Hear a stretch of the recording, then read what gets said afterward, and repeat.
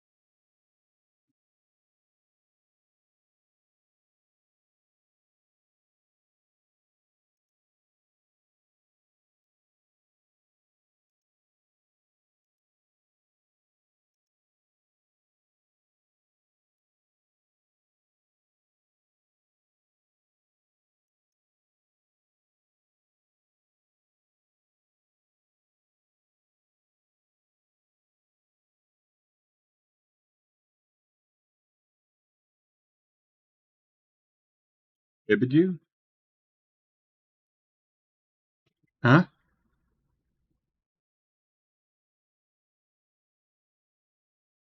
Hmm?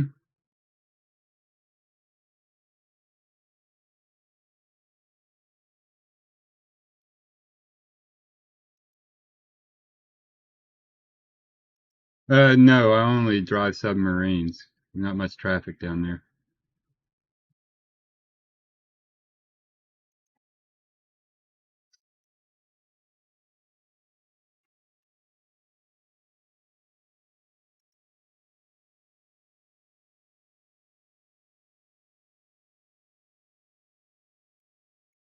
Hello, everybody. You are doing well.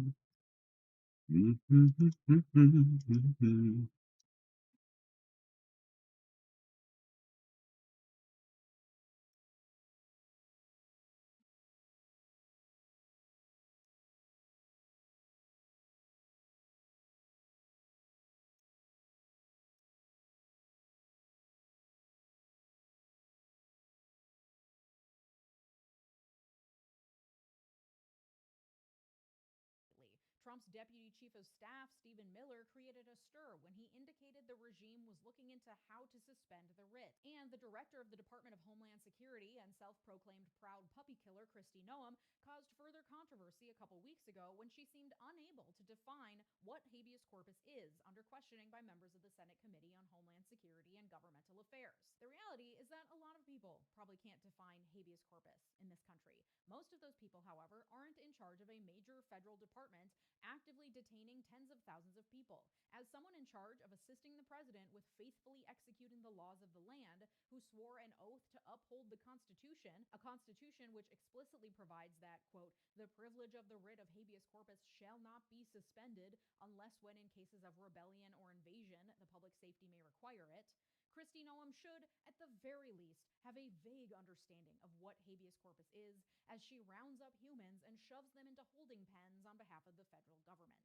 Given the shortcomings of our failing educational system in this country, let me do my patriotic duty by defining habeas corpus for us all and giving some context behind why this writ is so consequential and why the threat of its elimination should be deeply concerning for everyone currently present on U.S. soil, citizens and non citizens alike. With constitutional principles as foundational as habeas corpus now somehow becoming a partisan issue, increasingly the news media is using headlines that interpret these legal ideas in very different ways depending on the bias of the news source. This headline from the National Memo caught my eye: habeas corpus and the cabinet of clowns. It's helpful to see in the Ground News browser extension that this publication leans left. So, to get a fuller picture of the story, I can click on full coverage. On the Ground News website, I can see that 210 sources are covering this topic, with Stephen Miller's a real punk, man. Nosferatu looking punk. He's supposedly says he's one behind Department of Justice decision making and not Pam Bondi person. Might need to put my other microphone up over here. But no, it looks like it's hearing me just fine.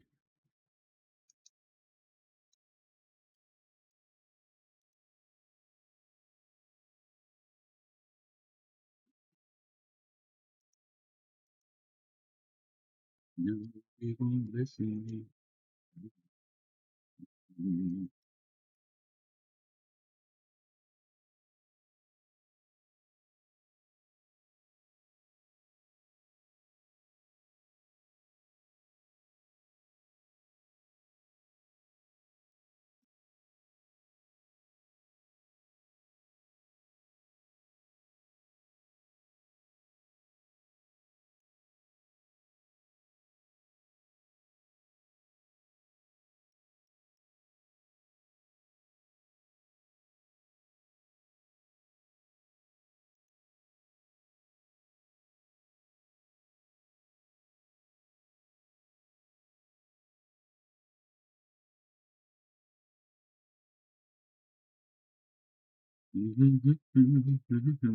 Ain't that a good approximation? Don't you all? otherwise detained the right to challenge their detention in court. Detainees may contest their detention on the grounds that their detention is unconstitutional or based on incorrect application of federal law. Due process, the idea that someone has the right to notice and an opportunity to be heard before they are denied their life, liberty, or property, is closely tied to habeas corpus. If someone is detained and being denied a trial, that is the state detaining someone unconstitutionally without due process, at which point the person's right to the writ of habeas corpus would kick in, and they could challenge their detention on the grounds that it is unconstitutional because they were denied their due process. The writ of habeas corpus has literally hundreds of years of precedent and was brought to the United States from English common law. In fact, it is the only writ from English common law explicitly mentioned and protected in the U.S. Constitution. It was included by the framers of the Constitution, having won a battle against monarchical autocratic rule. It was the monarchy that necessitated the creation of habeas corpus to begin with as a protection against tyrannical rule. At its most basic, habeas corpus protects people from being imprisoned indefinitely by the government. If you begin to consider all the reasons why an out of control ruler might want to imprison people, you start to understand the breadth of abuses that are protected against by the writ of habeas corpus. It protects against being indefinitely imprisoned for being a personal enemy of the ruler, as retaliation for activities the ruler doesn't like, for being poor, for being brown, for being a certain religion. It requires the state to provide a good reason for why you should continue to be detained. And while, of course, abuses still continue, because there are numerous instances a person could point to in which the good reason given by the government to detain someone was questionable at best, it still, at the very least, requires the government to justify its actions, and it gives the detainee an opportunity to be heard before a judge on the public record. Habeas corpus is also essential to the checks and balances between the three branches of government. If the DOJ, an arm of the executive branch, chooses to arrest someone, they must go before a judge in the judicial branch to justify that detention, and it is usually based on the laws written and passed by Congress in the legislative branch that the DOJ then justifies the detention. Without habeas corpus, law enforcement under the executive branch could detain individuals without having to answer to anyone. And that's All law enforcement is under the executive branch.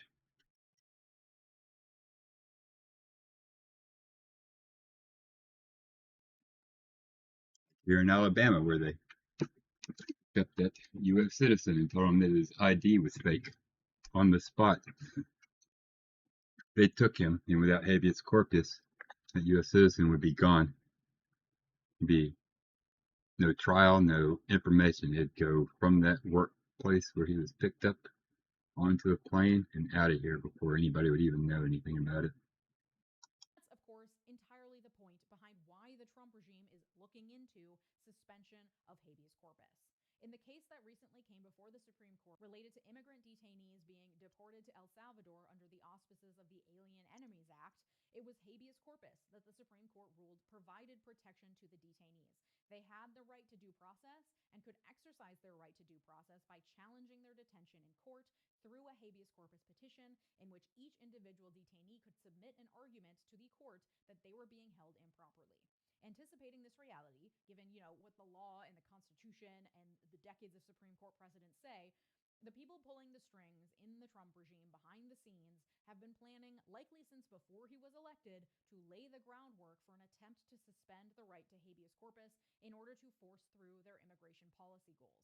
Understanding why requires us to understand why the ability to suspend habeas corpus rights was written into the Constitution. Why would a leader want or need to suspend that right, and why would the framers even offer it as an option? Article 1, Section 9 of the U.S. Constitution says, quote, "The privilege of the writ of habeas corpus shall not be suspended, unless when in cases of rebellion or invasion, the public safety may require it." Welcome to Starkville, Mississippi.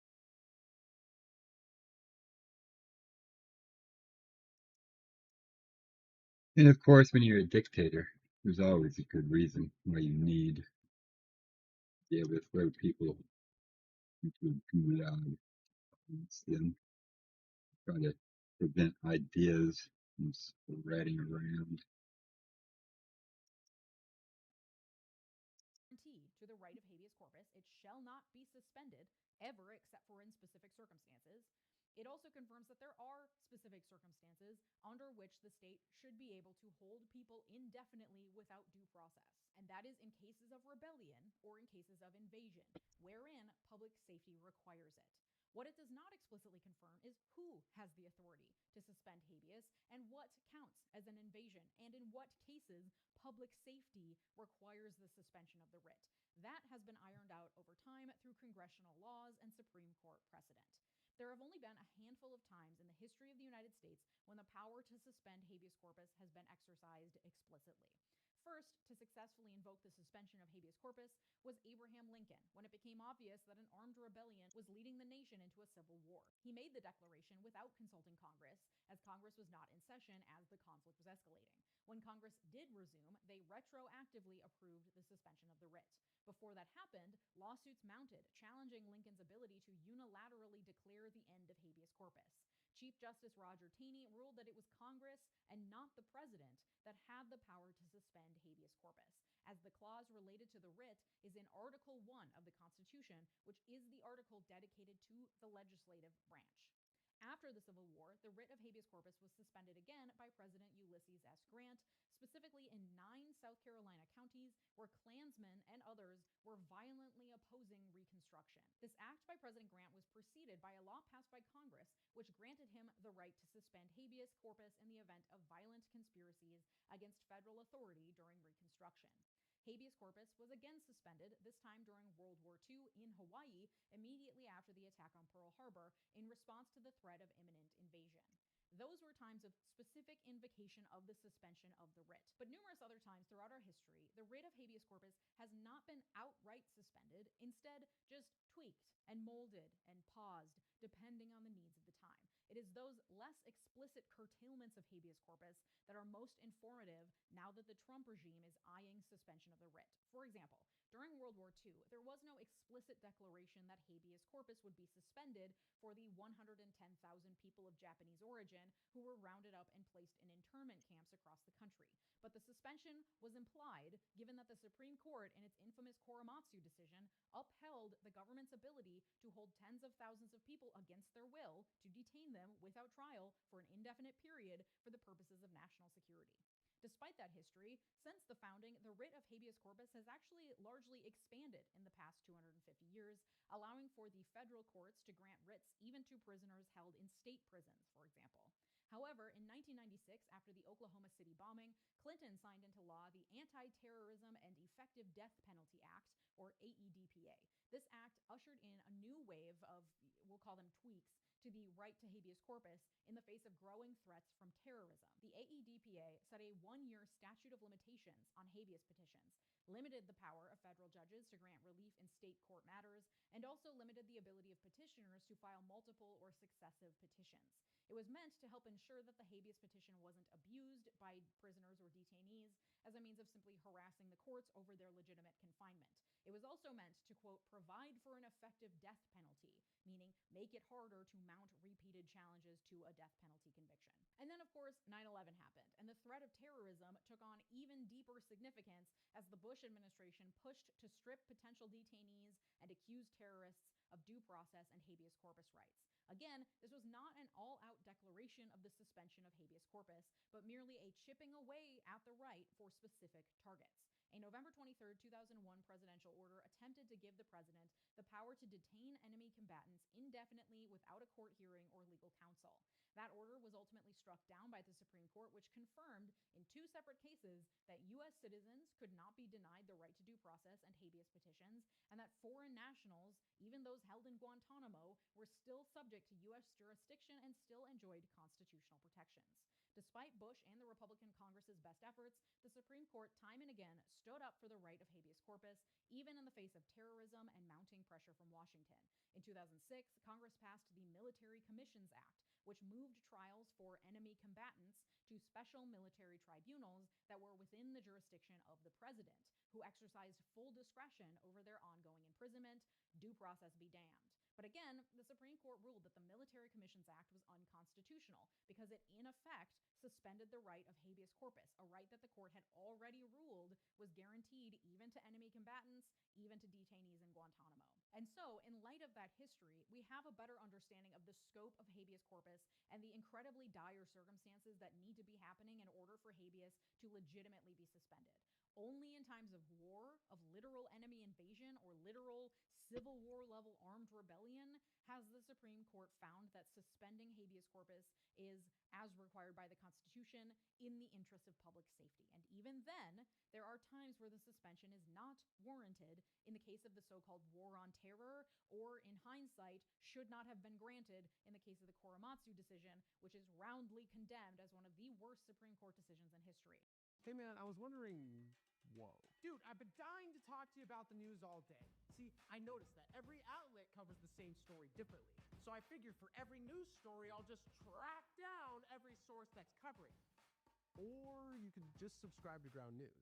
They show you how every outlet's covering every story all in one place, and even the bias, ownership, and reliability of each source so you can read their coverage with context.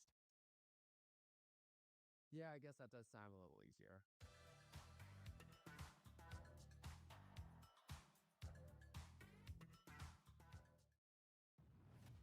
There is no limitation we won't challenge completely. In the next generation GMC Terrain AT4, we are professional grade. Which is why the Trump administration, and before that the Trump campaign, has spent months, if not years, selling the lie that there is an invasion at the southern border. That choice of language, invasion, is not by accident. Claiming an invasion is happening can justify all manner of human rights abuses, and it is the explicit language used in the habeas corpus clause in the Constitution to justify a suspension of the writ in times of invasion. And so, by selling the lie that we're facing a dangerous, terrorist-filled invasion of immigrants at the border, even though it is in no way an invasion the way the word has been traditionally defined, that is, an invasion of troops from an enemy state with which the U.S. is actively at war, by repeating the lie over and over and over again, a tactic Trump's team has perfected over the last decade, anything can be made to be true if you just repeat it enough and cherry pick information and make up facts to fraudulently support your lie. And so the Trump regime is betting that after years of Trump and Fox News and MAGA pundits all screaming from the rooftops about the invasion at the border, even though illegal crossings at the border are down, even though immigrants are statistically less likely to commit crimes than citizens are, even though immigrants contribute a staggering amount of value to our economy in the form of their labor and their tax revenue, even if none of the people on that plane to El Salvador were terrorists.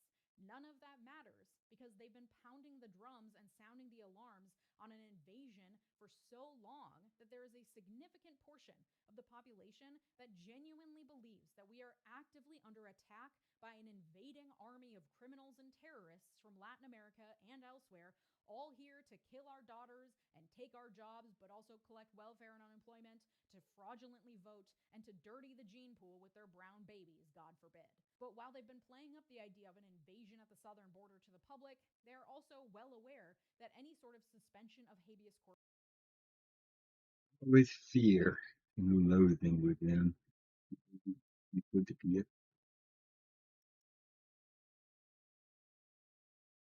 I'm to pause on this stuff so I don't get in trouble. But if we're doing something to juggle things in between.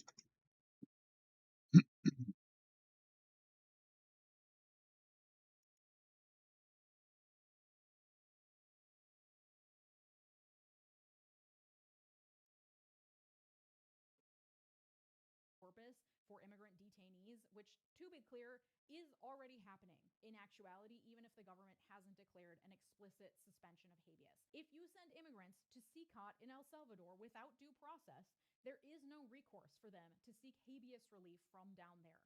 So let's not pretend that this isn't already happening in practice.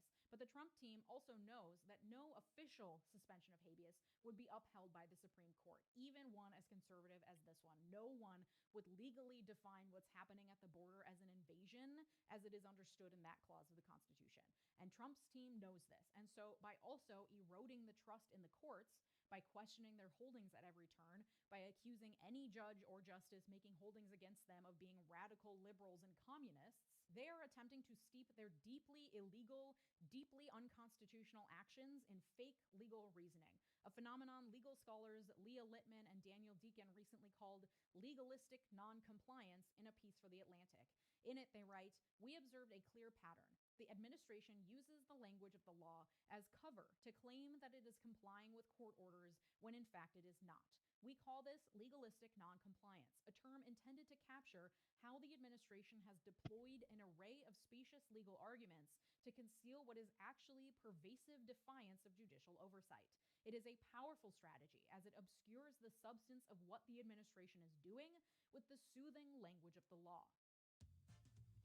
Looking to move from a dead end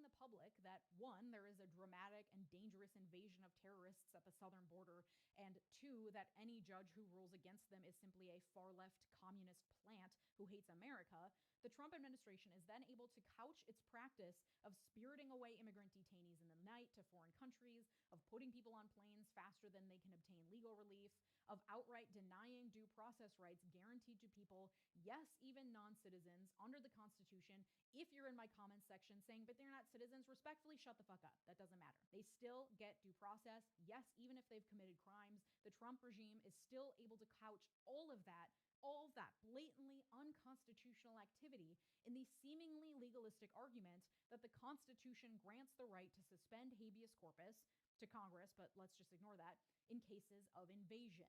This is an invasion. See, it's right there, right in the Constitution. We're just being patriots and protecting America from that invasion through perfectly legal means. And because they're also simultaneously eroding the public education system in this country, very few people have the legal understanding to think otherwise. Which is why it's so important to pay attention not to that one time Abraham Lincoln declared a suspension of habeas corpus, but instead to the instances wherein habeas was denied to a group of people without any formal declaration, in the dead of night when no one was watching, or while taking advantage of a political or cultural moment in which people were more willing to look the other way while people were being held against their will indefinitely, no hearing, no lawyer, no justice. It is that quiet slipping away of guaranteed freedoms and privileges that appears to be the hallmark of this administration. There will not be a moment when he declares a suspension of habeas corpus. It will simply no longer be available for more and more groups of people. There will be no moment when he declares that the rule of judges no longer matters, that he will not follow judicial orders. He will simply continue to break the law and violate the orders while attempting to gaslight the country into thinking that this is all valid legal arguments because look at these big shiny law words I'm using. which is why it is the job of people like me to continue shouting over and over and over again about this quiet erosion so that it doesn't go unnoticed, so that we don't become the proverbial frogs in the boiling pot of water, unaware that we're literally being cooked until it's too late. Habeas corpus is already being denied to immigrants in this country, in direct contradiction to Supreme Court orders. It's already suspended, at least for some of us. And it is the job of Congress and of the judiciary to step in and protect against further erosion, to say that this is unconstitutional, and if you continue to commit unconstitutional acts, there will be consequences. Whether or not we should have faith in either branch to step up in defense of the rule of law is another question, but it is our job to not look away, to continue to talk about it, to notice, and to speak out against it. If I'm going to be a frog in a boiling pot of water, at the very least, I'm not going to go down without screaming about it. Okay? If you want to support my work, all my videos are completely ad-free and uncensored over on Patreon, patreon.com/LegiaMiller. Thank you to my multi-platinum patrons, Mark, Sarah Shelby, Travis, Art, David, RH, Latranger Lucas, Thomas Johnson, and Tay. Your generosity makes this channel what it is, so thank you. And if you like this episode, you like the one from last week, all about the big, beautiful Medicaid cuts. Thanks so much for watching. Have a good day. Bye-bye. Oh yeah.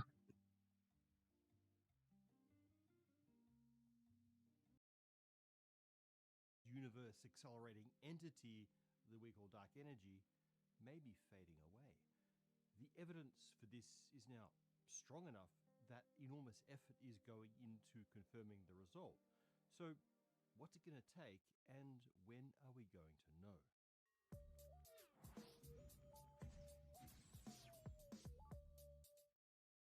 Hey everyone, before we get started, we have two fun announcements.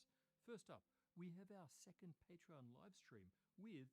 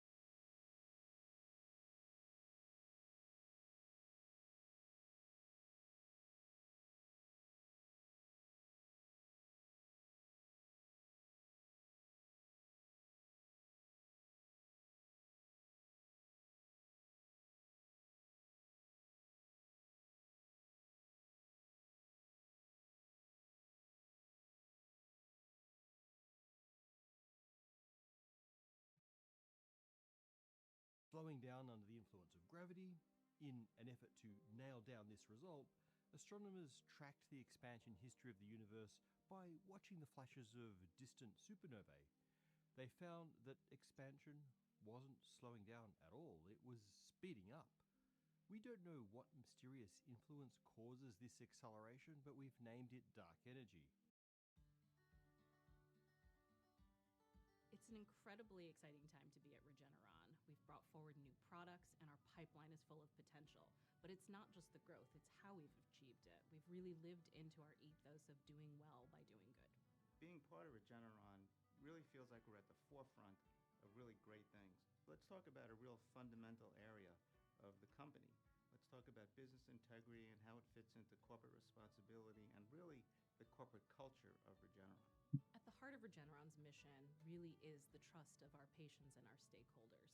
It is not just about innovating and finding the next medical breakthrough, it's also about how we do it. And that's why we put so much focus on patient access to our medicines, ensuring that our culture is one that is inclusive and really celebrates the diversity of the people that we have within our company, as well as our protection of the environment and our support of our communities. So integrity really overlays everything we do at the company, and we have to maintain trust all the time, from Len and George down to the newest hired employee. We spend quite a lot of time ensuring that there's the right kind of training, and we have very robust policies and real governance programs for people to go by. Christina, one thing that we should talk about is The most mainstream interpretation is that the vacuum of space has a native energy to it. Quantum mechanics predicts this to be the case, even if it can't predict the quantity. This idea also gives us the simplest mathematical description of dark energy, the addition of a single number, the cosmological constant, lambda, to the Einstein equations. And we saw in another video that this result is a constant energy density and a resulting exponential expansion. This simplest version of dark energy is part of the lambda CDM cosmological model, and historically, it's done a pretty good job of describing the expansion history and the growth of structure through cosmic time. With lambda CDM, we thought that we were back to cosmology being mostly solved. Time to tie up the loose ends once again by refining the measurement of the expansion history to verify that dark energy is indeed constant. Many thought that the dark energy science instrument would do just that, confirm lambda CDM. It didn't. DESI seems to be showing that dark energy isn't constant at all. Rather, it may be decreasing in strength, which puts in doubt the whole vacuum energy thing. We first reported this result last year after DESI's first data release, when the hint of a changing dark energy was just that, a hint. You should look super long that way, it's funny. Now promoted this tenuous result to a confidence level just shy of a formal detection. That was a few months ago now, and so this is not a news piece about the new result. Instead, this episode is really about what comes next. What measurements can and will we make next to confirm that dark energy is changing, to better measure how it's changing, and what this can tell us about what dark energy really is. That said, a quick overview of DESI is in order. The Dark Energy Science Instrument is an instrument. It's the survey conducted by that instrument, and it's the nearly 500-person collaboration behind it all. The instrument is on the Mail telescope at Kitt Peak in Arizona. It robotically places 5,000 optical fibers to simultaneously capture the light of as many galaxies. That light has traveled to us for billions of years in some cases through an expanding universe, and the signature of that expansion is imprinted in the stretching or redshift of each galaxy's light. By splitting the light of each galaxy with a spectrograph, the DESI team can measure that redshift, which encodes both the distance to each galaxy and the expansion history during that light's journey. These two properties can't be disentangled without more information, and so DESI does something else incredibly cool. Remember, we want to measure the expansion history. Perhaps the simplest way to think about it is that we want to measure how big the universe was at different times in the past. Light takes time to reach us, so light from distant galaxies carries a snapshot from an earlier time. Next, we just need some sort of structure that has expanded with the universe so we can measure the size of the universe at different times. In the case of DESI, that something is the baryon acoustic oscillations, BAOs, which we discussed in previous episodes. These are gigantic circular patterns in the distribution of galaxies on the sky. They are the remnants of sound waves in the hot, dense plasma that filled the early universe before the first galaxies formed. These density waves froze at a certain size when the first atoms formed, leaving a ripple pattern in the gas and dark matter that filled the universe. The galaxies that would later form from that matter still reflect that patterning, but the ripples have grown with the universe. They now give us a powerful standard ruler to track that expansion. So, simplistically, we have redshift that encodes the subsequent expansion history from a given time in the past, and then we have a measure of the scale of the universe at those times. This doesn't quite give us an unambiguous expansion history by itself, but the combination does allow DESI to test the consistency of different models of that history, different cosmological models. In the case of DESI, the cosmological models tested include lambda CDM with its constant dark energy, as well as a particular model for changing dark energy. In that model, dark energy changes over time according to an equation given in the form of a varying equation of state parameter, something we talked about in the previous video. By itself, DESI finds that the model with changing dark energy has only a marginal improvement over lambda CDM. But things get much more interesting when the DESI data is combined with other studies. The first is the constraints from the cosmic microwave background radiation, which provides the starting point, the initial conditions from which cosmic expansion and structure formation measured by DESI will evolve. The other is an independent measure of distance. DESI itself only has the galaxy redshift as a distance indicator, which makes it difficult to pin down the absolute scale of these BAO rings. So they add an independent measure, the same type that was first used to discover dark energy, type 1a supernovae. These exploding white dwarf stars are called standard candles because they explode with predictable brightnesses. That means we can figure out how far away they are based on how faint they appear due to that distance. Starting at $399.99. Some say about it is that the supernovae give distances from us to the galaxies, while the baryon acoustic oscillations give distances between those galaxies. Standard candles plus standard rulers. Combined with the initial conditions from the CMB, these measurements give a much tighter constraint on their cosmological parameters. DESI claims that the combination favors a cosmology in which dark energy is actually weakening, and that this differs from the cosmological constant model by up to 4.2 sigma for the supernovae in DESI's own survey, but a bit less than 4.2 for other supernova surveys. This doesn't quite reach the 5 sigma level required to claim a discovery, but it's tantalizingly close. So, did DESI probably discover that dark energy isn't constant? Not really. Besides not quite hitting 5 sigma, they also test this one version of varying dark energy, which you could argue is a little ad hoc. When you're fitting a curve to a bunch of points, adding extra degrees of freedom always improves the apparent fit. That could be what's happening here. Still, it's intriguing enough to warrant deeper exploration.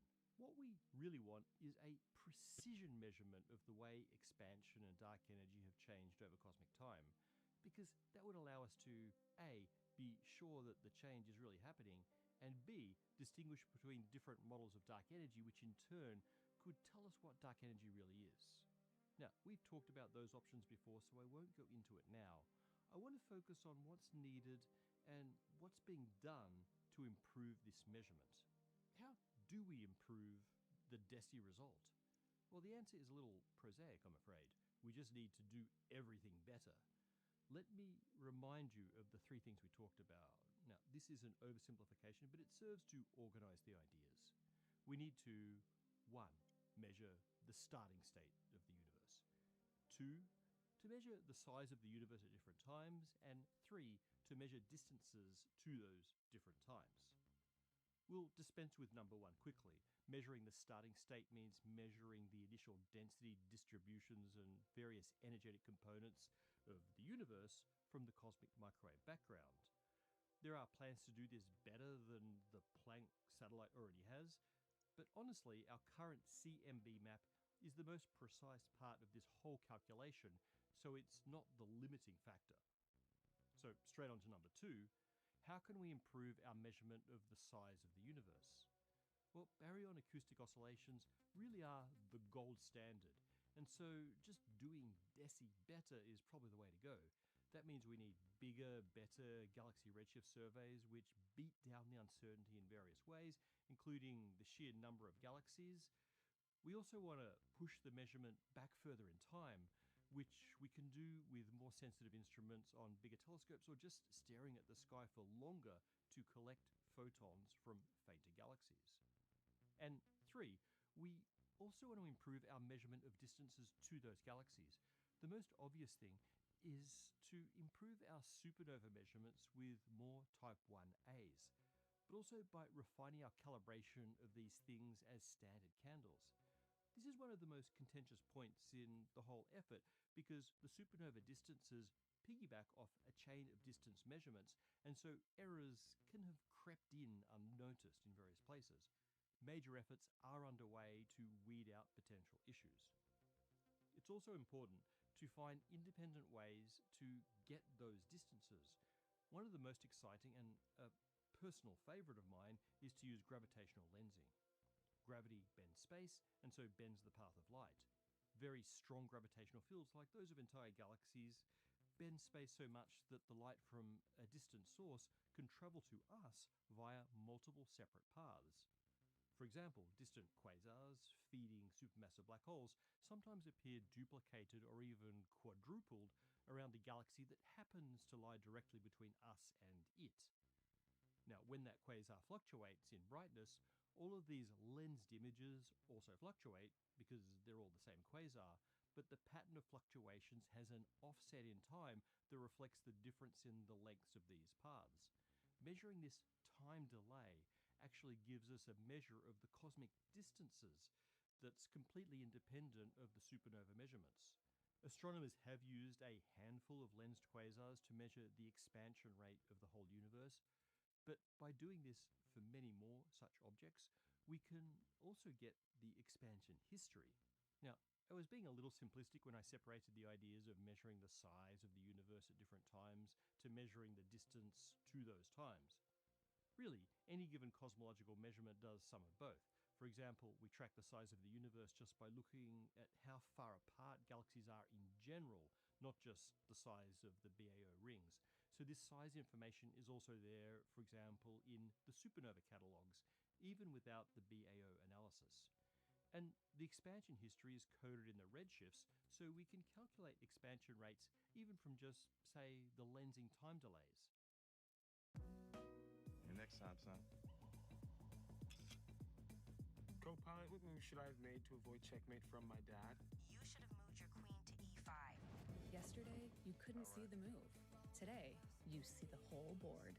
Since 1983, Nissan has been assembling award-winning vehicles for you right here in America. And now we've lowered MSRP on our best-selling Rogue and Pathfinder. Get 0% APR for 60 months on Pathfinder.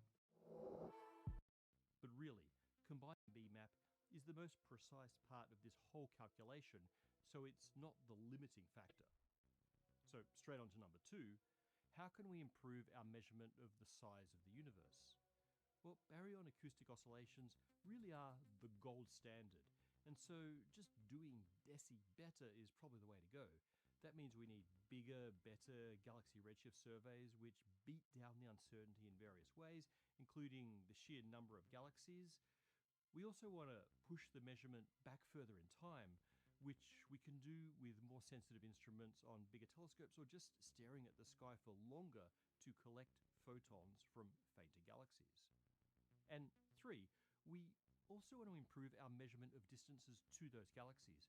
The most obvious thing is to improve our supernova measurements with more Type 1As, but also by refining our calibration of these things as standard candles. This is one of the most contentious points in the whole effort because the supernova distances piggyback off a chain of distance measurements, and so errors can have crept in unnoticed in various places. Major efforts are underway to weed out potential issues.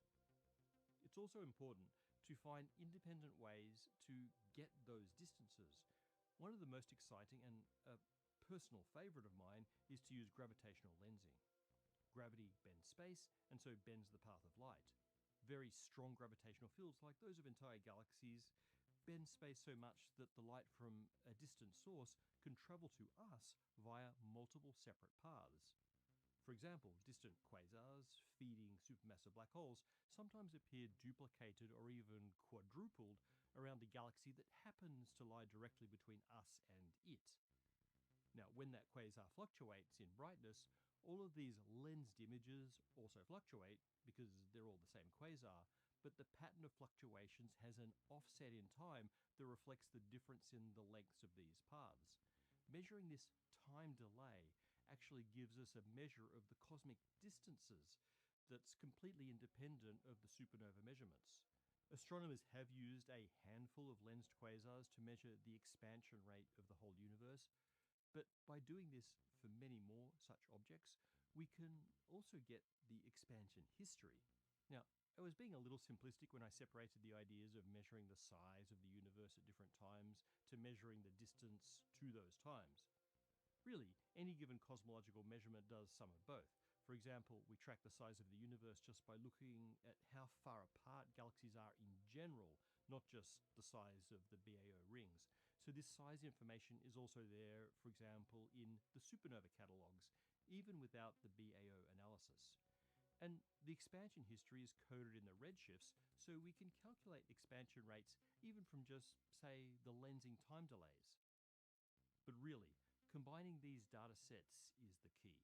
What we're trying to do is fit a cosmological model with many interacting or covariant parameters. So we need measurements that will tease apart and constrain all parameters. And on that note, there is one parameter that I haven't mentioned, and that's the clustering of galaxies. Over cosmic time, galaxies are thrown apart by cosmic expansion, but they also fall together due to their mutual gravitational attraction. The amount of this clustering tells you stuff about the amount of dark matter in the universe and the size of the initial density fluctuations, both important parameters in your cosmological model. So measuring this clustering is a big help in constraining that model. Galaxy redshift surveys like DESI can do this directly to some extent based on the clustering of the galaxies that they can see. But there are also more cunning approaches that can take account of all the mass, seen or unseen. For example, through weak gravitational lensing. The lensing I already talked about, where you see multiple images of one object, is called strong lensing. In weak lensing, the gravitational field of galaxies and clusters slightly warp the shapes of background objects, without actually producing multiple images. In the case of a weakly lensed galaxy, it'll be slightly stretched in one direction. You can't identify the effect with a single galaxy because you don't know what shape that galaxy was originally, but imagine many galaxies in a particular direction that normally... With Shark Flex Breeze fans, there's two ways to chill. ProMist drops outdoor temps by up to 12 degrees. HydroGo brings cool evaporative mist indoors or out, both with long-lasting runtime and up to 70 feet of power. Bring the breeze where you need it most. Chevy is called the heartbeat of America. Like the people who keep this country moving. For them, only America's most dependable truck will do. In every Chevy truck, dependability comes standard. Normally have random orientations relative to each other. As their light travels to us, it passes around, let's say, a particularly dense patch of the universe. The orientations of all those galaxies will be skewed at right angles to that patch and become correlated with each other. By looking at the correlations of galaxy shapes across the entire sky, you can get a crude density map of the universe, which in turn allows us to constrain galaxy clustering. The DESI result that made all this news is from their second data release, 3 years into the 5-year survey, and with 30 out of the planned 50 million galaxies and quasars, actually. If the deviation from constant dark energy is real, it seems likely that this extra signal will get them over the 5 sigma level. But DESI is not the only game in town, nor the only thing needed to reduce that uncertainty. We should not confuse DESI with DES, for example. That's the Dark Energy Survey. DES observes a factor of 10 more galaxies than DESI, but where DESI takes spectra of known galaxies, DES takes images at different wavelengths and actually discovers galaxies. That makes DES an imaging or photometric survey, where DESI is a spectroscopic survey. DES measures photometric redshifts, which are less accurate than DESI's spectroscopic redshifts, but take much less time to observe. DES also doesn't see as far as DESI, so isn't sensitive to the expansion history. Instead, DES is good at measuring the late time expansion rate, as well as the growth of structure via clustering and weak lensing measurements. It's also important for nailing down them pesky supernovae. Really, DES is complementary to DESI, giving the late time constraints, just as the CMB gives the initial conditions. But perhaps the greatest improvement on these results will be from very new and upcoming surveys. We have the European Space Agency's Euclid satellite, which is studying over 1 billion galaxies with both imaging and spectroscopy, and its most important cosmological contribution is by measuring galaxy clustering and weak lensing. This should allow us to beat down the uncertainty in the equation of state parameters to the 1% level, which moves us toward a precision measurement of dark energy. Euclid is in the first of its 6-year mission, and the first cosmological results are expected next year. And the last, and perhaps for me most exciting endeavour, is the Legacy Survey of Space and Time, LSST, on the Rubin Observatory. This is a photometric survey that does something very new. It'll map much of the southern sky many, many times for 10 years. Besides complementing or improving on DESI, DES, and Euclid, LSST will add the dimension of time to the analysis. Perhaps the most important benefits to cosmology are the measuring of many hundreds of thousands of Type 1a supernovae, providing an incredible late-time anchor for the other surveys. LSST will also enable measurement of those time delays in the gravitationally lensed quasars, which, if you remember, give us an expansion history independent of supernovae. But LSST will only do this after discovering something like 20 times more lensed quasars than we currently know of, so this method should really come into its own with LSST. We are entering the era of precision cosmology. It's really a golden era for the field. And in this next decade, you can expect the cosmic expansion history and the general cosmological model to become known to a precision that seemed impossible not long ago. With that precision comes the ability to ask what kind of physics can produce such a universe? What kind of dark energy, dark matter, starting conditions? And what does that mean for how the universe will end? We will know it all just as soon as we've finished surveying all of space-time. Thank you to AnyDesk for supporting PBS. AnyDesk was created because whether you're in a remote location or just working from home, the need for reliable, secure communication and data transfer remains important. With AnyDesk, secure direct file transfer bypasses the cloud entirely, allowing you to move large media files, benchmarks, logs, or firmware updates between systems. And when you're working on that groundbreaking research, AnyDesk knows you don't want any interruptions. AnyDesk offers very high uptime reliability for stable connections, uninterrupted remote access, whether you're managing builds, servers, or checking telescope data. Plus, AnyDesk is built with their I imagine so. Codec Desk RT technology. This helps ensure minimal latency and crisp visuals, even over slow or unstable internet connections.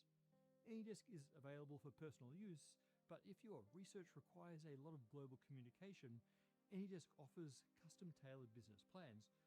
To learn more about AnyDesk, go to anydesk.com/spacetime or check out the link in the description.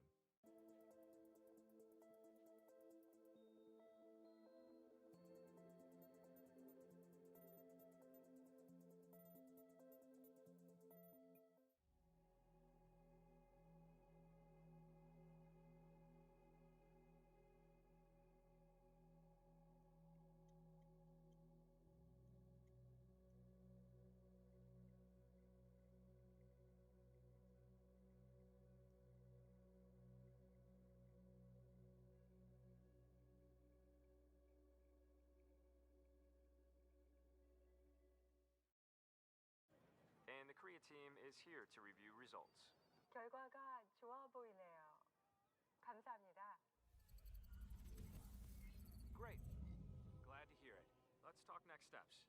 I'll coordinate with the team.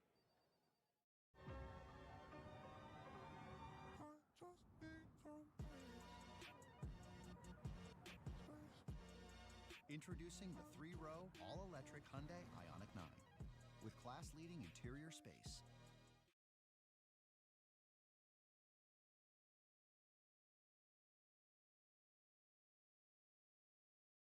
Thank you to Delete Me for supporting PBS. The vacuum of space is a chaotic sea of quantum fluctuations. Some have said that this vacuum energy can be harvested to build our future Starship engines or manipulated to build warp drives. It can't. But it is technically possible to move real energy through the quantum vacuum without it. Annoyed by the noise that your laptop fan is making? You're not alone. But don't despair, in the future your laptop might be cooled with lasers. Yes, lasers. Let's have a look. This video is sponsored by The Economist, to which we recently got a subscription and have been really happy with. The Economist is a weekly news magazine that covers global affairs and economics, but also science and technology. It's not just big headlines, their articles have substance. I've also generally found their coverage politically balanced and well researched. And as a scientist, I particularly appreciate that they have really good science coverage. The other week, for example, they had a super interesting story about how AI can help diplomats in peace negotiations or otherwise. The Economist. I can read off the day.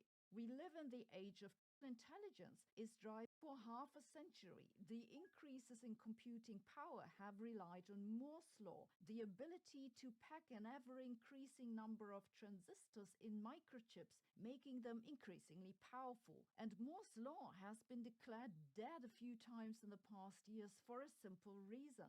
The smaller you make transistors and the closer you pack them together, the more difficult it becomes to cool them. The overheating of microchips is currently the biggest hurdle on the way to further miniaturization. Traditionally, cooling microchips works by blowing air over them. Some newer designs envision small fluid channels enveloping the transistors to more efficiently transport away heat. But those channels would also make the chips larger again. And fluid channels have limits in how much they can be miniaturized themselves. So this seems unlikely to help much. The heat is not just in the way of continuing Moore's law, it's a problem already. According to a study from Berkeley Lab, up to 40% of the energy that data centers consume goes just into cooling. And as chip designs push for higher transistor density and performance, the cooling challenge gets worse. Almost all supercomputing clusters are now liquid cooled, but there's only so much heat that liquid can carry away. I don't even want to know how many megawatts we collectively burned by Ghiblifying our holiday photos. Enter lasers.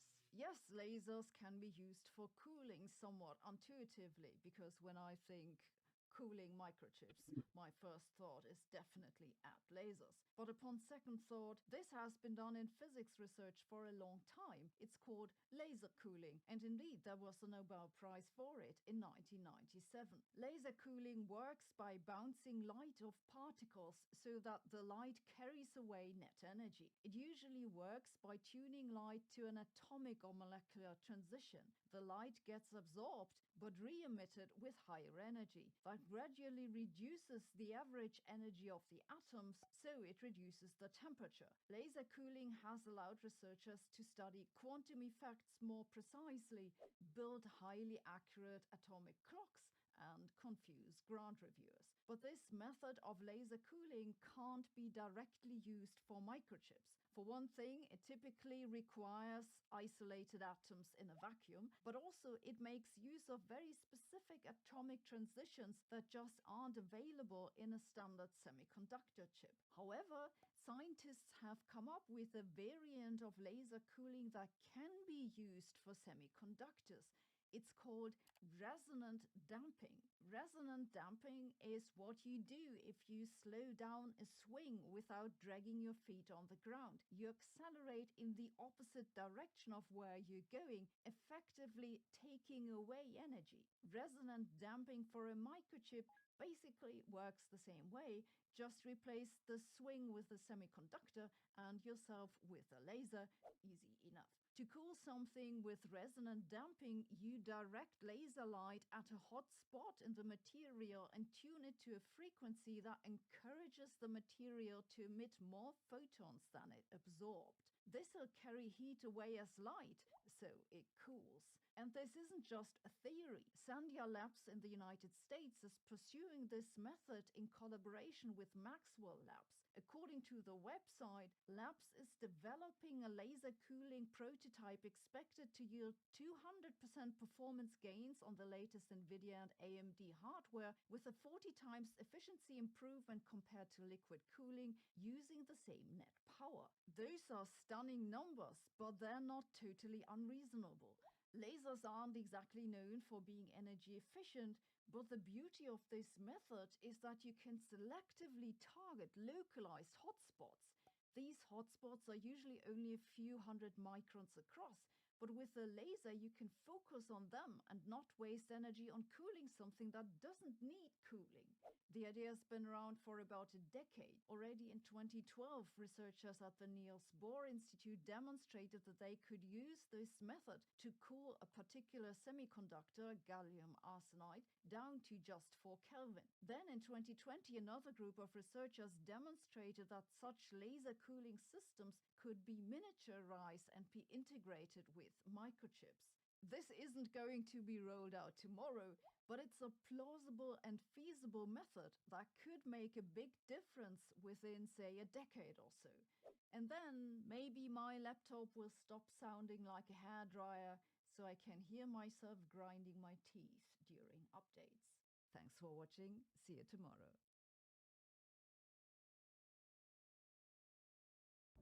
Stock your lab. Source your research. Equip your experiments. Supply your production. Elevate your science. It's easier than ever at sigmaaldrich.com, the ultimate online resource for your scientific needs. Go to sigmaaldrich.com and start exploring today. In Piper's older years, Yvonne catered her grooming around more rest breaks because she couldn't hold the position for as long. There's a lot of understanding going into the dog's temperament, adjusting my skill set so they're always comfortable.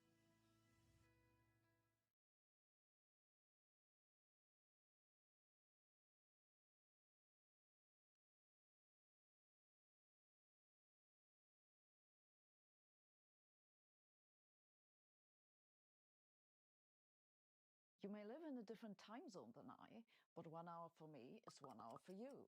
An hour might feel longer if it's a job interview, but even the most awkward conversation doesn't actually slow down time. And yet, Einstein said, time can slow down.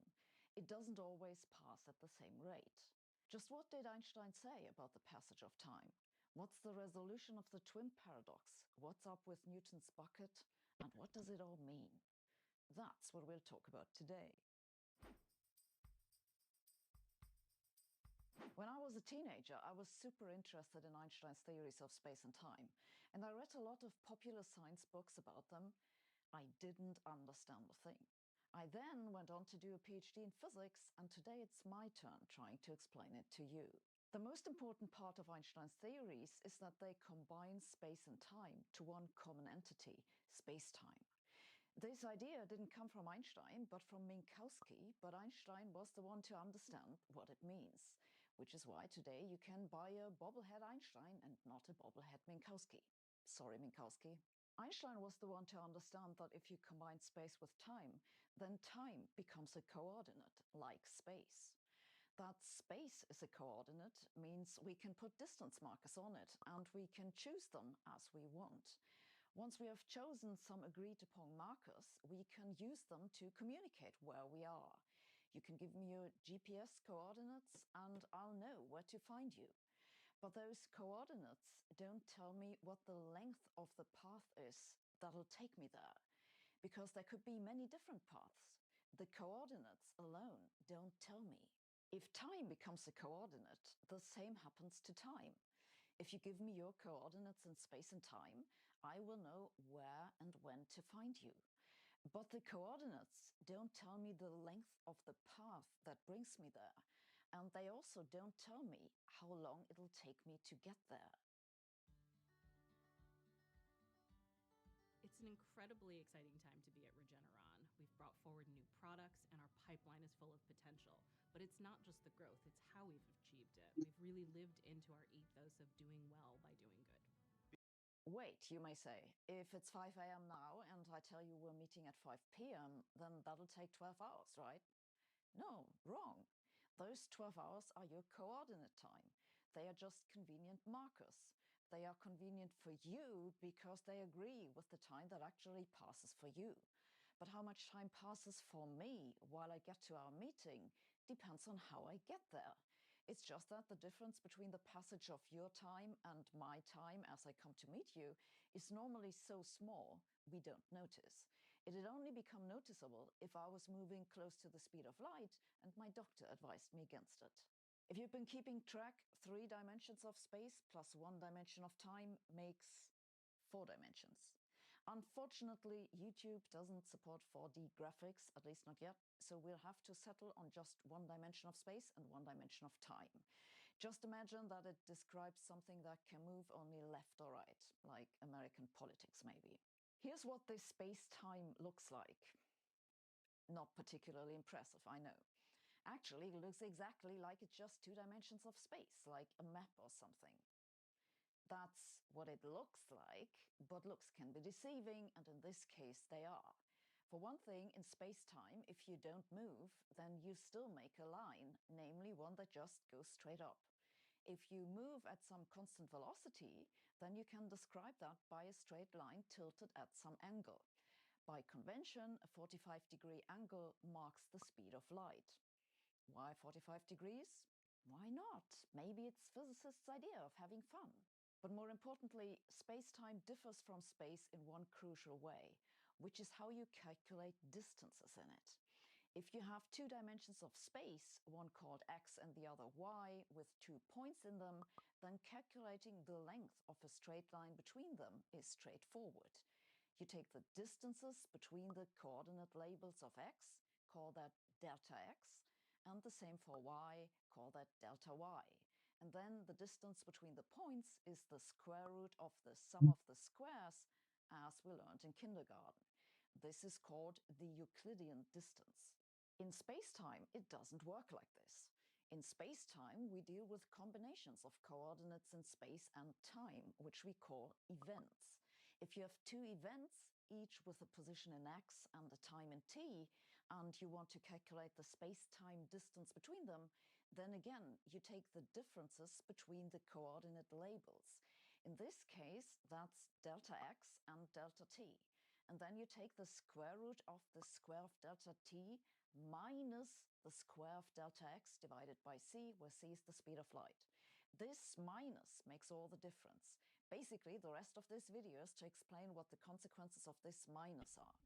This is also called the Lorentzian distance after Hendrik Lorentz. That's Lorentz with TZ. Why is there a minus there? Because it works. This is how theories in physics come about. You have an idea, you check the predictions, you stick with your idea or toss it out. This one was a keeper. To see what this means, let's look at points that have the same distance from a reference point that we'll take to be the origin of the coordinate system. Let's say, for example, the distance is equal to 1 in whatever units you have chosen. If these were coordinates in a 2-dimensional space, then all points at the same distance from the origin would be on a circle. Different distances correspond to circles with different radii. But if you do this in space-time, then all points at the same space-time distance from the origin are hyperbolae. You can't move on those lines because that would require you to move faster than light, but you could move on those. That would require a constant acceleration. The key to making sense of space-time is now this.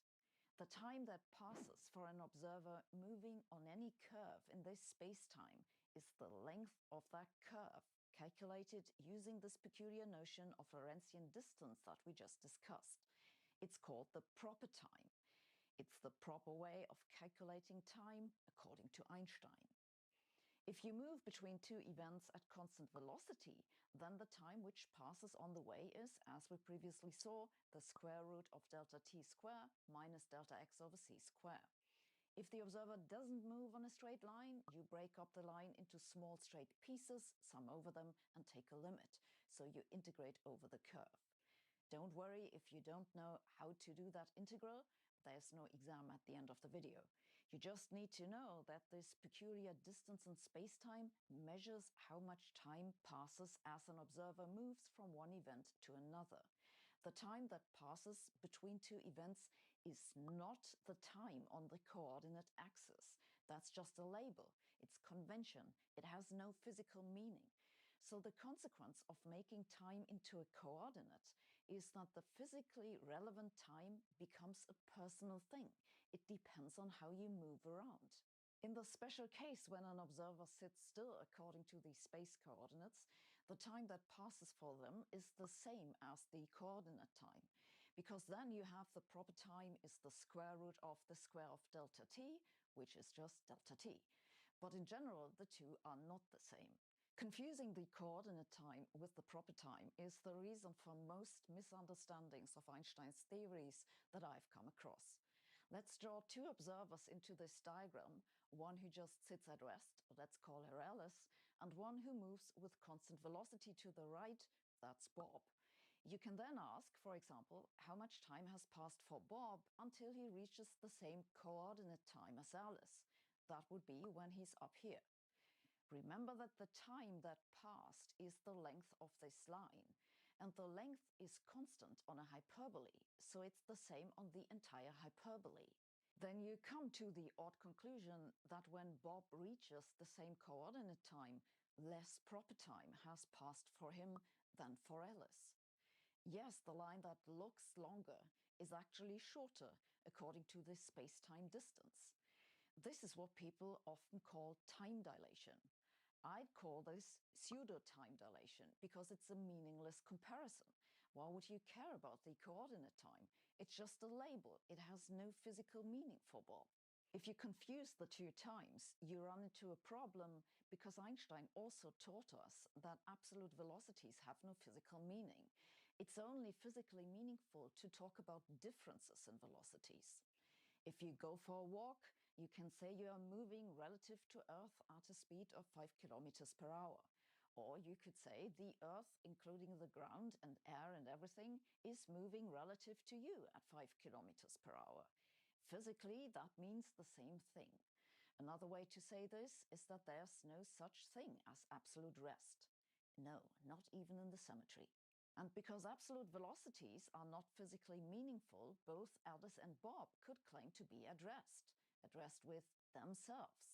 According to Bob, he's in rest and Alice moves to the left. Now he could ask how much time passed for Alice until she reaches the same coordinate time as he does. And he would come to the conclusion that less time has passed for Alice. So now what? Has less time passed for Bob or less time passed for Alice? Well, that's a meaningless question because you're just comparing coordinate times for different events. This confusion of coordinate time with proper time is the origin of the twin paradox, which goes as follows. Alice and Bob are identical twins. Gender fluid, I guess. Bob goes on a trip to Andromeda, takes a selfie as he passes by the supermassive black hole, and hurries back home to post it on Twitter. When he comes back, I'll be right back. Bob or Alice? Relationship to patient? Oh, so Billy grew up with Samir. Samir and I went to college together. Junior Anton transfers in, and actually, you're gonna die at this. So I'll put friend. Yeah, I'm in the office. There's just some construction in my cubicle. Yeah. Oh, it's getting louder. our minds are just so sick. We're sick. We're unwell. FX's Adults. All new Wednesdays on FX. All episodes now streaming on Hulu.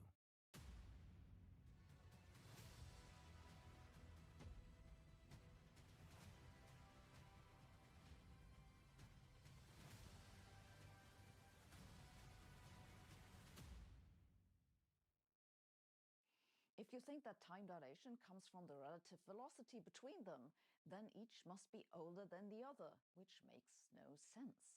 The resolution of the twin paradox is usually to point out that actually the situation is not symmetric, because for Bob to make a round trip, he cannot move at constant velocity.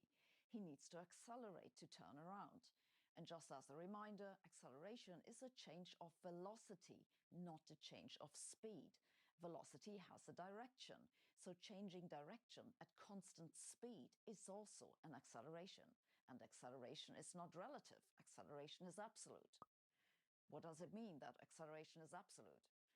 It means you can measure whether you're accelerated or not. One way to do this is with a spring. A spring will stretch when acceleration is acting on it, not when it's moving at constant velocity. Bob could take a spring along to figure out if his motion is physically different from Alice's. If you want to know how much time passes for Bob on his trip, you have to integrate this weird distance measure over the curve he's moving on. And the time that passes on Bob's trip will always be shorter than the time that passes for Alice at home. Doesn't matter just which way he travels. This is the real time dilation. It comes from the acceleration. Why is the time on Bob's trip always shorter than Alice's? I briefly mentioned this previously in my video about the principle of least action.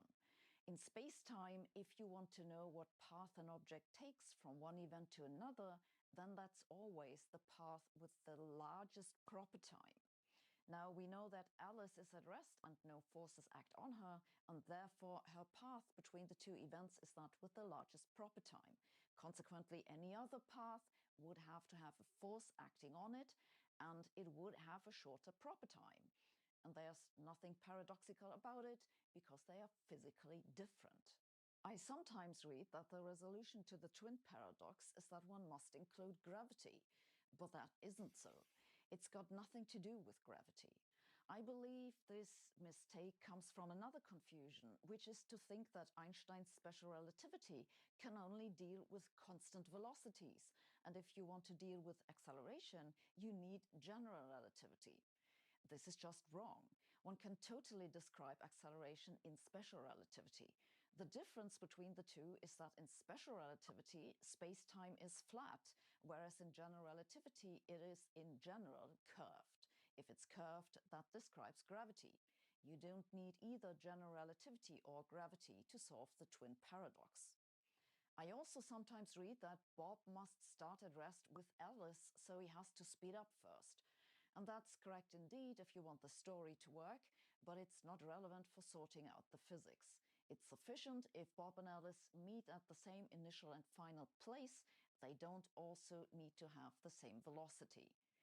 By the way, that acceleration is absolute is also why Newton's bucket paradox isn't a paradox. What's up with Newton's bucket? Newton pointed out the following. Take a bucket and fill it half with water. The water will sit there with an even surface. So far, so unsurprising. Now spin the bucket. The water will be pushed against the sides and form a dip in the middle. It'll also start spinning with the bucket. Newton now said, when you filled the water into the bucket, the water was at rest with the bucket. When they both spin, they are also at rest with each other. And yet, the water has a different shape. If the relative velocity is zero in both cases, then there must be something else to explain this shape. Mach later argued that the reason is that the bucket with the water moves relative to the rest of the universe. It's arguably true that the spinning bucket moves relative to the rest of the universe, but this isn't the reason why the water behaves differently in both cases. The reason it behaves differently is that a change of direction is also an acceleration. The water is accelerated because it goes in a circle, and acceleration is absolute. The one case is accelerated, the other not. There's nothing paradoxical about both cases being different. Okay, now that we have figured out the twin paradox and Newton's bucket, what's with time that slows down near black holes? To understand that, you have to know one more thing. Gravity is not a force. Gravity is caused by the curvature of space-time. What does it mean that gravity is not a force? It means that if you fall in a gravitational field, you are not accelerated because there's no force acting on you. Einstein allegedly had this insight when a man fell off a roof and reported feeling weightless. Whether that anecdote is true or not, he captured it in his thought experiment with the elevator. If you're in an elevator that falls with you in a gravitational field, you have no idea if there's gravity at all. And likewise, if the elevator is pulled up and accelerates upwards, then you can't distinguish that from being in a gravitational field. If you're being pulled up, there is a force that acts on you, but it's not gravity, because gravity is not a force. The force that acts on you is that from the floor pushing you up. Same thing with Earth's gravity. At the moment, there's no gravitational force acting on you, because gravity is not a force. there's a force acting on you from the ground, which is the reason why you are not freely falling into the center of Earth. Since there's a force acting on you, you are accelerated. Acceleration is absolute, and acceleration causes time dilation. So being near a gravitating body causes time to slow down. Again, you can actually measure this acceleration with something as simple as a spring. Bring in a spring from outer space, place it at rest with the surface of Earth, and it'll stretch. Why? Because it's accelerated. But wait, I hear you say, you're at rest, so you're at a constant velocity, and acceleration is a change of velocity, so you can't possibly be accelerated. No, you're not at rest. There's no such thing at rest, not even on a symmetry. You're at rest relative to the surface of Earth, and you're accelerating at the same rate as the surface of Earth. The relative velocity is zero. Flat earthers actually have this part right. What they get wrong is that they think this acceleration is the same everywhere. But actually, the acceleration on a mountaintop is somewhat smaller than that on sea level. That's because the curvature of space is a little smaller up there. And that's because, well, the Earth is round. And since the acceleration is somewhat higher at sea level, time passes somewhat slower there than on a mountaintop. This effect has been measured to great precision in a series of experiments starting as early as the 1950s. It's one of the major predictions of Einstein's theory of general relativity. It proves that time actually slows down near gravitating bodies. And yeah, it also proves that the Earth isn't flat.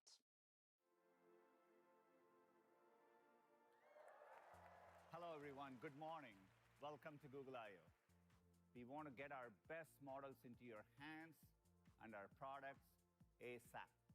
I'm particularly excited about the rapid model progress. And today, Gemini 2.5 Pro sweeps the LM Arena leaderboard in all categories. It's getting a lot of love across the... This effect becomes particularly strong if you hover near the horizon of a black hole. But again, it's not gravity that causes time to slow down, because gravity is not a force. It's the acceleration you need to not fall into the black hole that slows time down. Okay, I know, lots to digest. The main takeaways are this. First, acceleration is absolute. Second, the reason time slows down is acceleration. Third, it's a real effect and has been measured. Fourth, special relativity does describe acceleration, but only in flat space-time. General relativity can describe curved space-times, and with that, gravity. Fifth, gravity is not a force, which is why being at rest with the surface of a gravitating body requires an acceleration, and that too slows down time. Was that any better than those incomprehensible books I read 30 years ago? Let me know in the comments. Why is it so hard to understand something from reading a book or watching a video? I believe it's because you have to actively engage with a topic to really understand it. Our sponsor, Brilliant, can help you with that. Brilliant offers interactive courses on a large variety of topics in science and mathematics. And yes, special relativity is one of them. So if this video leaves you wanting for more, go and check out the course on Brilliant. They offer a fresh and new method of learning that I've found to work for me extremely well. Their courses all come with interactive visualizations. It really lets you get a feeling for how things fit together. And they will then challenge you with questions so you can check your understanding right away. I even work together with Brilliant on a course that accompanies my videos on quantum mechanics. My course will introduce you to quantum mechanics starting from the very basics. So you don't need to be an expert already to understand it. It's an introduction to interference, superpositions and entanglement, the uncertainty principle and Bell's theorem. And like all their courses, it comes with interactive graphics and follow-up questions. If you're interested in trying Brilliant out, use our link brilliant.org/Sabine and sign up for a free trial. You'll get to try out everything Brilliant has to offer for a whole week, and the first 200 subscribers using this link will get 20% off the annual premium subscription. Thanks for watching. See you next week.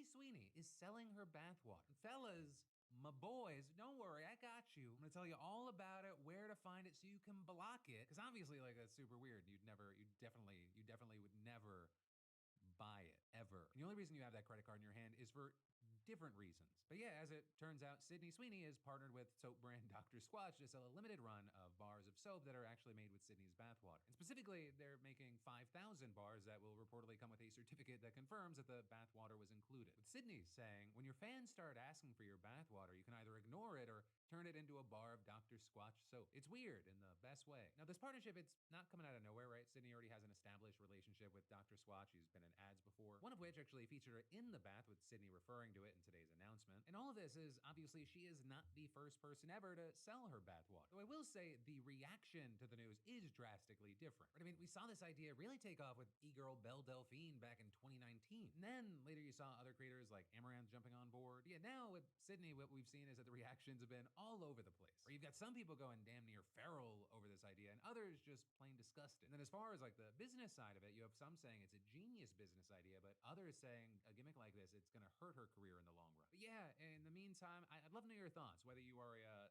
simp for suds, we'll say, or someone just outright disgusted by this. What's your take? What's your opinion? And while you're maybe leaving your opinion in those comments down below, let me say hi.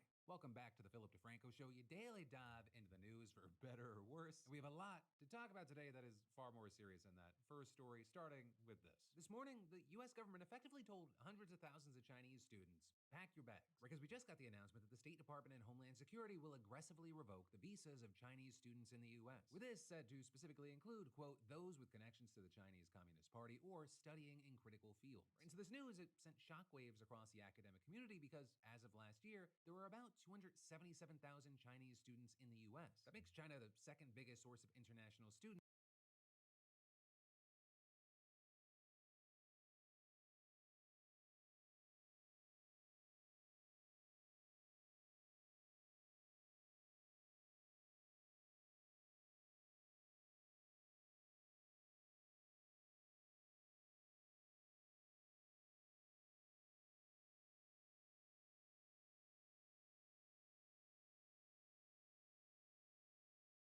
Just behind India. And even that is kind of a low number for them. That's down from more than 370,000 before the pandemic. But with this, right now, what we're seeing is that there's a lot of confusion about exactly who's getting deported and how many will be affected. Because, first of all, it's not clear what critical fields means, with many interpreting that to mean advanced subjects like biotechnology, quantum computing, and artificial intelligence. But it also leaves a lot of students unsure about whether their particular field counts as critical. Also, you have places like the New York Times noting that despite concerns that the Chinese government recruits US trained scientists, there's no evidence of such scientists working for China in large numbers. And then, secondly, it's unclear what constitutes a connection to the Chinese Communist Party. Because as of the end of 2023, more than 99 million people, or about 7% of China, were officially members of the CCP. Some of which, though not all, overlapped with the 74 million members of the Communist Youth League. And then when it comes to university students in particular, the numbers grow even more. With a seeing, for example, one 2016 paper finding that up to 75% of those in Beijing apply for party membership during their undergraduate years. But then also, very notably, that doesn't necessarily mean that they're true believers. Because other research suggests that they're more likely motivated by career advancement, political gain, and social status than ideology. With a number of people saying it's kind of like how it's simply pragmatic to get your membership card for the Communist Party and the Soviet Union. With, for example, John Burns, an emeritus professor at the University of Hong Kong, explaining that the best students in China's elite universities are approached by the party and asked to join. And then saying to NBC it's probably a wise decision on their part, as the CCP is the network of all networks to get ahead in China. The argument being it's not obvious that CCP membership is as nefarious as it might seem, and either way, you have Burns saying that the US government has no independent way of verifying a Chinese student's membership, unless, the students themselves or people who know them reveal it. But also, importantly, the White House's announcement, it goes beyond just revoking visas, with it adding, we will also revise visa criteria to enhance scrutiny of all future visa applications from the People's Republic of China and Hong Kong. And so, all of this, it's a drastic change from previous policy, and you have many saying it does not bode well for US-China relations. Right? Because historically, even the children of most top CCP officials could attend American universities. I mean, even Xi Jinping's daughter graduated from Harvard in 2014 under a pseudonym, although administrators knew who she really was. And all of that is, on the flip side, there were only about 800 Americans studying in China, which, on the note of China, as far as their reaction, you had the Chinese Foreign Ministry expressing disappointment at this morning's news, with a spokesperson saying, this politically discriminatory move exposes the hypocrisy of America's long proclaimed values of freedom and openness and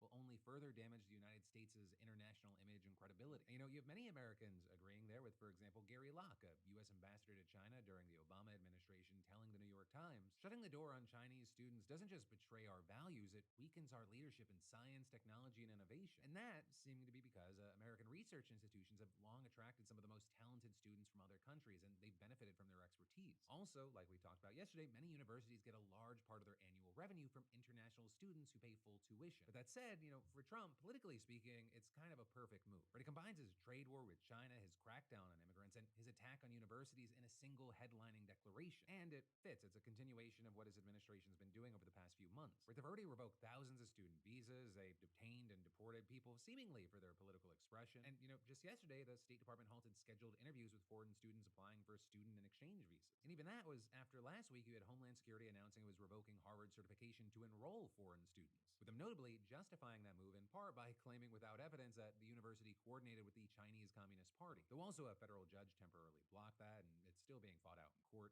But for now, we'll have to wait to see who all this hits and how things move forward. But then, next up, you've got this big influencer in the news right now because she's suing to keep the public from accessing graphic details about her toddler's drowning. And if you're unfamiliar, this is a tragic story, and the influencer here is Emily Kaiser. She has 4 million followers on TikTok, 1.7 million on Instagram, and she and her husband Brady have 2 sons, Trig, who's 3, and Theodore, who was just born in March. And she often posted about their life together, but on May 12th, her son Trig was hospitalized over an accidental drowning incident, and the Chandler Police Department in Arizona, they later confirmed that he died as a result of the drowning on May 18th, with local police saying an investigation into the incident is ongoing and not releasing further details out of respect for the family's privacy. And I will say, because the word investigation, it sometimes rings alarm bells, I want to note that Arizona Central reported that drownings are always investigated to rule out any cases of abuse or extreme neglect, and it would be incredibly rare for charges to be filed in a case like this. Because at the end of the day, many saying this looks like just a horrible, accidental, worst-case scenario for any parent enduring a loss, including Emily. But also, that hasn't stopped people online from endlessly speculating about it all, since there were a ton of headlines about the loss of her son. Even though she's turned off her comments on both Instagram and TikTok, you have people posting tons of videos of their own discussing it. Some kind of blaming Emily for not having a fence around the pool, others questioning some of her posts or parenting, and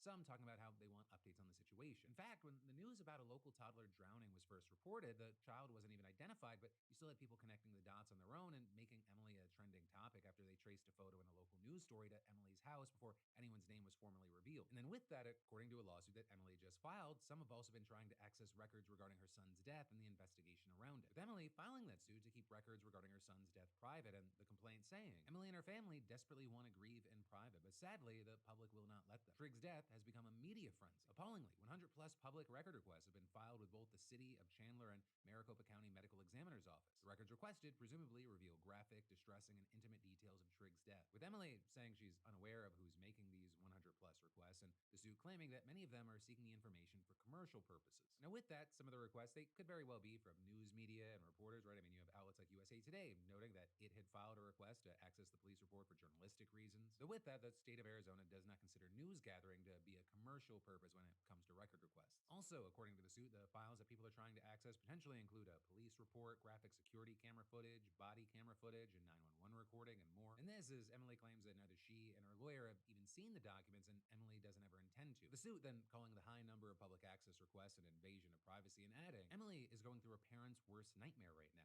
Emily is trying her best to be there for her surviving son, 2-month-old Theodore, but every day is a battle. To allow disclosure in these circumstances would be to turn Arizona's public records law into a weapon of emotional harm rather than a tool of governmental transparency. Arizona's public records law is not intended to serve public curiosity. Right? So, Emily, she's trying to block the public from obtaining any records related to her son's death, or for the court to at least conduct a full review of all records until they can decide if any portions can be lawfully disclosed. And then with that, you're seeing a lot of people online slamming others for crossing a line and trying to find out more information on what happened. But especially since Emily is dealing with a 2 months postpartum, just to make it all that much more painful. I think we all need to take a look and take an inventory of some of these parasocial relationships that we have, and it happens often with celebrities where we feel entitled to people's life. We want to harass and ask invasive questions. We want updates repeatedly, and we have no respect for their freaking privacy.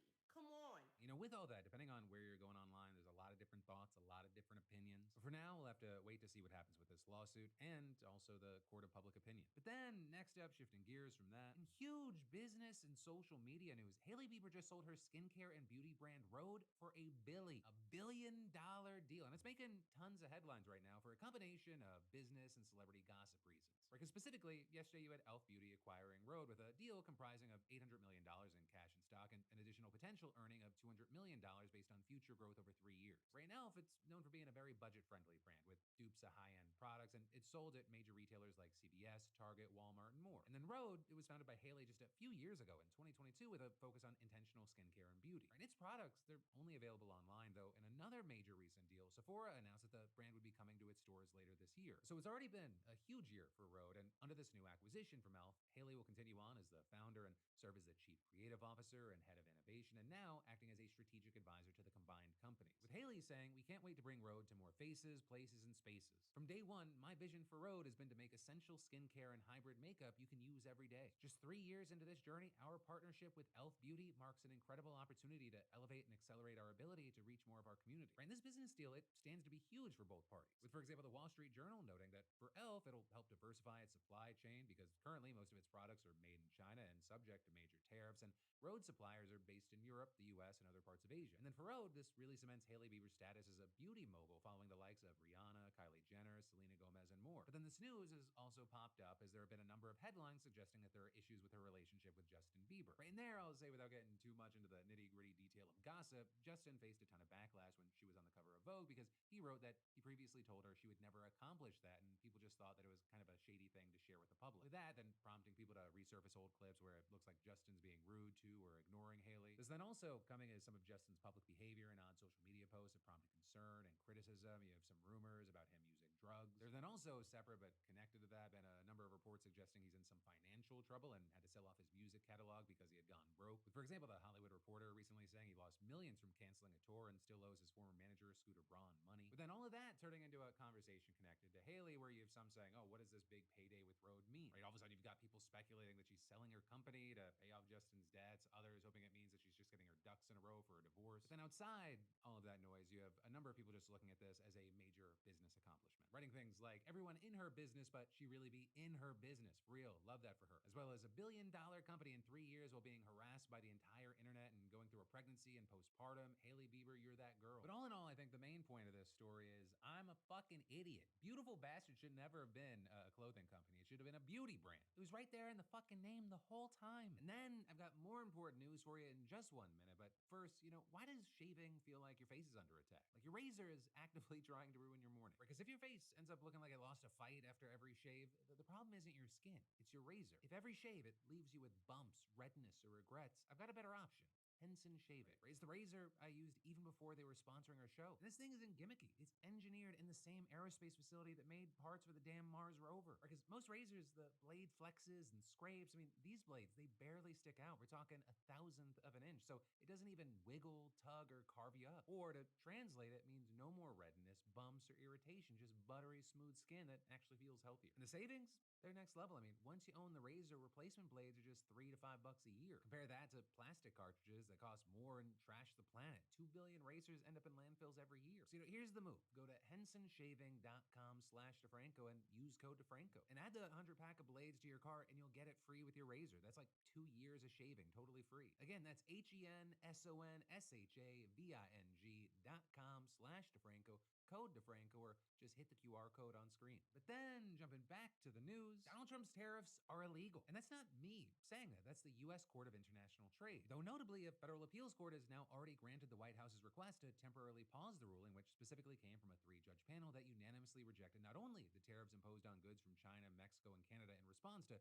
what the administration said was the unacceptable flow of drugs and undocumented immigrants into the U.S., it also applies to the universal 10% tariffs put in place to address the trade deficits, as well as the so-called reciprocal tariffs of between 20 and 50% that have been imposed on dozens of the country's trading partners. Though notably, those have been paused since April and they're not set to kick in until July 9th, with Trump trying to use the threat of those tariffs coming back to strong-arm other countries into more favorable trade deals. But in any case, beyond that, the ruling does not affect Trump's tariffs on steel, aluminum, and cars, and it also likely wouldn't affect tariffs that he's threatened against pharmaceuticals, semiconductors, and other major imports. And that because those tariffs haven't been implemented in the same way as the others. Because the ones that the court said were illegal, Trump put them in place by invoking a 1977 law called the International Emergencies Economic Powers Act, with him seemingly doing so as a way to avoid waiting for Congress or having the government compile reports and request public comments as is usually required. Especially because a big thing is that before Trump took office, no president ever invoked the law to impose tariffs on other countries. In fact, the law doesn't even mention tariffs. It mostly deals with trade embargoes and sanctions. And so with that, you had these three judges who, by the way, were appointed by Reagan, Obama, and Trump, emphasizing that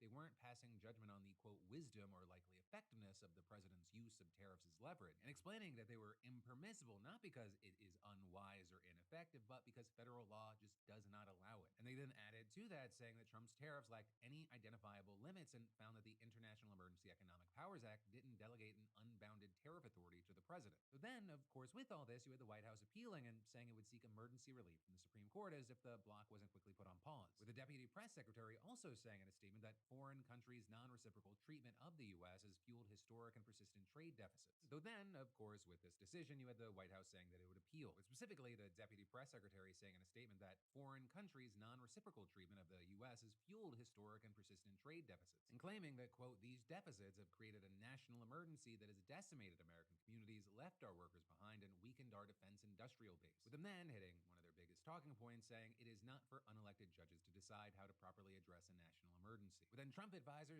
/ human Q-tip Stephen Miller echoing that last sentiment at a social media post saying the judicial coup is out of control. But, ultimately, we're going to have to see where the appeals process ends up. But notably, if the courts uphold the ruling, businesses which have paid illegally imposed tariffs, they would be entitled to refunds. Though I will say, even if that does happen, that doesn't mean that it's an end to the tariffs. Because for one, Trump might still be able to temporarily launch import taxes of 15% for 150 days on nations which the U.S. runs a substantial trade deficit. And in fact, the court's ruling notes that a president has this authority under Section 122 of the Trade Act of 1974. And then secondly, Trump could also attempt to impose the same tariffs, but just in a different way, with, for example, one former official telling the Washington Post, the president still has ample authority to impose reciprocal tariffs, just through other legal means. So this also is, on the flip side, you have examples like a law professor involved in the case against the government saying that he doesn't think they could impose anything this sweeping under another statute. But hey, in the meantime, we'll have to wait to see, and in the immediate, we've seen markets reacting cautiously but positively, with us seeing, among other things, NASDAQ futures jumping nearly 2%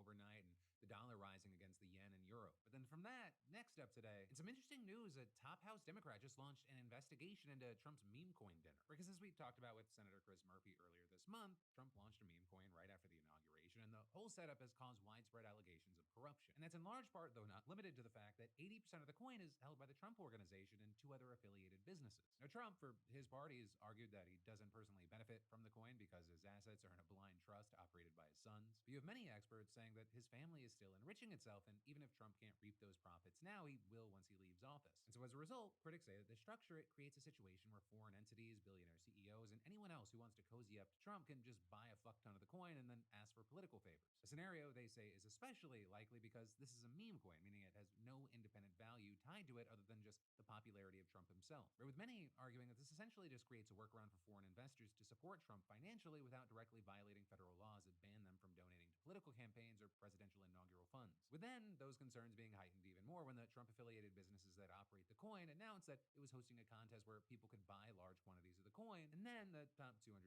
holders would win a special dinner on May 22nd with the president at his golf club outside of D.C. But then also, they added that the top 25 holders would get a VIP tour of the White House and a separate private reception with the president, which is why you then had many arguing that the president was explicitly allowing people to buy access to him by investing in a coin that will enrich him and his family. An allegation that's not helped by the fact that certain buyers explicitly told the New York Times in interviews and statements that they bought the coins or entered the contest, quote, with the intention of securing an action by Mr. Trump to affect United States policy. And it does seem like the dinner was a massive success, at least financially, because just the announcement of the contest alone, it caused Trump's coin to surge 50%, with an analysis by the Washington Post finding that crypto wallets linked to Trump and his partners earned around $3 million just in transaction fees alone by mid-May, right just a few weeks after the gala was announced. And then they added, since Trump's coin debuted in January, the president and his partners have received $312 million from crypto sales and $43 million in fees. As it appears that a large chunk of that is from the dinner contest, with a data analytics firm, Inca Digital, estimating that meme coin buyers spent over $140 million to secure invitations. But then also an analysis by the blockchain analytics company Branson put the number at more than double that, with them reporting in total the winners spent $394 million on Trump's official cryptocurrency. And they added that the winners range from $55,000 to $37.7 million.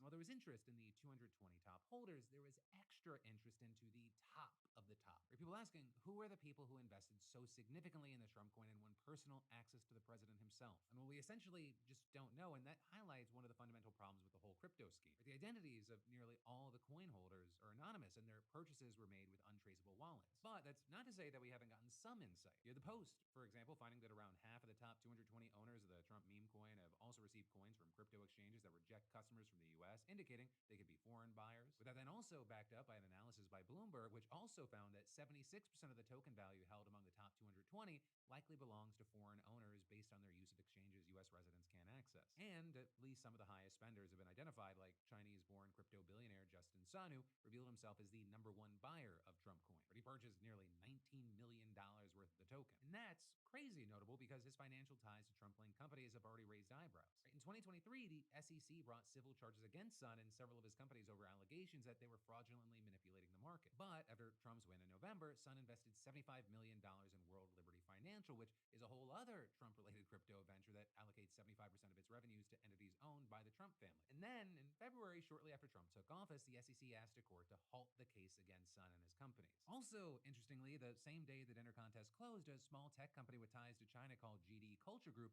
announced that it would be investing as much as $300 million in both the Trump coin and Bitcoin. While it's unclear how much of that ultimately went to the Trump coin, the move was still significant because, as the Times explains, any purchase from the company would be the first known example of a China-linked firm buying Mr. Trump's meme coin. And then noting that the company stated in its financial disclosures that its subsidiary might be influenced by demands from the Chinese government. With then all of that bringing us back to where we started. The new report that Representative Jamie Raskin, the top Democrat on the House Judiciary Committee, has opened a probe into the dinner, with Raskin writing a letter to Trump demanding that he provide a guest list of the 220 people who attended, including the full name, nationality, business affiliation, and how much each spent on Trump meme coins. Additionally, Raskin also called on the president to provide a detailed explanation of the steps he and his partners took to determine the source of the funds used to purchase the meme coin and, quote, whether these funds have ties to foreign governments, foreign monarchs, terrorist organizations, drug cartels, or other criminal enterprises or activities. With him then going on to argue that the publication of this list is necessary to, quote, let the American people know who is putting tens of millions of dollars into our president's pocket so we can start to figure out what, beyond virtually worthless meme coins, they are getting in exchange for all this money. And then adding that information about the source of the money that each investor used to buy the coin is also needed. And that in order to prevent Trump from pocketing illegal foreign government funds without the consent of Congress. Right in that last part, it specifically references the Emoluments Clause of the Constitution, which bans federal officials from accepting gifts or titles from foreign governments without permission from Congress. And that is super significant because many experts have argued that the whole dinner situation is a clear violation of that provision, which is also a point that Senator Murphy, who's also a lawyer, made when he came on the show.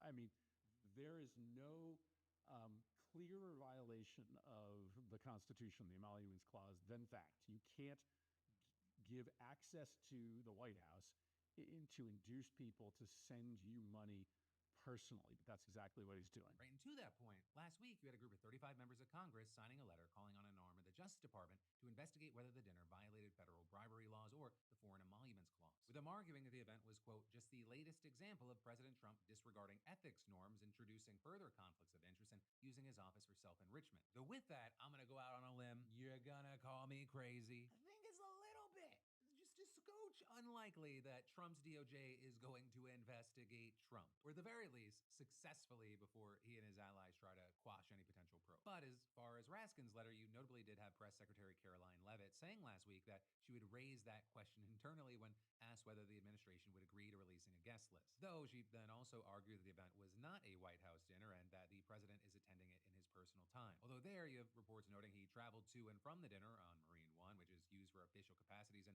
paid for by taxpayers, which blurs the line even more. With the Post adding there is no obvious precedent for a president flying in Marine One to a private event from which he and his family businesses are directly profiting. So yeah, now you know about a lot of really, really crazy important stuff, and nothing is gonna come from it. And then I've got even more news for you in just a minute. But first, you know, the more I do this job, the more I feel like politics, it's performance art. Stunts, sound bites, cherry-picked headlines, and outrage, just about daily. And what actually matters, it often gets lost in the noise. And you know that? It's why I've been using Ground News, which is a news comparison platform that cuts through the BS and shows how stories are being reported across the political political spectrum, left, right, and everything in between. And we actually use it behind the scenes of the PDS when we're digging into media bias. And my favorite feature is the blind spot feed, right? That one, it can surface stories that one side's obsessed with, but the other completely ignores, right? So some of the stuff you'll see is like left-leaning media barely touching Jake Tapper's Biden book, right? And then on the conservative side, you kind of see radio silence with Trump pardoning a tax fraud guy, right after his mom dropped $1 million at a fundraiser, which is wild, right? So the same news cycles, but people are living in completely different realities. So, if you're worried that you might be stuck in an echo chamber, fix your feed. And you can go see for yourself why they've got 10,000 five-star reviews at ground.news/DeFranco. Be informed, not influenced. You can scan that QR code or head to ground.news/DeFranco today to get 40% off unlimited access to the Vantage plan, which is the same plan I use. But from that, I want to shift gears to a different kind of news because this family, they got to hear their father's voice for the first time in nearly 60 years. Right, so this is Riley Leroy Pitts. He was an Army captain during the Vietnam War. He led an infantry company, and he did deeds that earned him 2 Purple Hearts and a Silver Star. But just weeks before he was set to come home for Thanksgiving in 1967, at just 30 years old, he became one of tens of thousands of American soldiers to die over there. With then, after his death, President Lyndon B. Johnson presenting his wife, Eula, with the Army Medal of Honor, making him the first black officer to ever be awarded it. Also, he was more than just a soldier. He left behind a wife and 2 children, Mark and Stacy. And those two, the last time they saw him, they were 3 and 5 years old. Life went on without Riley. His children grew up, they had children of their own, and they grew up in turn. And then, one day, Eula was watching the Ken Burns documentary on Muhammad Ali, which features a segment about Ali's refusal to fight in the Vietnam War. And that segment, it just so happened to include interviews of soldiers who were over there at the time, and they got their opinion about Ali's choice. And among those interviewed was Captain Riley Pitts, with Mark saying that his mom immediately called him about it. She calls me, I'm at a Tampa Bay Rays baseball game, and she starts telling me, hey, I just saw your dad. They interviewed him in this Muhammad Ali series, and, you should try to find that. The crowd is screaming. I'm like, Muhammad Ali, Daddy, what are you? So Mom, I'll call you back. Okay. And so Mark, he tracks down the organization. He finds out that this footage, it came from the archives of ABC News. So he sends an email to the director of ABC News video source, Anthony Perrone, and he asks, is there any more of this footage that was included in the documentary? Then he said something that really just blew me away. He said, it's the first time my sister and I have ever heard our father's voice as an adult. I just felt like if this is in this library, I'm going to find it. And as it turns out, what Perrone found was more than 40 minutes of unaired footage of Captain Riley Pitts and his men fighting the war in Vietnam. With then ABC bringing the footage to the Pitts family, with everyone then tearing up a bit as they watched. I'm seeing more than I expected, and don't know that I was quite ready for that much.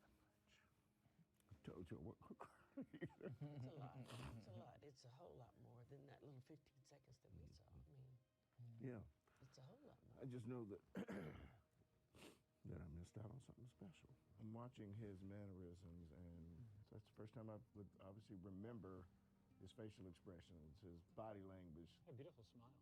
Yeah, he did. That's now kind of my memory now. You know what I mean? I don't have much more other than that to remember. And then, beyond the footage of Riley himself, ABC also found footage of the reporters going back after he died to interview the soldiers that he had led. And so this family, they got to hear these men sing their father's praises decades after the fact. Leroy Pitts was more than an inspiration and a leader of his men.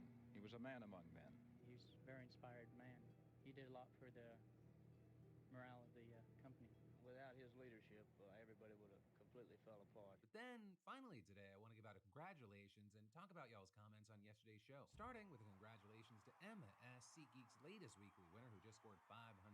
With Emma looking forward to using her winnings to see Cali Uchis. And for the rest of y'all, that's right, SeatGeek is still giving away $500 in tickets, and you should definitely enter today if you haven't already. Just imagine being the next winner and snagging $500 towards seeing your favorite artist, sporting event, or play. And there's like over 70,000 events to choose from. You just add code PDS to your SeatGeek app profile for a chance at the weekly $500 prize, no purchase necessary. With that said, diving into yesterday's comments, you'd some scoffing at Rubio, saying the fact that Rubio attacks the First Amendment with one order and then immediately turns around and accuses other countries of doing the same to us says everything you need to know about these hypocrites. Phoenix Luck also saying America claims the EU is limiting free speech. Also, America combs through social media of 18-year-old international students. Others saying laws for thee, but not for me is all I'm currently hearing from Rubio. With Cheyenne then adding, if the government is going through social media posts of international students, what's stopping them from going through the social media posts of Americans who disagree with the current administration? Meanwhile, others like Patchy noting nuking higher education in America surely couldn't have devastating consequences in both the short and long term. And in addition to that, some of y'all were taking swipes at Elon Musk, right? Quoting him saying, "We're not dictators, we're the advisors," and saying Elon Musk says that while his Doge lackeys, quote, "advise government workers to comply or be fired." And then finally, outside of really that, the rest of the comments were just made fun of me saying Bedfordshire, which I will look up right now.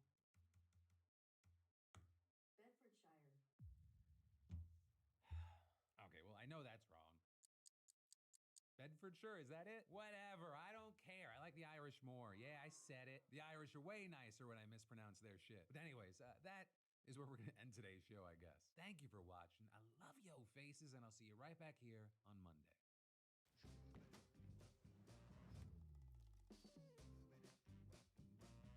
The bespoke AI laundry combo washes and dries in only 68 minutes. Even smarter with smart things. Chevy is called the heartbeat of America, like the people who keep this country moving. For them, only America's most dependable truck will do. In every Chevy truck, dependability comes standard.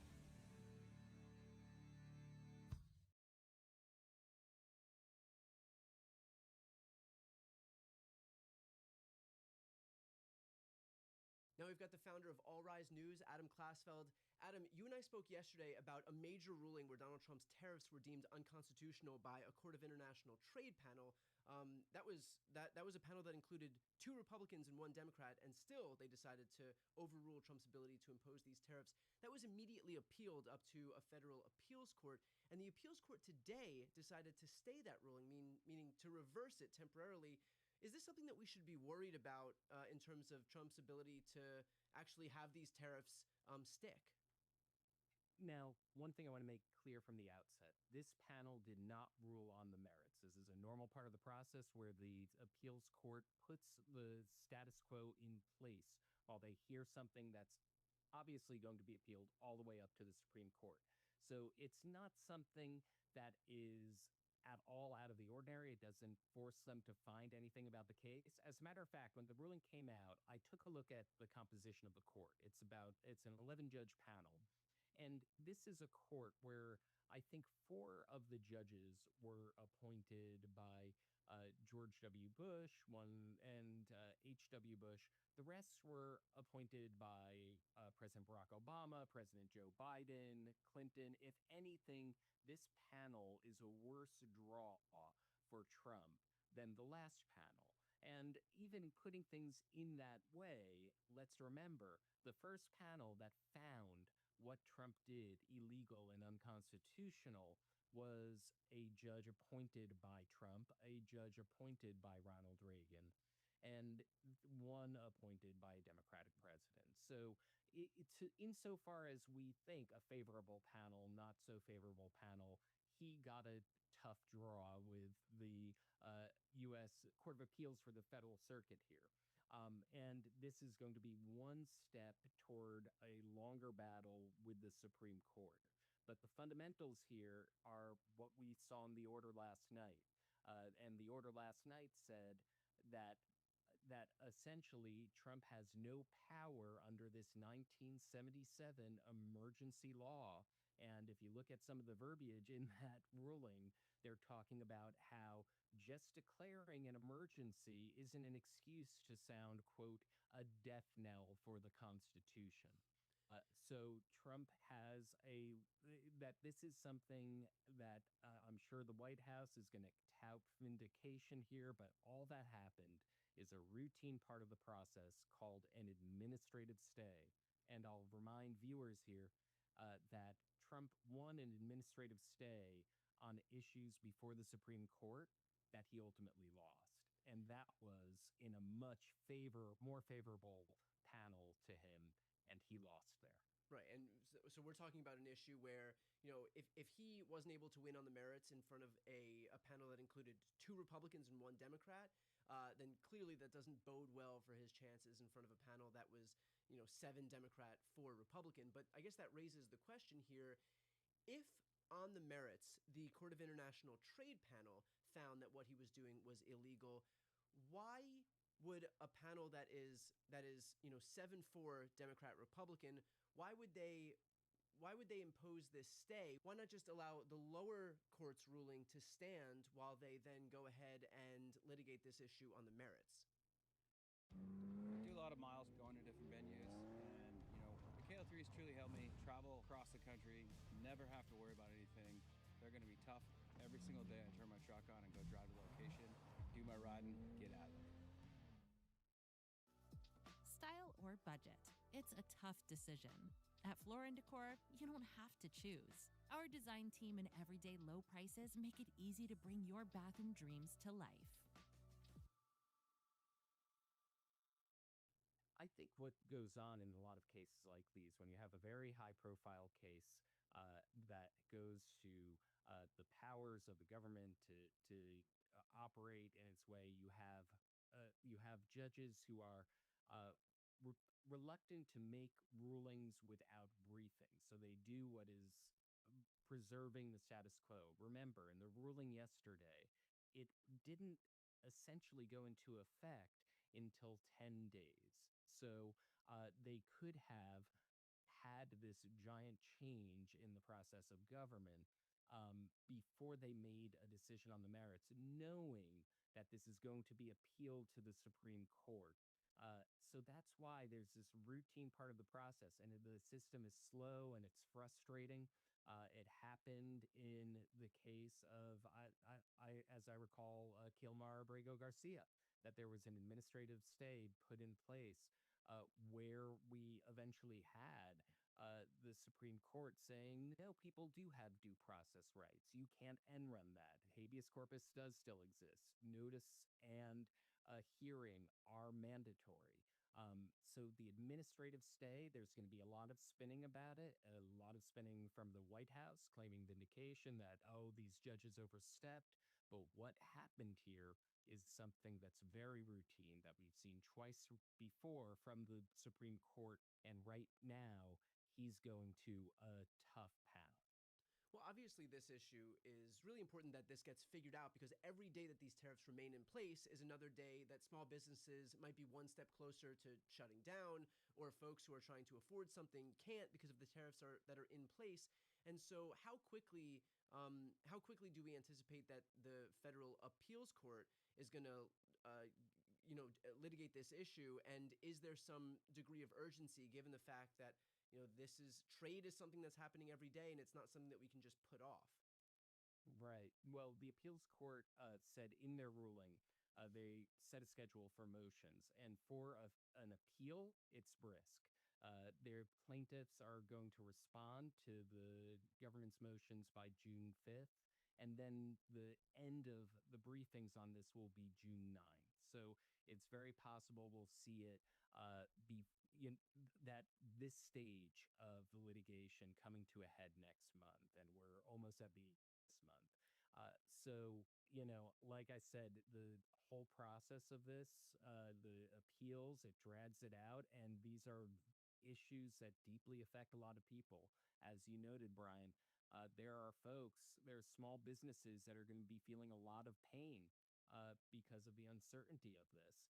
And their only solace will be the TACO acronym that Trump will chicken out anyway if the courts don't provide the relief. But this is the way the process goes, and let no one be misled that this is a great victory for Trump, and maybe he does have the legal power to do this. All this was a routine ruling saying, okay, we'll keep things as they were until we get the case, rather than wait 10 days later, giant shift in government, and then maybe it goes the other way because the Supreme Court makes a decision in Trump's favor. Not saying that would happen. I think the ruling by the Court of International Trade makes absolutely clear that Congress has the power to impose tariffs. No other president felt otherwise until Donald Trump, and claimed a power to do this under this law that is absolutely irrelevant to tariffs, mentioned tariffs, and was in fact meant to restrain the president from using a national emergency to do whatever he wants with the economy. Right. Well, look, now this thing has already been ruled not in Trump's favor at the trial court level. It's going to be in front of an appeals court panel that is pretty clearly not falling in Trump's favor. I mean, again, 7 Democrats to 4 Republicans. And so if the appeals court decides to rule in the same way that the Court of International Trade panel ruled, which is to say against Donald Trump, does it make it that much more difficult then if and when this thing inevitably gets in front of the Supreme Court? Is the Supreme Court going to see this and say, okay, we've got a trial court panel saying that Trump has no ability to be able to do this. We have an appeals court that agrees with them, and so does that have some bearing on how the Supreme Court ultimately rules?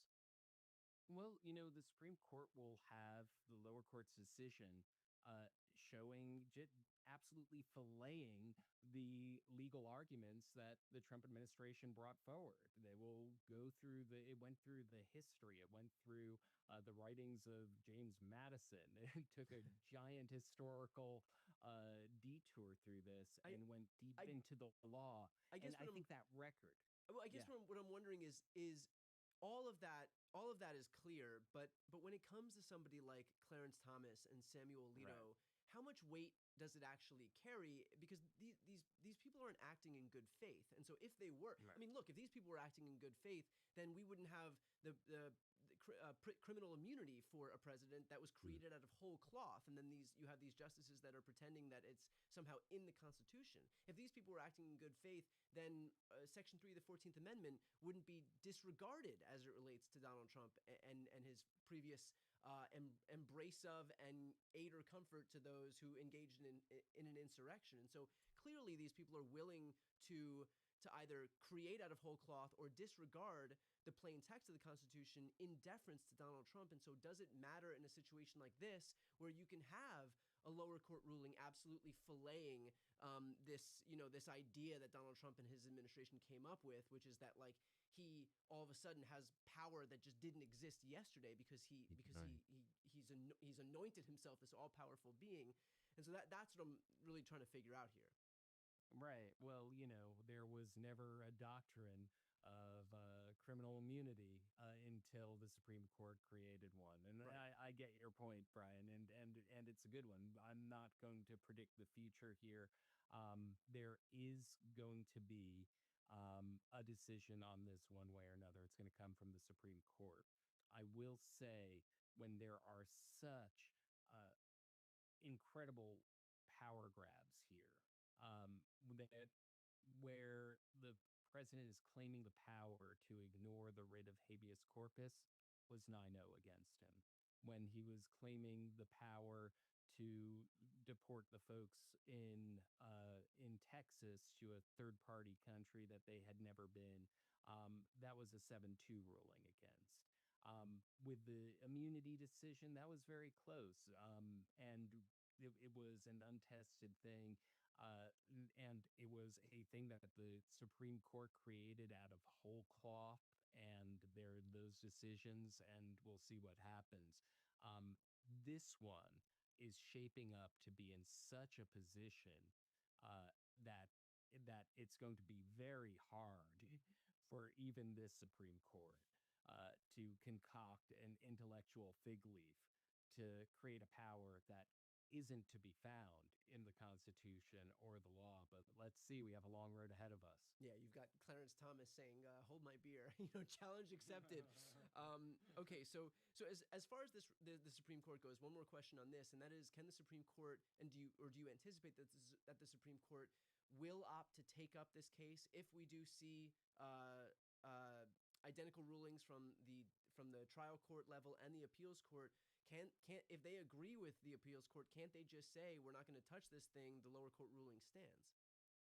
You put this in front of people, and I guarantee people are going to be like, whoa, like, yes.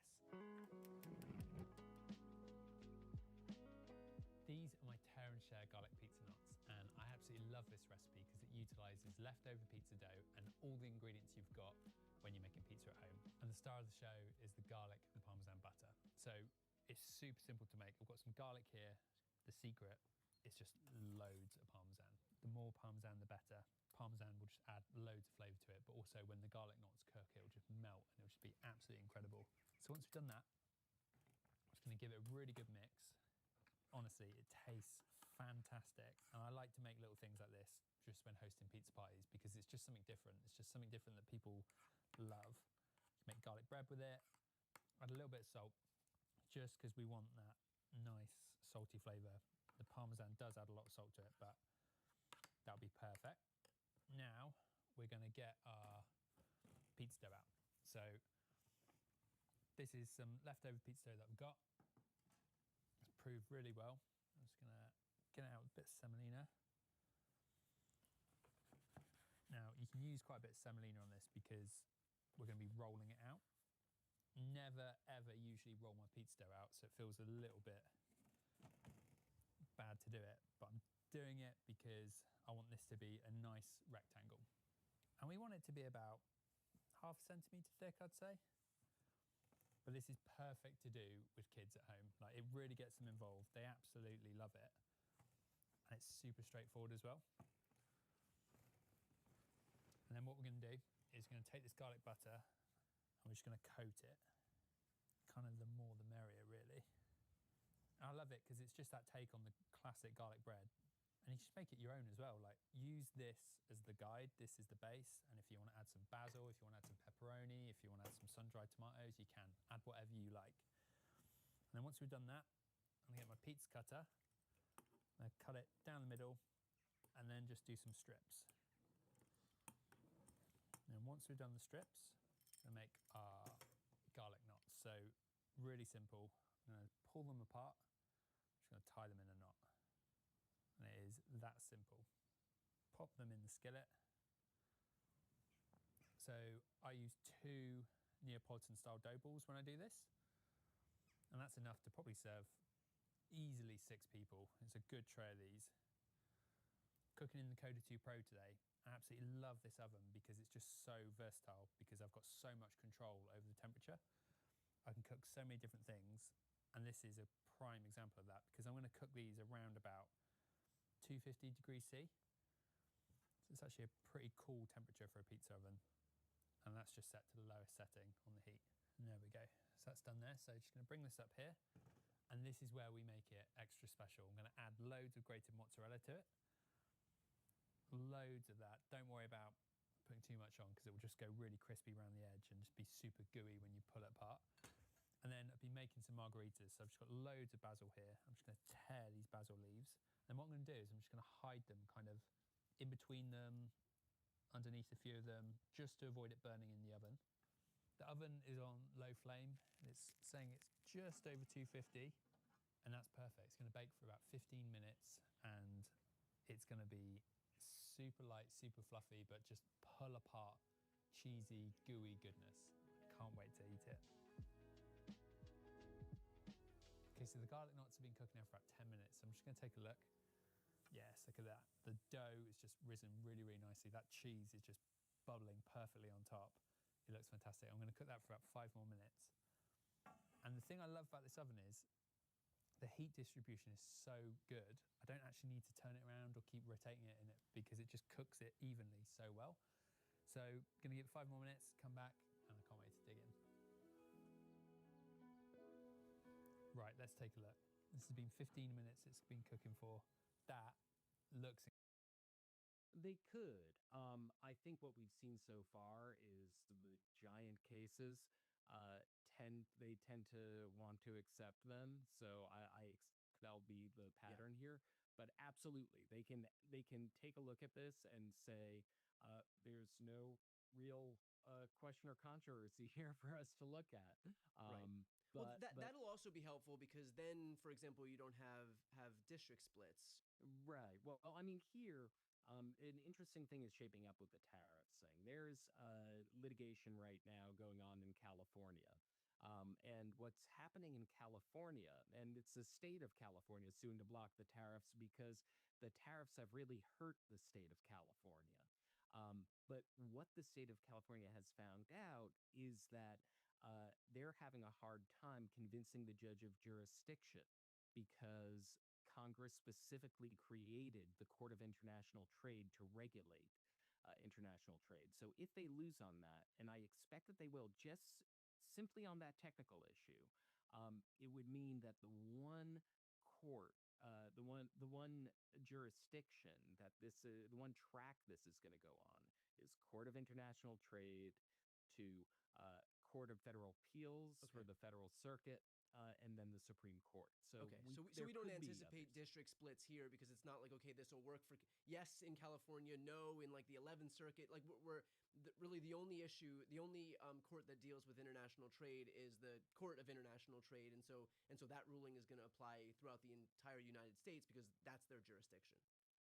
Correct. I mean, let's see. It's still a live issue. California is still trying to persuade a judge in California, a federal judge in California, that she does have jurisdiction, but she seems very skeptical of that.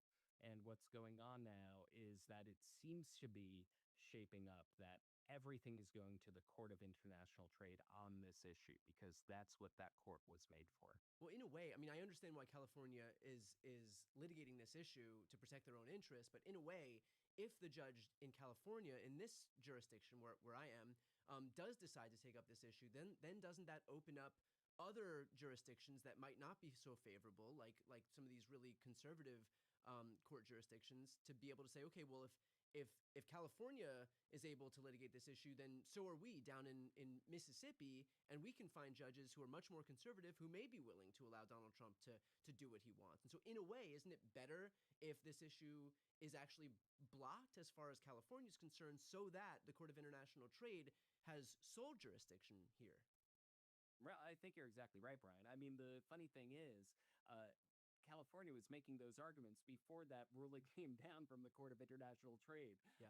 And the Trump administration was making the arguments that it belonged in the Court of International Trade before they found out what the Court of International Trade was doing. Yeah. I wonder if they're both kind of secretly wondering, hey, can we switch sides here? Let's keep it in the Court of International Trade. California might think, and Trump might think, oh, let's have it in all the federal courts. Yeah, you have the California prosecutors are going to say, you know what, you guys are right, we overstepped, and the Trump administration is going to be like, no, we insist, you guys have your way. Adam, how can folks who are watching right now support your work? Thank you so much, Brian.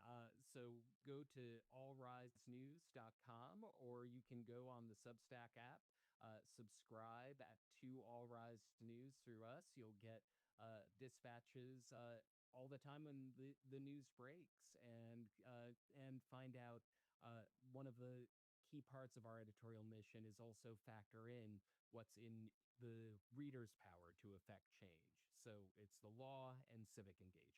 Excellent. Well, look, I've been following Adam and his content for a very long time, so highly recommend anybody who's watching right now, who's looking to support honest, accurate, independent media, please check out All Rise News. I'm going to put the link right here on the screen and also in the post description of this video.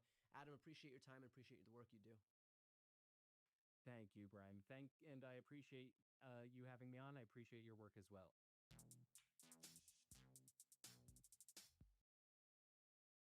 Communicating project status and timelines can be challenging. Turning complex data into clear, actionable insights sometimes feels overwhelming, and that can lead to misalignment and confusion. But what if you could transform project data into compelling visuals in a fast and simple way without any hassle? Well, with Office Timeline, you can do that right inside Microsoft PowerPoint. It's designed to make your life easier. Just pick your favorite project management tool and watch as your data becomes a clear-cut timeline that you can then customize to fit your team's needs and branding.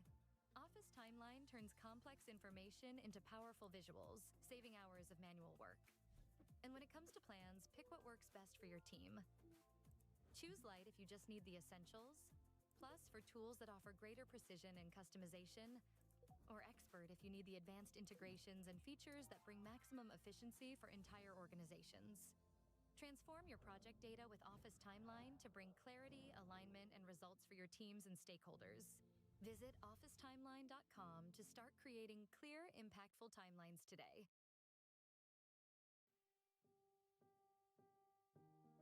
When you donate to support those who served, do you ever ask, what if? What if my money could go further for veterans? What if I've been deceived? What if my money never reaches them? Some veterans' charities waste hundreds of millions in donations every year. What if there was a way to be certain that your donation will make a difference? Ensure your money is spent on those who need it most, not big corporate salaries and overhead expenses. Visit charitiesforvets.org to view our ratings.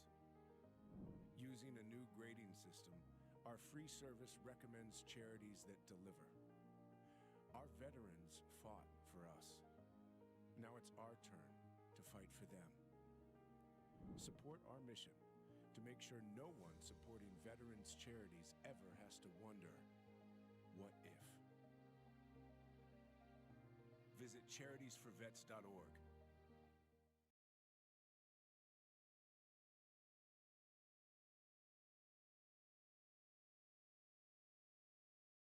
This is Democracy Watch. Mark, we've watched as Donald Trump has specifically targeted law firms in an effort to get them to capitulate. We have seen some early success, but right now we're seeing a number of law firms actually band together and fight back with some new news that we've just found out today. Can you explain what just happened? Yeah, so this is really just breaking. Two law firms, two big, very prominent law firms, one Jenner and Block, the other Wilmer Hale, have refused to capitulate to Donald Trump's executive orders, and they have both individually filed lawsuits in the District of Columbia, challenging the executive orders that target them and target their lawyers. Good for them, good for justice, and it only casts even further shame on Paul Weiss, which went the other way and went hat in hand, tail between their legs, I don't know how many different ways to say it, and entered into a shameful settlement with Donald Trump. And that's what I wanted to dig into. Do you think that there is some degree of regret for law firms like Paul Weiss that did opt to capitulate, seeing that there are now other law firms that are banding together and giving a sense of collective action against this administration? I suspect there really is, yeah. And you know, it's funny. It shows how quickly in politics these days and in news these days, sentiment changes. Because, you know, it was only a few days ago when people were saying, well, Perkins probably made a mistake because they're the only ones sitting out there alone having sued. And all of the rest of big law is either capitulating, in the case of Paul Weiss, or staying quiet, right? And we talked before about how shameful it was that big law firms did not immediately publicly rally behind Perkins Coie. And so, you know, literally, you know, 72 hours ago or 4 days ago, we were all like, boy, maybe Perkins really made a mistake. But now here comes, you know, Wilmer Hale, one of the largest, most prestigious law firms. They're headquartered in Washington, D.C. and in Boston, but a big office in New York City and elsewhere. And Jenner and Block, one of the biggest law firms in Chicago, also with a large presence in Washington, D.C. and around the country. These law firms, they didn't even blink. I mean, Paul Weiss, you know, wrung its hands and then begged Donald Trump. You know, Wilmer Hale got their executive order, you know, late last night, and by this morning was already in court.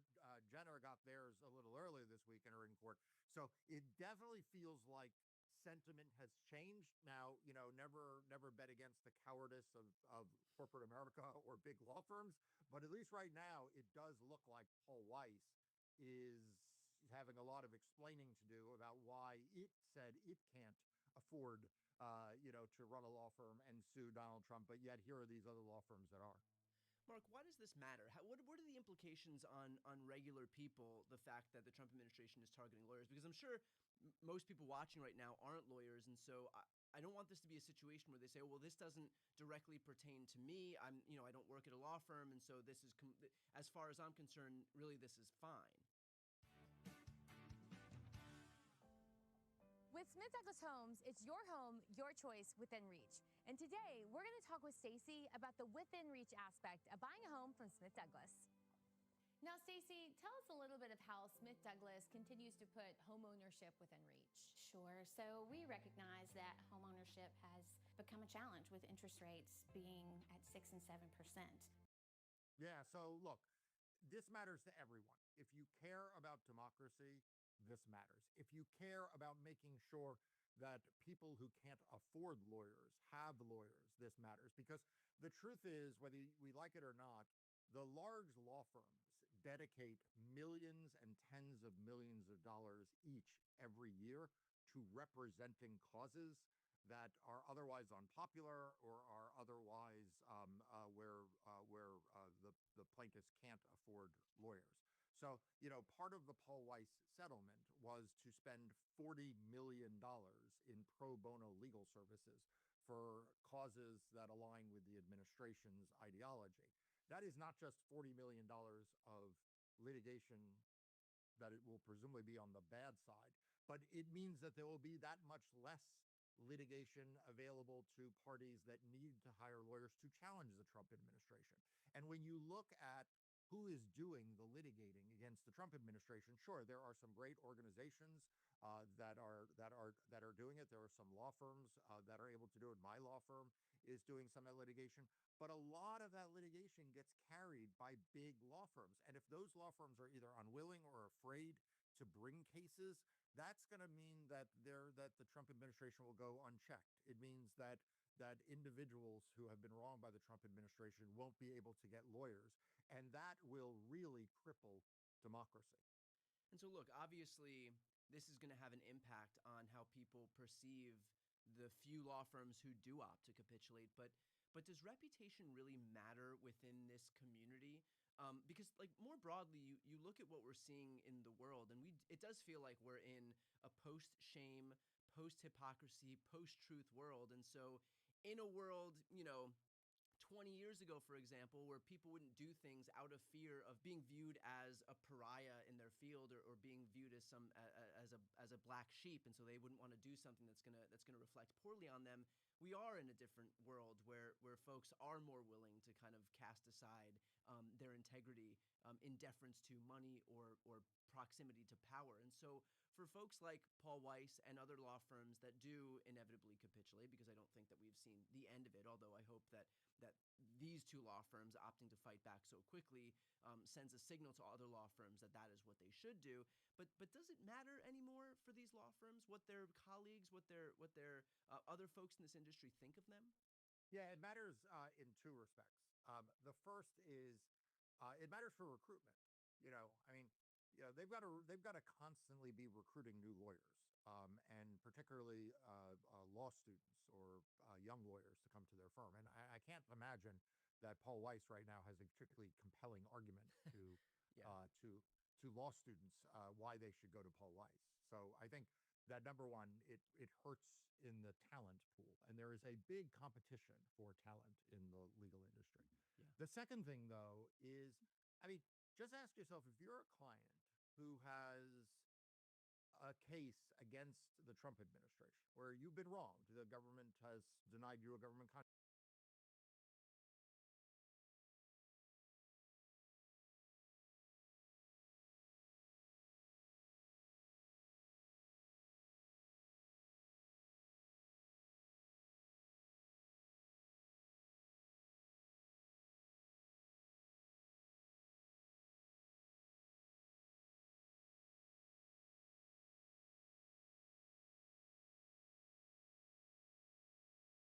I don't wish to continue this friendship.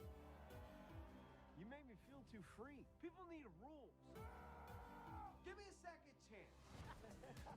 Get to know me. Stay curious, Craig Waterman. We're out of Pringles. Just blow in the can.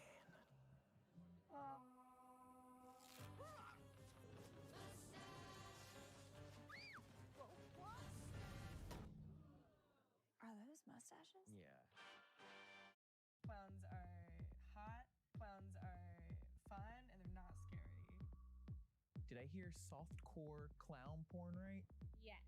Is there a lot of fetish in the clown community? Clown is very sexy and definitely has a really good fetish following.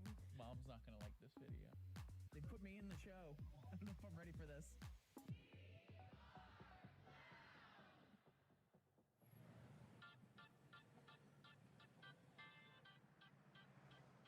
I'm here today to learn about New York City's clown community. I've been noticing a growing trend of clowns on my internet feed. Creators making content in makeup, friends getting together in full clown attire.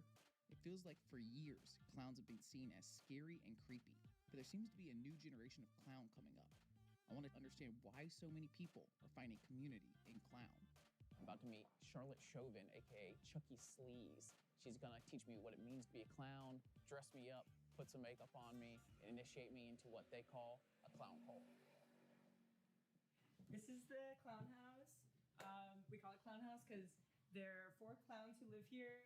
A house full of clowns, I feel like that's some people's nightmares, but this is like good for you. No, this is my wildest dream. Okay. You want to show me around some of the clown crew? Yeah, this is one of my favorite parts of the house. Feels like you're inside the tent, right? Yes. If we go in here, this is my room/studio.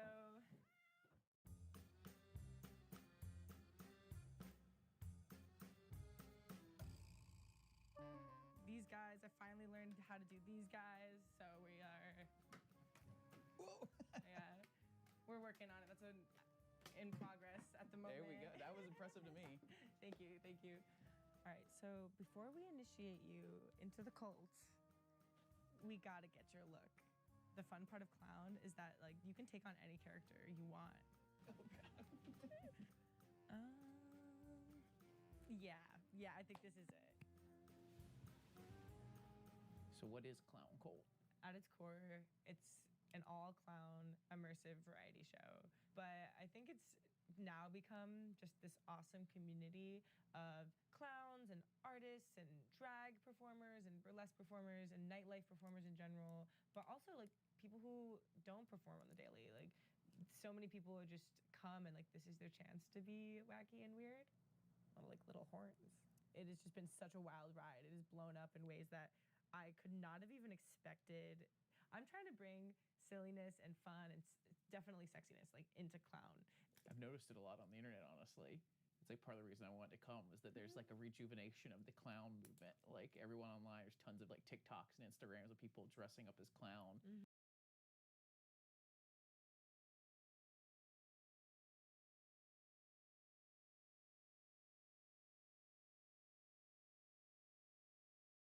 there's just something about it that seems to like let people get loose. Yeah. Yes. Because it's so ridiculous. I feel like it gives people a chance to let go of any embarrassment of like trying too hard, because like yes, it's obvious that you did try very hard and like it is cringe, and like you're like here to embrace that cringe and embrace that love and joy and playfulness. It's like if you automatically put the makeup on, like no one can accuse you of cringe. You've already decided you're cringe. Yes. Oh, you got a nose now. Wow. Oh my God, it's so cute. And maybe a little sparkle. Yeah. I love sparkles. I put sparkles in everything. Do I look good?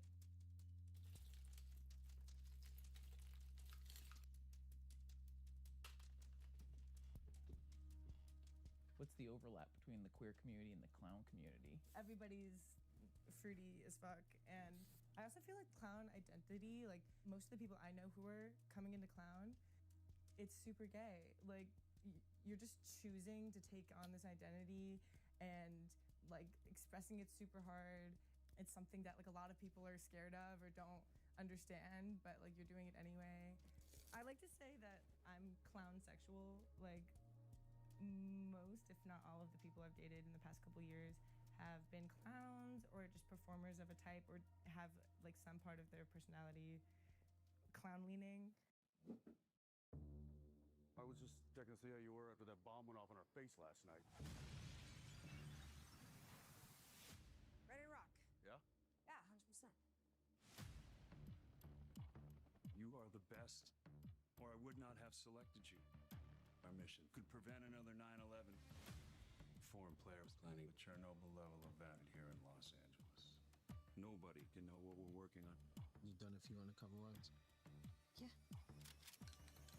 Oh! Being under it's about improv. You almost shot me. Yeah, but I didn't. I thought it looked really good. Really good. I know, right? We're working to stop a weapon of mass destruction. They were just here. Hang on. One mistake, we are dead. Showtime.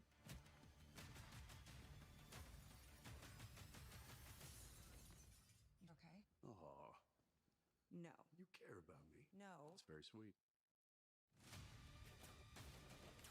They don't play by a rule book. Why Or should we? I'll play this however you want to play it. Whatever the consequences. You're acting like you had a death wish.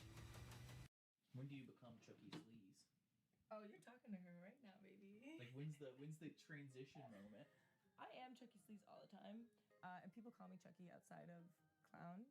But when like she really gets going, is like the makeup. I feel like, is this Christmassy? Is it giving Santa Claus with this jacket? I feel like it's giving clown. Oh.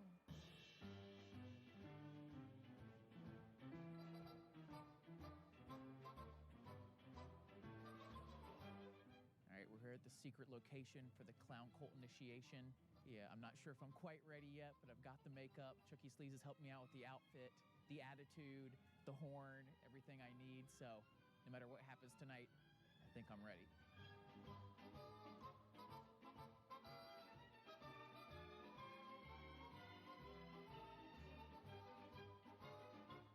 What would you want to tell the outside community about clowns? We're sexy. I think so many people think clowns are scary still. And it's 2024. Get with the program. Clowns, hot, sexy, sensual. Forget about what happened 6 years ago now? The killer clowns. Killer clowns, out. Sexy Out. clowns, in. Why are people so drawn to clowns right now?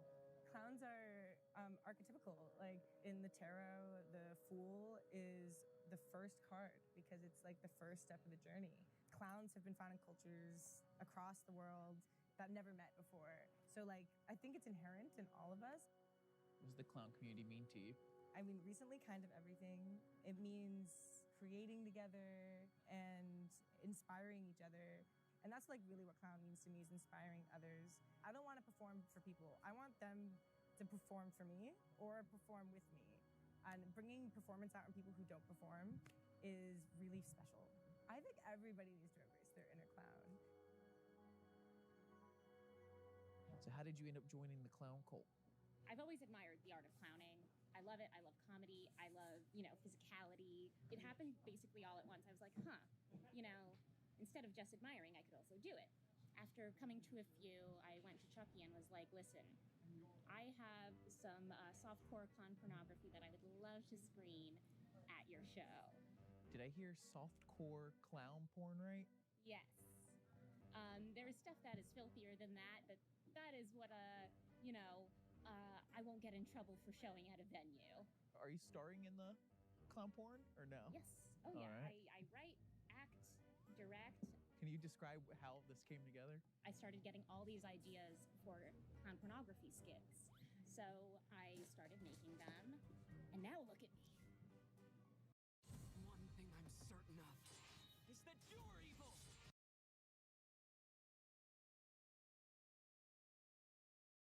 Are innately sexual? Not necessarily. In fact, like some clown theorists think that the clown is non-sexual entirely because they consider it like, a childlike figure. I don't agree with that. I agree that like you take some elements from your inner child, but that's not the same as being a child. Your clown has all the experiences that you have. The clown is the self that emerges when you give yourself permission to fail.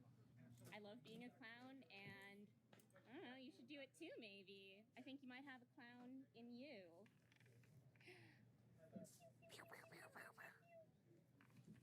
It seems like a lot of people have negative thoughts about clowns, but everyone showing up to the party seems really happy to see each other and spread the word that clowns aren't scary anymore.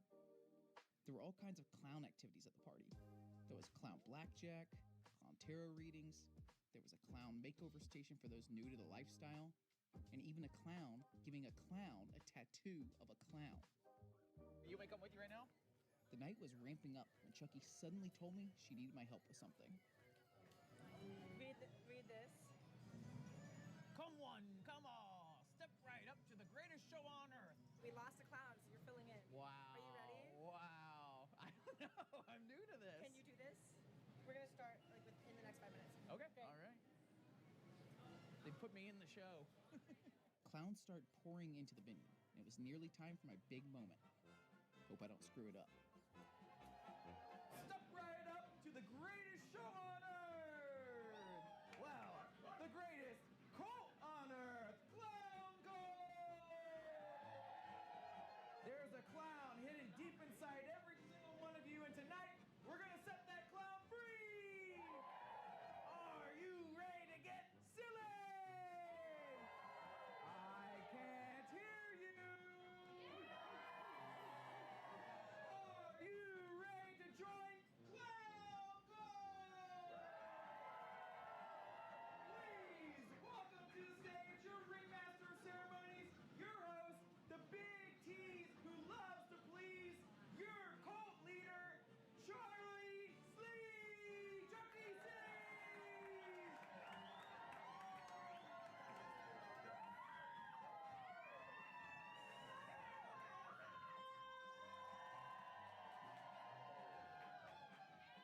I screwed it up. Are you ready to meet your mission makers for tonight? The sexy clowns were on full display, and I wasn't scared of anybody there. We are clowns! We are clowns!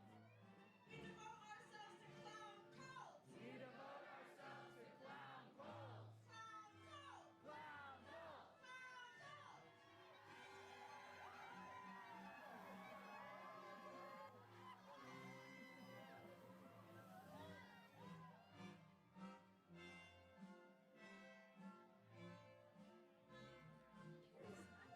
May I join you?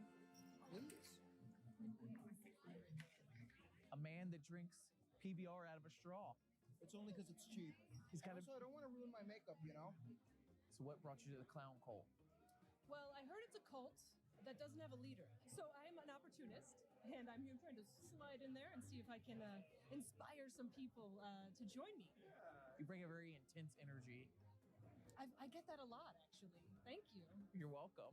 So what's drawing you to this clown cult? Last Halloween, I was looking for something to do. And by sheer coincidence, I was already planning on dressing up like a clown for Halloween. So, You were already clown, and then you found out there's whole get-togethers. I didn't know how much clown there was going to be in here. Turns out there was a lot. I like you. Okay, I like you. Wow. You want a hug? Yes. All right. Do you feel like clown cult intensifies your clownness? Absolutely. You found Can't your... think of a metaphor now for that. But let's see. Oh, Sonic and chili dogs. When Sonic eats chili dogs, it gives him really bad gas. Me and clown cult. Like the hedgehog. Sonic the Hedgehog? Sonic the restaurant? Yes. Okay, all right. What have you learned so far from the clown community here? I think when people are being silly in a group, you're more encouraged to be silly yourself, right? Because it opens up that freedom. What do you want the world to know about clowns? That we're not scary. I think that's the number one stereotype holding this community back. Fuck Stephen King, and fuck, what's that horror clown movie? Shredder, Terrifier. He's like black and white. Do you know what I'm talking about? What's his name? Actually, I teach clowning. Actually, You teach I love clowning. clown What can you teach me something? Yeah. What do you want to? This is my first time trying to be a clown. Okay. What's your deepest flaw? Oh, anxiety. Oh, anxiety. I could die any day, and I didn't do enough. That is very clown of you. Okay. I love that. Okay. So let's embody that real quick. What does that feel like to you? Pain. Pain.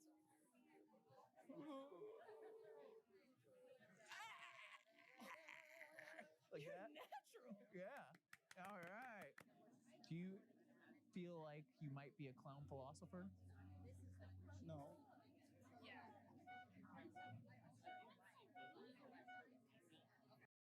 Peter Piper's pepper picking proved painful, so he ordered all he needed in one place on Amazon Business. Peter Piper picked peppers for run, rock, rhyme. And positively prospered. Amazon Business, your partner for smart business buying. Our family history results are in.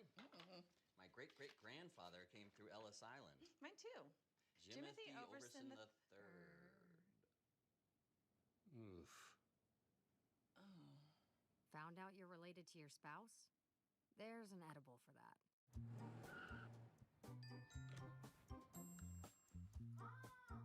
Fruit was just the beginning. Get all kinds of deliciousness delivered in an hour or less at edible.com. See website for details and restrictions. Why do you feel like people are so drawn to clowns right now? I can only speak from my own experience, and I feel like dressing up like clown, it's my own way of also embracing my queerness. There's an interesting cross-section between queer and clown that I really dig, and I think that might be what's been going on in Brooklyn and the clown cult community anyways. So, everybody good, please. We need 3 willing virgins who are willing to go deeper into the cult and prove themselves. Please raise your hand. It was finally time for my initiation ceremony. It was time to put everything I'd learned to the test and join the clown cult. The clown is the self that emerges when you give yourself permission to fail. It's like if you automatically put the makeup on, like no one can accuse you of cringe. You've already decided you're cringe. Yes, yes. I want you to give us your name and a really silly fact about yourself. Fuck Stephen King. I'm Jackson, and I screwed up the intro for Chucky! So we're gonna make some balloons.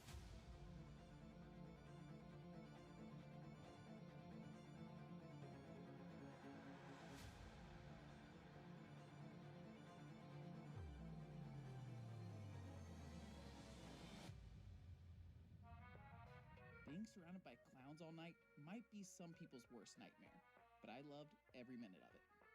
There's something freeing about putting on the makeup.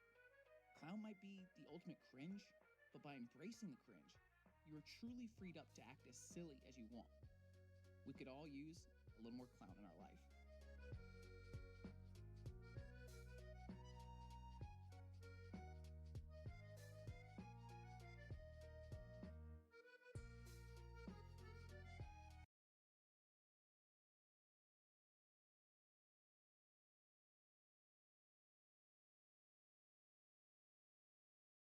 Commotion,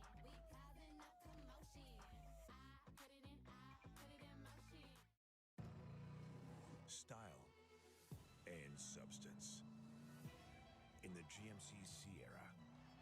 Or get 0.9% APR on these Sierra models. Or current eligible GMC owners get over $7,800 total value. That's me confronting the $60 million televangelist Benny Hinn. Benny Hinn is a false prophet, fake healer, and snake oil salesman. We're going to get into the scriptures. Can we do that now? He lives in a $10 million mansion, bought a private jet with donations from the churchgoers, and has made his riches by claiming to perform miracles. Mercy and grace. Healing divine. And by preaching the prosperity gospel. Basically, the idea that the more money you give to God, the more money God gives to you. Are you facing a financial difficulty right now? There's only one way out of it. Give to the Lord. Even that little you have left, give it to God. The only problem is, your money goes straight to Benny's bank account while your wallet gets a prayer. He told me that my vision would be 20/20, if not better. A couple hours later, it's just like, now I can't see the TV. And Benny's not the only one who's made millions preaching the prosperity gospel to desperate people in need of a miracle. So I have a question for you. Do you think you've used the Lord's word to profit? Let's begin our investigation into the world of false prophets at Kenneth Copeland's church. He made that airplane so cheap for me, I couldn't help but buy it. Perhaps the scariest and richest pastor in the world. I am a rich Jew backed by a richer Jew. I pulled up myself to see what his church actually believes in. Not a ton of people here right now. We got an Israel flag, of course. I don't know anymore. Here's the thing about these places. They're all so nice. You feel bad coming in, even asking questions, because they're all so sweet to you. We're gonna hop out, go to church, give some money to God, and hopefully it 10x's like crypto. What do some people misunderstand about the prosperity gospel? I think they misunderstand the fact that in order for God to be able to accomplish what he wants to accomplish in the world and through his people and with his people, and to those that don't know him, it takes finances to do that. Money makes this world go round. Absolutely. Prosperity is an all-inclusive term. It's not about getting rich quick or anything like that, but having the kind of life that God would have you to live. Like Abraham in Genesis 13:2 says he was very rich in cattle, silver, and gold, which was what he needed. He had quite a heritage to pass on to others. But whatever it is, we pass that along. Yes, sir. And how you doing, sir? We're doing a little interview right now. Okay, this is private property. You're not allowed to do that. So I've got the police right here. Why do you think people from the outside are so critical of the concept of the church having money or using money to sort of propagate or bring more people into the church? It's been the some of the misuses and the abuses in the past that have not been godly, certainly. I believe in the prosperity gospel because that's what Jesus preached. Prosperity in health, mind, soul, finances. So the whole Bible, the whole gospel is prosperity. Can God's will be accomplished without money, do you think? Well, finances is the fuel. Anything doesn't work in this world unless you have some financial basis to work from. None of this would be here unless there was a financial base. Oh, I headed inside to see what the fuss was all about. Could this somehow be a misunderstood church with a lead pastor that happens to be worth hundreds of millions of dollars? As I entered the church doors, the first thing I noticed was Kenneth Copeland's store, selling everything you could think of and the Bible somewhere. That is fire. That's a God-approved hat. After purchasing a $38 Copeland hat, it was time to go to church and listen to what they had to say. And we don't have to do a whole lot of deep dive into scripture to just find that from the Bible, from the Word of God, His will for you is that you prosper. About Abraham in Genesis chapter 12, and starting from Genesis chapter 12 and on, the very first thing that God did to ratify the blessing on Abraham's life was He brought him out and He made him rich. And church, I'm here to announce to you today, He's still bringing us out and He's still making us rich. He's still bringing us out and He's still making us rich. He will deliver you. He will set you on high because you've known His name. When you call upon Him, He will answer you. He will be with you in trouble, and He always intends to bring you out. It is because He's trying to get something from you, but because He's trying to get something to you. He says, be a giver. Why? Because I'm a giver. So I want you to be a giver. Therefore, you step into the covenant. So this morning, you get an opportunity to exercise on Mother's Day what your mother would say. Do what you've been told. God wants to bless you, so step into the blessing. Amen? So if you're giving this morning, you can make your checks payable to EMIC. For cash, credit, or debit giving, there's an envelope on the seat back in front of you, which will populate there. Or you can text to give. This is one of our most popular ways. You can text 36609. Happy Mother's Day, and ushers, when the people are ready, you can wait on the people. Praise God. As the ushers collected donations, I was happy to learn they also accepted credit card, but was surprised they didn't take crypto. But as the sermon began, I learned that a lot of this church's message was to basically claim blessings from God, and if you had enough faith, your life would be blessed. And if you didn't receive a blessing, it was because you didn't have enough faith. You know, Sister Gloria really has taught us so much about what it means to apply the principles of prosperity that we find in the Word of God. And the words prosperity and faith were repeatedly emphasized throughout the sermon, sort of like we were casting a spell upon ourselves. Brother Copeland has taught this statement, and that is this: faith begins where the will of God is known. And there may be those of you who have never heard this before. God's will is for you to walk in prosperity. 3 John chapter 1 verse 2 says, Beloved, I pray that you may prosper in every way. Say every way. So prosperity is God's will for you. The issue is that sometimes when we hear prosperity, we think money. But that is a limited view of what prosperity is. It includes your money, but it also includes your marriage. It includes your family. God, it includes. We starting our own label. I'm calling the shots now. I'm the face of this organization. You always gonna be in my shadow.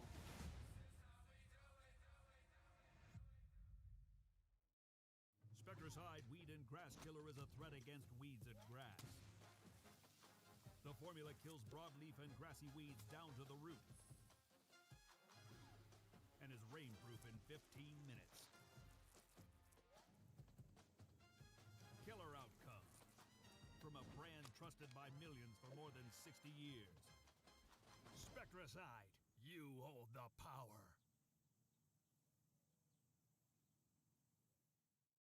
Our finances, amen? My interpretation of this sermon is that God is like a miracle machine where I can will miracles into my life, and if I give him my faith and money, he will give me whatever I desire. Ultimately, God is there to make my life amazing. And after a sprinkle of sermon, this church began plugging harder than most YouTubers. And in addition, for the people in the room, at the WordWorks bookstore, we have a Mother's Day sale going on. Special items, you see up there, special items are up to 50% off, and everything is up to 20% off. So you can celebrate the mothers in your life with a special gift today. So again, thank you so much, moms. We honor you, and we are so grateful for you. As this old man began preaching, it was clear that Kenneth was nowhere to be found and was probably taking a nap in his mansion on the property right next to his private jet. So I drove south to Houston to confront the next biggest prosperity pastor I could think of, Joel Osteen. You may have seen Joel on the news 7 years ago after Hurricane Harvey ravaged the city of Houston. Television pastor Joel Osteen is speaking out this morning, answering critics who say he waited too long to open his Houston megachurch to flood victims. The building, once a 16,000-seat arena, is now filling up with volunteers, supplies, and evacuees. But that didn't happen until yesterday. From what I've seen, he's almost like a motivational speaker who has co-opted God and Jesus as his mascots to make money. I went to go see for myself. Pastors Joel and Victoria Osteen. This is no longer a humble carpenter preaching the gospel here. This is an industrial corporate entity bringing in almost $100 million a year. What are your thoughts on Joel Osteen being super rich as a pastor? I don't think it's ethical.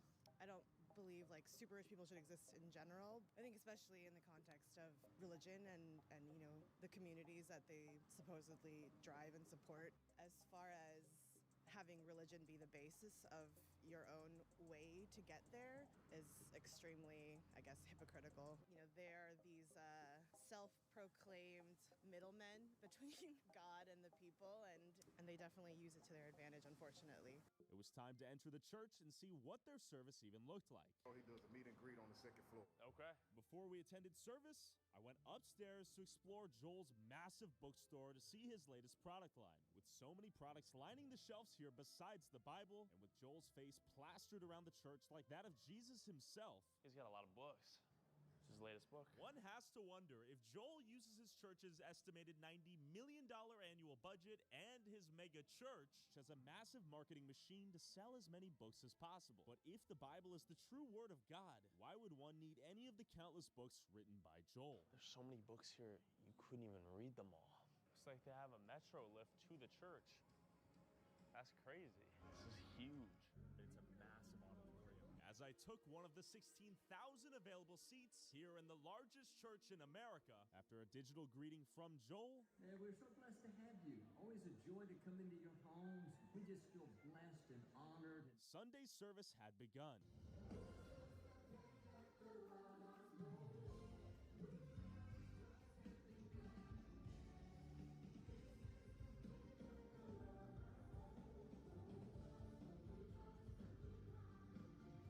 Then the hype man himself had entered the building ready to preach. How many of you are ready to worship the Lord this morning?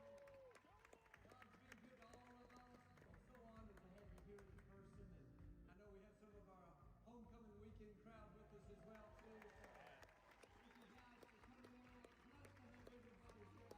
I hope even right now that you just realize that God is smiling down on you. He's got great things in store for each one of us, and we wouldn't be alive unless God had greater victories up in store. So, and I won't lie, the energy in here was contagious, and it was easy to feel fuzzy inside. take a moment to worship the Lord with our tithes and our offerings. We want to thank you for your generosity and your donations. Together, we're impacting people with hope and the love of Christ all over the world. Proverbs 18 says, when you give, it can open doors. That's what we're believing for you, among other things, that in 2024, you're going to see God open some doors that you couldn't open on your own. That happens when you're faithful, when you honor God with your life, with your decisions, and of course with your funds as well. And that's what you guys do every week. So get that down in your spirit. God can open doors that no person can shut. in your business, in your finances, in every good area, for your children, for the schools they need to go through. But did the attendants come here to worship God or to get a motivational speech from Joel and a blessing from God? But of course, no matter how charismatic Joel was or how blessed his hairline is, his church preaches that the more faith and money I give to God, the more blessed my life is. And at the end of the day, financially giving to God, or rather Joel's church, is essential to open doors that are impossible to open on my own. And this sales pitch works. Luckily for me, there was a meet and greet with Joel right after service. People are donating. Prosperity is to come. What you giveth, you may receiveth in 10 times. That's the hope at the very least. I mean, I guess I have a few basic questions, but I really want to know, what is the justification for the belief in that giving to God is required for God to bless you? And of course, has Joel himself profited off of God's word to enrich himself? Come on, Joel, let us in, please, please, God, please, please, for just one more, please, please, please. Please, man. I have to have them out at a certain time. Oh. We do have books that are already signed that Please, I can man. This close. Now listen. Oh, yes. I need a promise. At Floor & Decor, timeless hardwood is beautiful and affordable. From traditional to trending styles, we can help you bring lasting beauty to every corner of the room. Visit us in store or online to get started. Jesse, Royal Kingdom's finally out. I've been waiting for this game forever. What are you even saying? Eric, would you please stop parking on my lawn? Oh. Dude, Royal Kingdom. It's a brand new puzzle game that just came out, and guess what? No ads. They actually make games with no ads? Insane, right? Don't worry, already downloaded it for you. Wait, how'd you get my phone? I also have your keys and your wallet. Took a 20. Okay. Mark, how'd you get my phone? I don't actually know. I feel like you left it last time you were over. Don't worry about it. I have people. What else, Eric? What else do you have of mine? All right. You gotta go quickly. All right. Can't dilly-dally. All right. Don't start a story Fair, with fair. when I was 5. Fair. Okay? Okay. Okay. Thank you so much. Thank you. Joel, how you doing? Good. How about you? I'm doing good. Could you sign my book? I'd be glad to. All right. Thank you so much. Thank you so much. I'm from Austin, Texas. Joel, I have a question for you. Do you think you've used the Lord's word to profit, like grossly? Do you think you distorted the Lord's word to make money? Thank you. Whoa, whoa, whoa, whoa, Appreciate you coming. whoa. Thank you. Okay. I'm sorry. I'm sorry. Yes, ma'am. I asked you not to do that in the obedience of God. He is a blessing, and you're here, and we asked you not to do it, and you still did that. Okay, you're right. That's not cool. God bless you. God bless you. God bless you. God bless you. All right. I mean, pretty softball question, I thought. God bless. I don't even know what the problem was, I'll be honest. I kind of stumbled the question out. How many books have you sold today? Good amount. Clearly, Joel didn't want to give me anything besides an opportunity to buy his newest book. So I headed to the River Church in Tampa, Florida, that claims to be able to perform miracles and heal things like cancer, AIDS, blindness, deafness, Alzheimer's, and anything else you can think of. I see you full of the life of God. I see you full of God's healing power. Oh, I see your bank account even overflowing. Hallelujah. Oh, I see the bank telling you, you got to go somewhere else. But real quick, before we investigate our next megachurch in this era of media corruption and bias, it's tough to know what's fake news and what's real news. But luckily, the sponsor of this video, Straight Arrow News, can help you find fact-based reporting from the left, right, and center. Using their Media Mist tool, you can stay up to date on what the mainstream news outlets don't cover on both the left and the right, like the Pentagon using illegal wiretapping on fired aides on the right, and a man allegedly fired for wearing religious shirts during Pride Month reaching a settlement on the left. As I edited this video, I learned that Trump is pushing for an Iran nuclear deal while Israel warns of a possible attack, and that the State Department is pausing student visas to prepare for social media screening. And if you want to learn more about a given story, their Media Landscape tool displays the news outlets covering the story and groups them according to their bias. And if you want to find the original coverage from the outlets that reported it, you can click the outlet's icon and it'll take you directly to their coverage. If you want to stay informed, navigate misinformation, and avoid media bias, go to san.com/Tyler Oliveira for free. Thanks, Straight Arrow News. Back to church. This man claims to be able to perform healing miracles. I have chronic neck, back pain, receding hairline, and erectile dysfunction. Let's see if he can cure me and anyone else who's attending.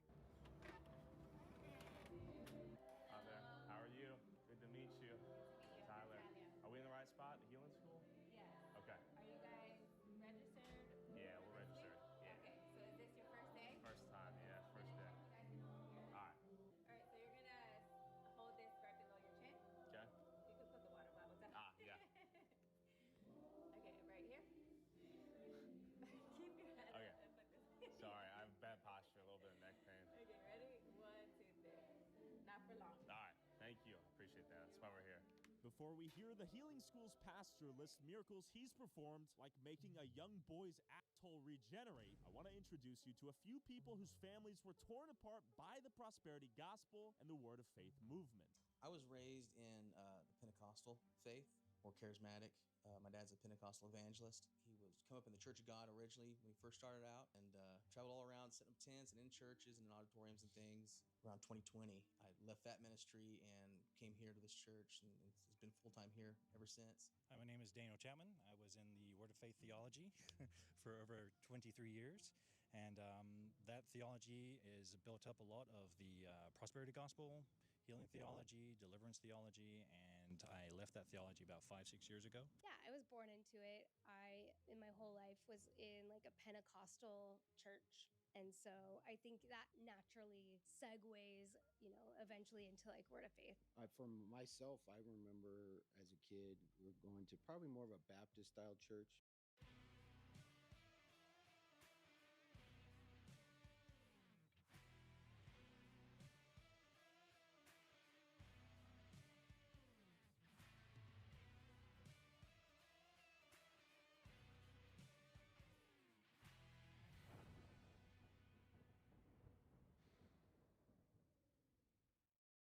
This month only at Landers McClarty Subaru. The choice is yours. Get 0% APR for 63 months on a brand new Subaru Crosstrek, or take $3,500 off instantly. Unbeatable financing or major savings, but only through the end of the month. Don't wait. The Crosstrek you want is waiting for you. Landers McClarty Subaru. We're more than just a car dealership. And then just seeing the Word of Faith creeping in. I wasn't probably fully immersed in it until Mel and I were married, and I joined her church a little bit about 20 years ago. God's power is for you. Oh, you don't have to come in here worried, anxious, wondering. The power of God is for you. All the resurrection power, that was made available when God raised Jesus from the dead. Oh, he's got digestion healing power for you. He'll take out shellfish allergies, peanut allergies, wheat intolerance, gluten intolerance, dairy intolerance, hands and feet, and the Lord heals you today. Explain, what is the prosperity gospel for dummies? So it is the belief, completely unbiblically founded, that as Christians we are supposed to prosper in every single facet of our lives. Our health is supposed to prosper. We're always supposed to be well. We're always supposed to be healed. We're supposed to be prosperous in the literal sense of finances. What drove you to leave your father's church? My biggest problem that I ended up having was I never really opened the Bible for myself a whole lot. Okay. I was raised to listen to the man of God, and he had all the answers. And Who's the man of God? So in this case would be my father. My dad preaches sinless perfection, which is an even more extreme version of Pentecostal doctrine, whereas you can't sin ever, or you're at risk of damnation. Some of the major things that they teach that I don't believe anymore is the prosperity gospel, the word of faith doctrine, and these are all doctrines that are prevalent in most, if not all, Pentecostal churches. It took an event with the Word open and conviction from the Word to go, something really isn't right here. So it sent us both quickly down this path of what is actually truth. Say it with me. Say, God. The exceeding greatness of his power, all the resurrection life in Jesus Christ when God raised him from the dead, that power is for you. Because I was scared for my soul, because now I'm hearing from my dad, I'm going to hell. I'm not under his anointing, his protection. I'm not tithing to him anymore, or God's covering or protection. I'm right now, according to them, out from underneath God's protection. And this is what happens when preachers put themselves on the level of God, when they call themselves Christ ones, or little gods, or little messiahs. Benny Hinn, Kenneth Copeland, Jesse Duplantis, they all use these kinds of terms. I would just say, like, as fantastical and crazy as these stories are, but there are people that we love so much. And I would say that this theology has wreaked havoc on our lives and in our relationships and our families. The God of the Bible and Christians who adhere to God's word as their standard would never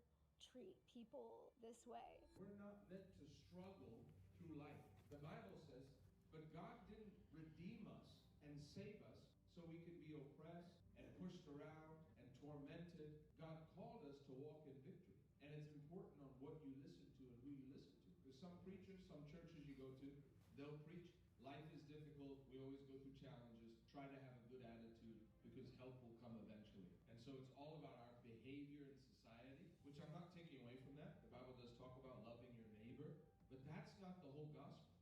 How much of these misunderstandings, in your opinion, stem from biblical illiteracy?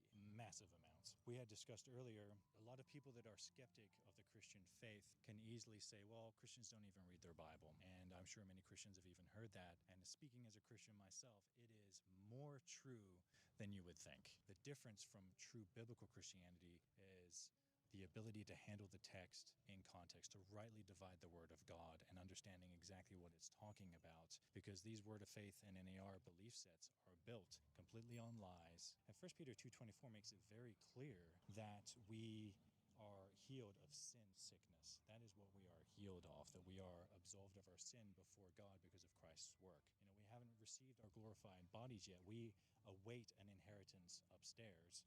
So these bodies will decay and fall away. So for somebody to make millions upon millions telling people, well, you don't have enough faith for healing, give me some money, buy me my books, but also has a pacemaker, is super, super rich, and people are dying all around him. For one thing, like I said, it takes God out of the equation in a lot of your things. You don't have the relationship with God. It's all about you.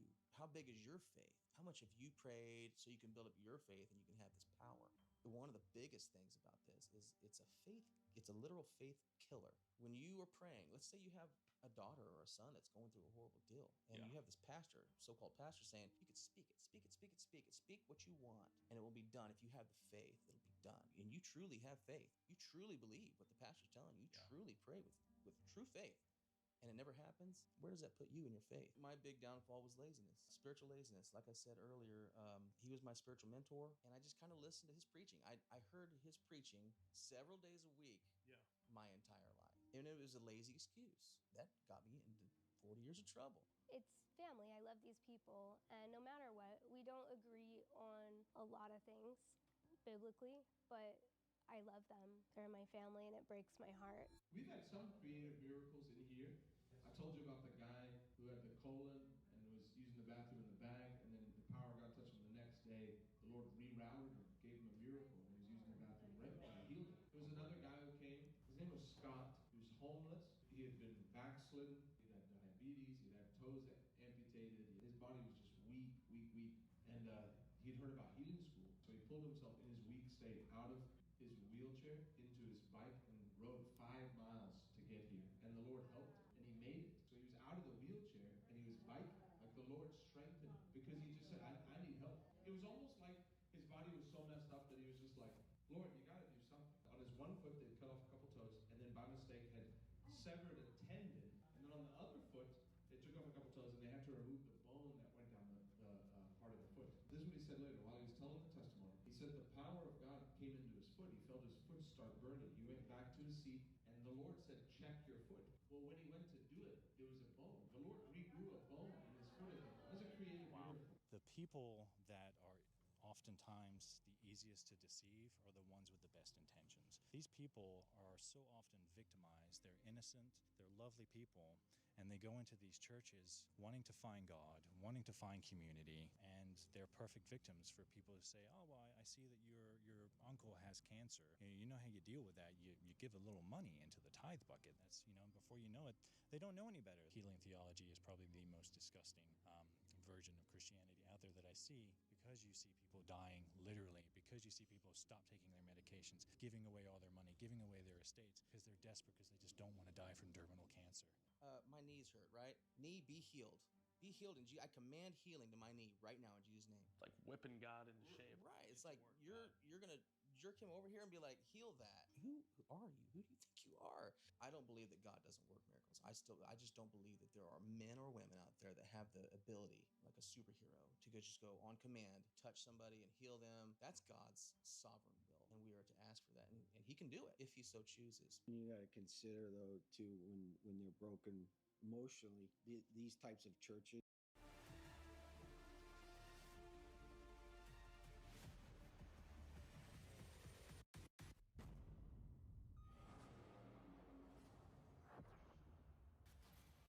go after them when they come through the door. So Yeah. it's this love bombing. They're an addict or something and they're just like desperate for anything to work, and they're gonna give you things to do and give you a lot of false hope, I would say, because there's gonna be these fantastical stories that I had these visions, I have, and they'll begin to, there's a healing presence right now. You have an ailment, come, be always in God's presence. The more you come being in God's presence, then you can be healed. This guy never testified, but I like to tell his testimony. But he was 13 years old, and he had been born without a butthole. At birth, they had to do a surgery to create one for him. But he never had muscles to control his bowel movement. So everything worked, but he didn't control it. So he's 13 and he's worn a diaper his whole life. Well, they came for healing school, and they went into their one-on-one with Pastor Shannon. Pastor Shannon heard the situation, prayed for him. The next morning when he woke up, he said, for the first time, I was able to control my bowel movement. The Lord put muscles in for him. I won't make things up. I promise you. Oh, he's got resurrection power for you right now on this Wednesday. Oh, Jesus' name. Hallelujah. Oh, I see your bank account even overflowing. Hallelujah. Oh, I see the bank telling you, you got to go somewhere else. We're too small of a bank to handle your transactions. Hey, hallelujah. Oh, I see the word of God. I see you full of God's healing. We had a young man come to healing school. He had never been a believer. And then he's like, I need to come to church. So he comes to church and he gives his life to the Lord. He receives Jesus Sunday. Comes back the next week, gets water baptized, and then hears about healing school. So then he shows up. He's been born again for like 2 weeks. So one day he's like, oh, I got to go to the doctor. I got to go get another blood test. I'm like, listen, cancel that and come and stay. Come and be in healing school today. Let the Lord touch you. And he sat down, and then I prayed for him, and I cursed him. I cursed this foul disease in the blood. I cursed this thing in Jesus' name. He went back and got a blood test while the session was going on, and there was no more STD.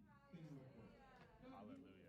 Life in your marriage, life in your body, life in your finances, life in your job, life in your attitude, life in your joy. You will ask whatever you want, and it will be done for you. Let the Lord. One more time, why don't you lift those hands and clap with me? Yes. Thank you. You can take it now today by your faith. You can take it, you can reach out, and you can receive by your faith. Reach out and receive by your faith today. I'm glad my mom left. She doesn't hear me. She was here for a while. If you saw the woman that I hugged in the break, that was my mom. The woman I kissed on the head. I just want to make it clear. I'm married to one woman, and that was my mom. So. Your mom should be sickened by you. You're a false charlatan. You're a scammer. You're a liar. He's going to get some of you killed. If someone you knew were to ambush Benny Hinn at one of his spiritual conferences, like you, what would you ask him? I would want him to give me a representation of the gospel. Okay. A lot of these people, I don't believe, can give a heart-convicting, truly biblical, accurate representation of the gospel. All right, Daniel. Time to go ask Benny for some answers. Best of luck, sir. He's a liar. Oh, security. You guys are going to get killed by his false teachings. I'm quick. After trying to warn the sick people there of the charlatan claiming to heal their illness, after buying a $99 ticket to the Spirit Life Conference, I headed to Chicago, Illinois to meet their guest speaker, Benny Hinn. We're in Chicago. Windstorm is approaching. It is time for Benny's judgment. So real quick, I'd be like, go on down the road, you fuck. If you want to support our boots on the ground, independent journalism that is not bought and paid for by corporate interests, along with exclusive DLC content that YouTube won't let me upload, and uncensored early access to all my videos before they go up on YouTube, go subscribe at patreon.com/TylerOliveira for less than $5 a month. And God's people said, amen. You may be seated. Benny Hinn is a false prophet. Enough is enough, brother. Enough is enough. Enough is enough. Peaceful. Yeah.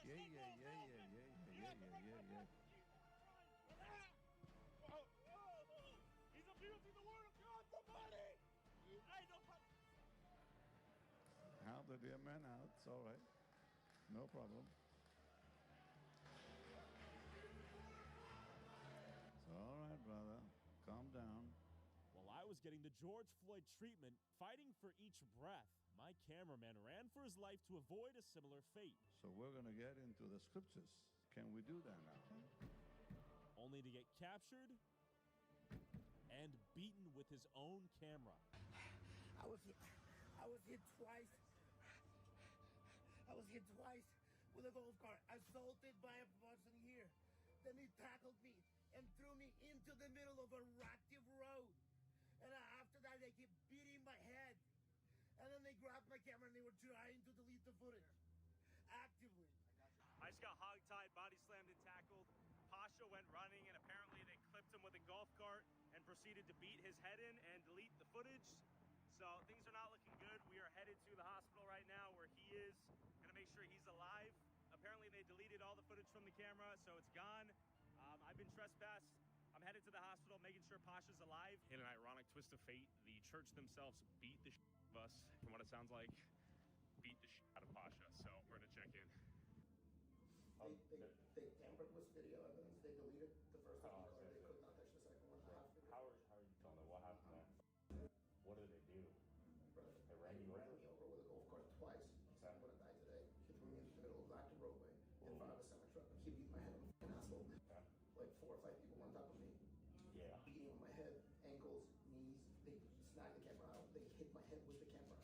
Shout out the son of Bishop Dan Willis, off-duty cop Chad Willis, for throwing me around like a ragdoll with his goon squad and giving me the George Floyd chokedown. And shout out this bald security schmuck for trying to murder Pasha with a golf cart.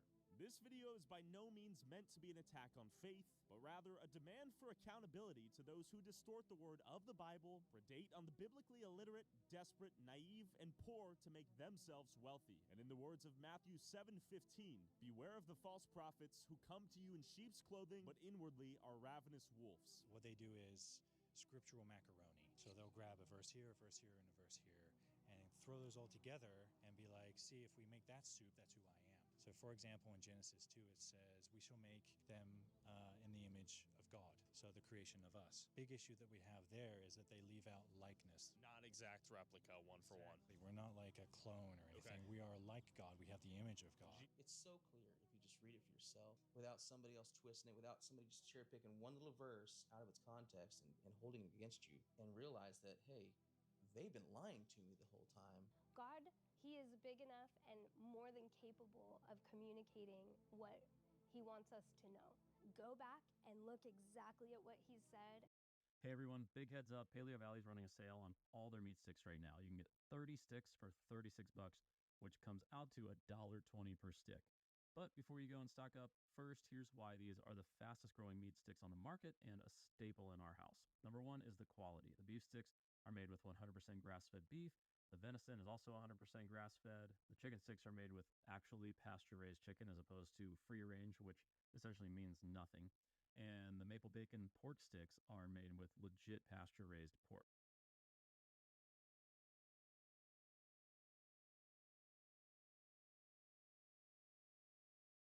This is Democracy Watch. Mark, we have a major story coming into the spotlight again, and that is that a federal judge has ordered the Trump administration to facilitate the release of yet another illegally deported migrant.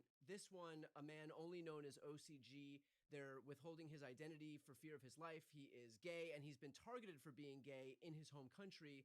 And so now we're, again, I think roughly the third migrant who is illegally deported. And so what happens if the Trump administration continues to rack up these demands that these illegally deported migrants get released and they just continue to refuse to comply? Yeah, so this case is, just tragic. I mean, this is a Guatemalan gentleman who faced a credible threat to his life and to his ability to function in society in Guatemala. He came through Mexico en route to the United States. In Mexico, he was kidnapped and raped and wound up in the United States. And so, of course, what did the Trump administration do? They, of course, deported him back to Mexico, where he had just been subject to horrific crimes. In doing so, and this will not surprise anyone, they misled a federal judge. I know, it feels like this is just a recurrent theme. Yeah. But they told the judge when this guy first filed his lawsuit, don't worry, he actually told us he wanted to go back to Mexico. And it's out that the Department of Justice now had to admit that that actually is not true. He did not express a willingness to go back to Mexico. He is currently hiding out in Guatemala, again, fearing for his life. And so, the Trump administration doesn't have its usual bag of excuses here. They could send a plane to have this guy returned to the United States. There is no argument that he's in a gulag someplace where a foreign government won't send him back. This is just the Department of Justice and the Department of Homeland Security and the Trump White House doing what we know it's really doing in all of these cases, which is subjecting migrants to terror by sending them horrible places where they will be victimized, and then not being forthcoming with the court, lying to the court in some instances about the circumstances, and then finally acting like there's nothing they can do about it. Right. And this judge, I think, has had enough. I mean, I think a lot of the judges have had enough, but I think this judge in particular has had enough. And so we will see where we go from here. But I think that the Department of Justice lawyers, are going to have to explain how the hell this mishap happened and do a whole lot of explaining for why the hell they can't just get this guy back. How is it not immediate contempt if you're caught lying to the judge? And if there is contempt on the table, what kind of legal exposure do the attorneys who argue this stuff in court actually have? Style and substance. In the GMC Sierra. Or get 0.9% APR on these Sierra models. Or current eligible GMC owners get over $7,800 total value. Yeah, look.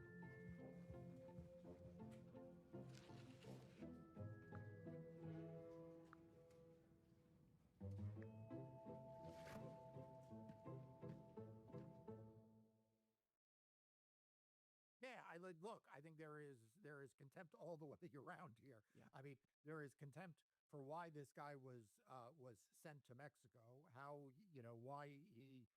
Why there was a false statement made to the court that he had somehow assented or agreed to go to Mexico.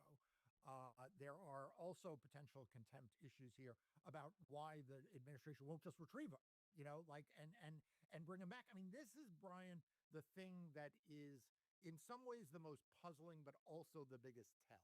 Because we've had now a series of instances in which the Trump administration has had to admit that it made an error. It either made an error of fact and it sent people under facts and circumstances that were not correct, or it made an error in sending people, like, for example, in the case of at least one individual, in violation of a previous court order. The instinct of government lawyers should be, well, we're going to correct all that, because after all, we don't want to be sending migrants out of the country in error. Right. In fact, it would do a lot of good for the Trump administration's sort of posture to say, when we make an error, we fix the error, right? We don't want to be making errors. We want to be sending the worst of the worst out, not a gay man who has been brutalized, Right. and has a reasonable claim of asylum. And so the question is, why aren't they doing that? And so to answer your question on contempt, I think that they are not doing it because they want to be contemptuous of the court. They want to show their supporters, they want to show the American people, and they want to show the judges that they will not simply do what the law requires. They will do whatever it is that Stephen Miller and Donald Trump and the rest, and J.D. Vance and the rest of them want to do.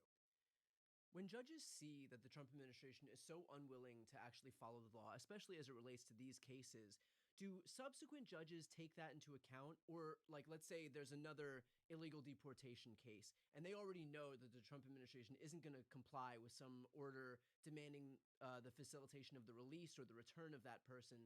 And so is that taken into account in some way, or does every case have to stand on its own 2 feet, irrespective of what happens in other cases? Well, so both. I mean, I think that every case has to stand on its own 2 feet in terms of the facts of the individual or groups of individuals. But there's no question the courts take notice of how the administration has responded to other court orders.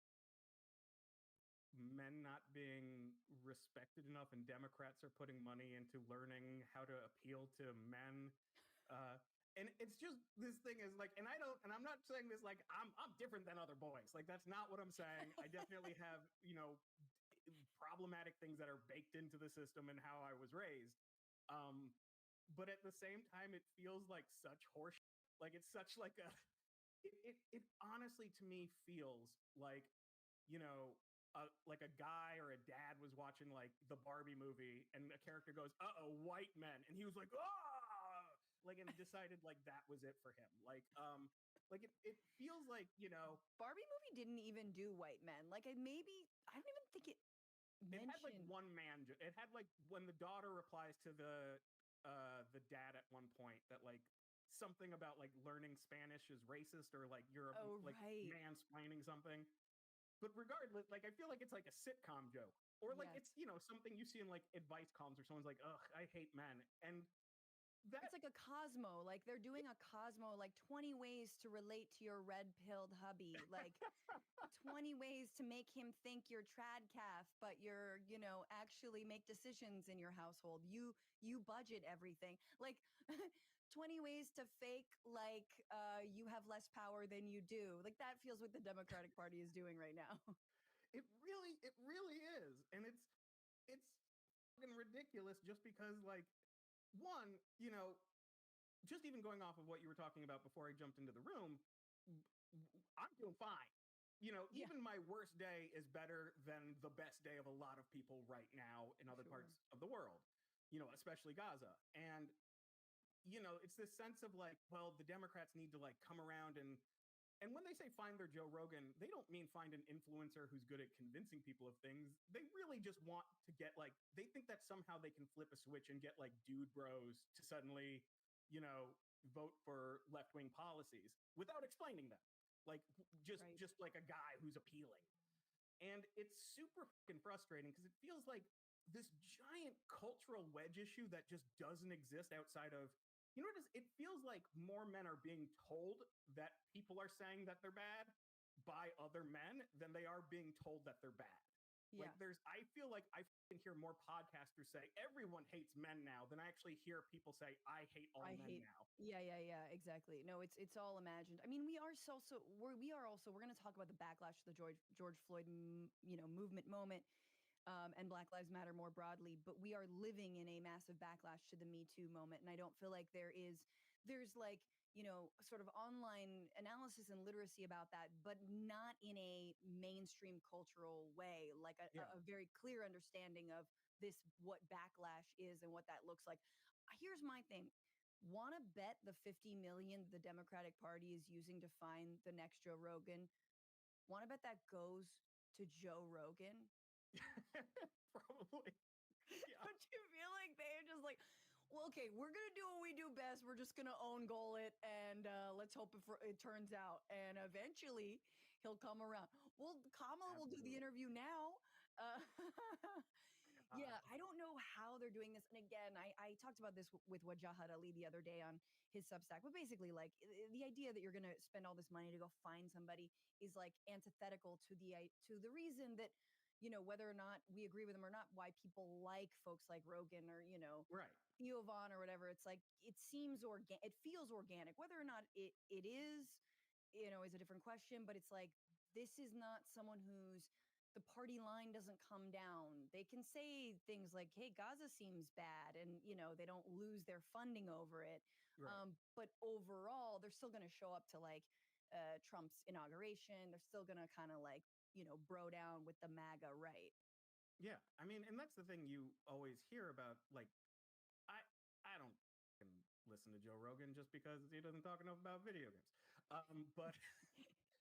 But I think like, the thing is when I talk to like other guys who do like him, they'll be like, it's like hanging out with my friends. And I feel like that is the secret sauce to that the Democratic Party, and when I say Democratic Party, I really mean, officials and advisors. I don't mean, I think sometimes there's this weird Jake Tapper thing where any Democratic voter becomes the Democratic Party. Like, and I don't mean Democratic voters who are sometimes just stuck with what they got. But it's harder to be like, he's just like my friends if if a person starts off by being funded by a political party. Right. You know, it's hard to be like, oh, it's like hanging out with my buddies. You know, my buddy that has been paid $10 million by Obama. You're like, I don't know. Yeah. You know, it feels like, you know, a problem that the Democratic Party, I feel like, keeps hitting is almost, what's the word I'm looking for? This sense of like being real people. Yeah, Authenticity. exactly. Totally. It's totally an authenticity problem. And again, it's an unspoken slap in the face to let's just call it, you know, to the people of color, the queer people, the women who always stand with the Democratic Party, and specifically Black women who overwhelmingly vote Democrat and have not shaken from that. And you know, let's sort of put Kamala Harris's identity aside. You know, they are like, oh, the code for we need our Rogan is we need a straight white guy who is going to just tell it like it is and be offensive, and you know, you can deal with that. And it's just like, okay, but do you? There's so many of those. Do you really want that? What I was saying is, like, if you really wanted a Joe Rogan of the left, like, you need like a radical Black Marxist, like queer woman of color, or queer woman who's like, you know, abolish all borders. Like, that's if you really want to fund somebody, you should fund someone like that, someone who's got like some like out there ideas, but who makes a lot of sense, you know. So that would be actually finding your version of that. It's just like saying whatever the hell you want, you know, like, yeah, borders suck, abolish them all. Yeah, I believe in amnesty for 11 million people right now. That kind of stuff. That's what we need. I absolutely agree. We don't just need like here's a Democrat that also goes to UFC events. Like, it's like we don't need the same exact thing, and it's not going to get his demographic to just jump on board once there's like another guy with muscles saying, you know, be sure to, I don't know, whatever centrists are saying right now. Yes. Be sure to watch for your wokeness. Oh my God, yeah. What's going on, Frantifa? If you haven't already, subscribe to this channel right now. Hit that button. And also, you can become a patron and support the show every single week. Get access to bonus episodes and exclusive merchandise. Patreon.com/bituationroom.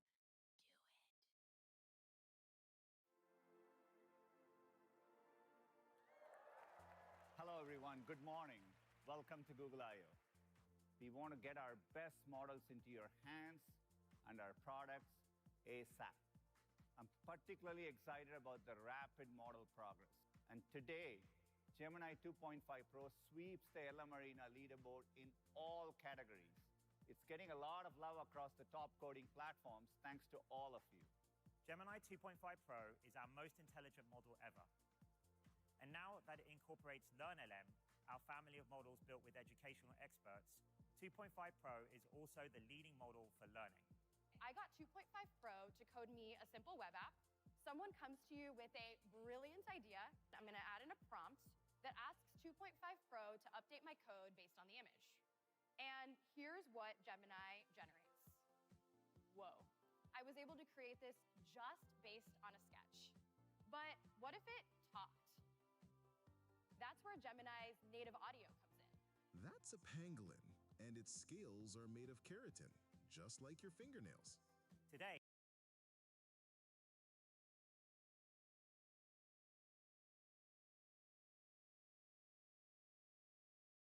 This is Democracy Watch. Mark, we've watched as Donald Trump has specifically targeted law firms in an effort to get them to capitulate.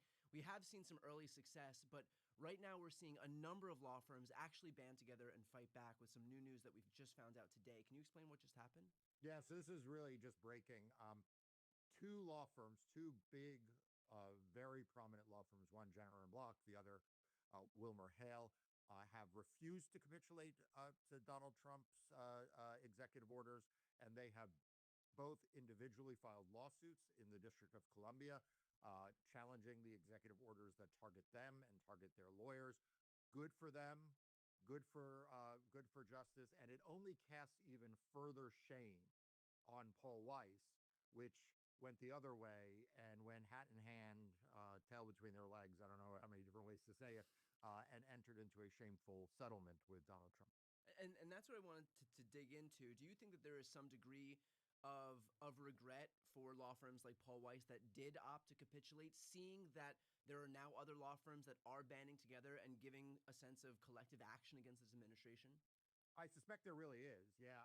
And it's funny. It shows how quickly in politics these days and in news these days sentiment changes. Because it was only a few days ago when people were saying, well, Perkins probably made a mistake because they're the only ones sitting out there alone having sued, and all of the rest of big law is either capitulating, in the case of Paul Weiss, or staying quiet, right? And we talked before about how shameful it was that big law firms did not immediately publicly rally behind Perkins Coie. And so, literally, 72 hours ago or 4 days ago, we were all like, boy, maybe Perkins really made a mistake. But now here comes, Wilmer Hale, one of the largest, most prestigious law firms. They're headquartered in Washington, D.C., and in Boston, but a big office in New York City and elsewhere.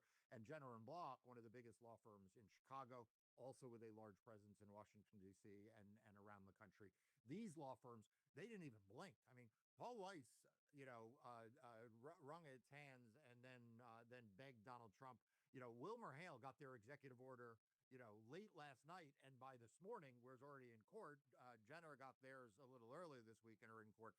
So it definitely feels like sentiment has changed. Now, never bet against the cowardice of corporate America or big law firms, but at least right now, it does look like Paul Weiss is having a lot of explaining to do about why it said it can't afford, to run a law firm and sue Donald Trump, but yet here are these other law firms that are. Mark, why does this matter?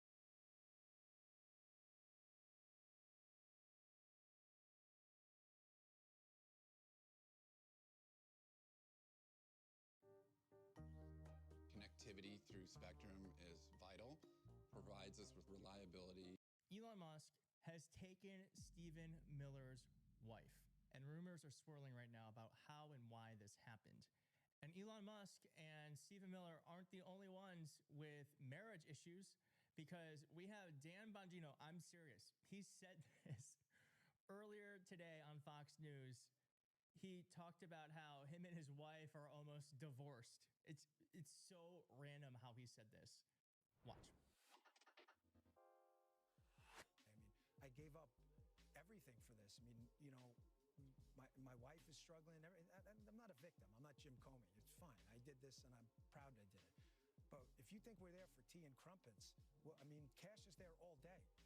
We share it. Our offices are linked. He turns on the faucet. I hear it. He's there.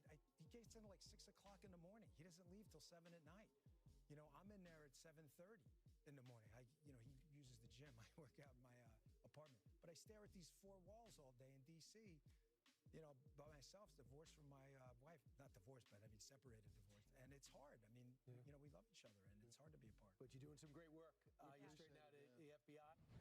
Fox is like, move it along, move it along, move it along. Look at them. They're so like, what the hell is this guy talking about?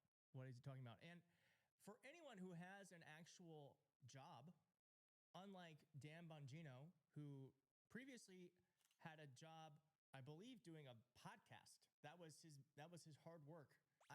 Working is hard, Dan Bongino. I'm sure everyone watching this can attest to that having a job is not easy. I'm sorry that you're realizing that having a job with the government isn't fun and games. And I'm actually happy to hear that you're not enjoying it and that your relationship might be in chaos. Sorry to hear that. Remember when Elon Musk said this? I think this is a precipice for everything that came later. Call to action. You're hearing a call to action. Yeah. You giving up your other stuff? I mean, how are you running your other businesses? With great difficulty.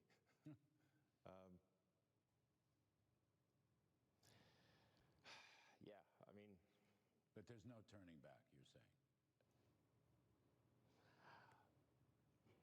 I'm just here trying to make government more efficient, eliminate waste and fraud, and so far we're making good progress, actually. Narrator's voice, they were not making good progress. In fact, they failed at the mission. Elon Musk here kind of realizing in real time that he's not cut out for this. And when the Fox host asked Elon Musk if there was no turning back, turns out there was, because Elon Musk made the announcement yesterday that he is leaving the job as special government employee. As my scheduled time as a special government employee comes to an end, I would like to thank President Donald Trump for the opportunity to reduce wasteful spending. The Doge mission will only strengthen over time as it becomes a way of life throughout the government. The Doge mission is dead, ladies and gentlemen. I think that is the one thing we can celebrate here, so that the Doge mission is dead. Now, a lot of you were very smart yesterday when I talked about how Elon Musk said that Donald Trump played him when he said this. You know, I was like disappointed to see the massive spending bill, frankly, which increases the budget deficit, not just decrease it, and undermines the work that the Doge team is doing. I actually thought that when this big, beautiful bill came along. I mean, like, everything he's done on Doge gets wiped out in the first year. I think a bill can be big or it can be beautiful, but I don't know if it can be both. Yeah, so Elon Musk there kind of admitting that Donald Trump effed him over. A lot of you pointed out that Elon Musk actually might be trying to save face, and he might not need to be there anymore because he got what he needed. And I think that's actually a fair assessment. And I think you're all very smart, so thank you for pointing that out. Governor Tim Walz, though, said this. He said, "We're finally rooting out waste and abuse." Well, waste and abuse might be the theme of this video, because Elon Musk isn't letting Stephen Miller's wife go to waste. Here is the report. Musk takes Stephen Miller's wife as Trump aide rage tweets. Now, I scoured this article for the Trump aide rage tweeting. I don't think it exists. I wish I could have found it. It's not in this article. But Elon Musk is officially making his exit from federal government, and it appears he is taking one of President Donald Trump's top aides with him. Katie Miller, a top advisor and spokesperson for the Department of Government Efficiency at the White House, is headed out to work for the tech billionaire. It has prompted rumors to swirl across the internet that there's trouble in West Wing paradise. Yes, that's exactly what happened. In fact, I have a video here outlining it all, that it could very well be. This is the rumor that Stephen Miller, Elon Musk, and Stephen Miller's wife were in some sort of love triangle. I'm serious. Watch this. So the DC rumor mill has it that Stephen Miller, his wife Katie Miller, and Elon Musk were in some sort of throuple situation. The original intent was that Katie Miller would serve as a sort of honeypot, which would enable Stephen Miller to control, in some sense, Elon Musk. Well, today, Elon Musk left Doge, and he's apparently taking Katie Miller with him. Apparently, Stephen Miller is currently subtweeting angrily at Elon Musk. So my question is, hypothetically speaking, if Katie Miller did really leave Stephen Miller for Elon Musk, is that an upgrade or a downgrade? I can't decide, because Stephen Miller and Elon Musk are both objectively horrible. One thing is for certain, Katie Miller has horrible taste in men. And in a strange way, that comforts me, because I've always had a broken picker, but at least my taste in men isn't as bad as Katie Miller's. Yes! I love this game. IXL is actually a learning app, but it's so fun he calls it a game. I'm crushing it. Yeah, you are. He loves the challenge. I love the results. IXL, the learning program 16 million students trust. Try it today at IXL.com. We starting our own label. I'm calling the shots now. I'm the face of this organization. You always gonna be in my shadow.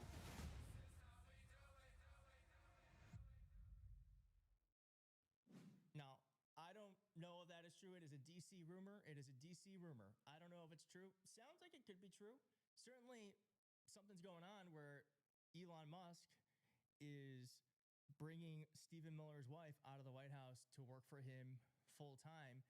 Stephen Miller's wife also changed the profile picture of her Twitter account to a SpaceX rocket Some are saying that that means something more than it is, but also a lot of internet people are just very funny. Y'all online are so funny. Stephen Miller's wife left him for immigrant. Oh, very good. Extremely buried lead today is that Elon Musk probably seduced Stephen Miller's wife to impregnate her with another test tube baby. If you don't know what that's a reference to, it's Elon Musk has about 15 children with 15 different women. Someone else just wrote, Elon and Stephen Miller's wife say what now? With this reaction. Very. That was literally me when I found out about this. And I want to say, oh yeah, there's this, and then I've got one more.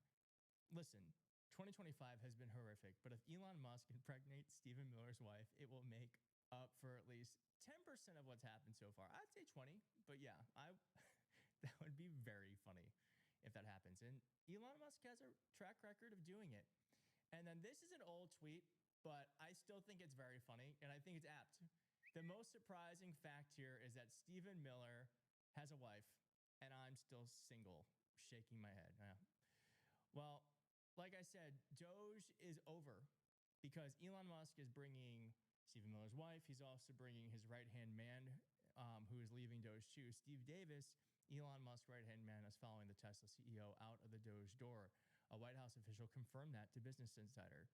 Musk and Davis's departures signal the beginning of a new era for the Department of Government Efficiency, Trump's singular effort to reshape the federal workforce. I think the new era is actually one that is ending.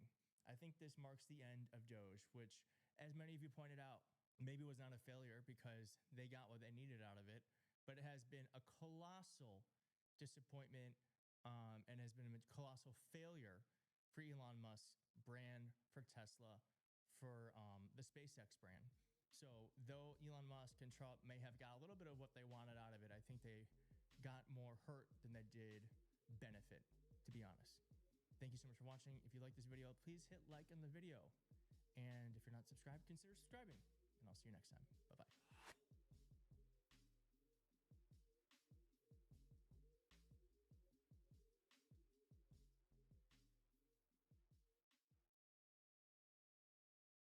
Dear graduates, congrats on making it here. But I have some tough news. Your future, it's not guaranteed. I know that's not the usual go chase your dreams spiel that you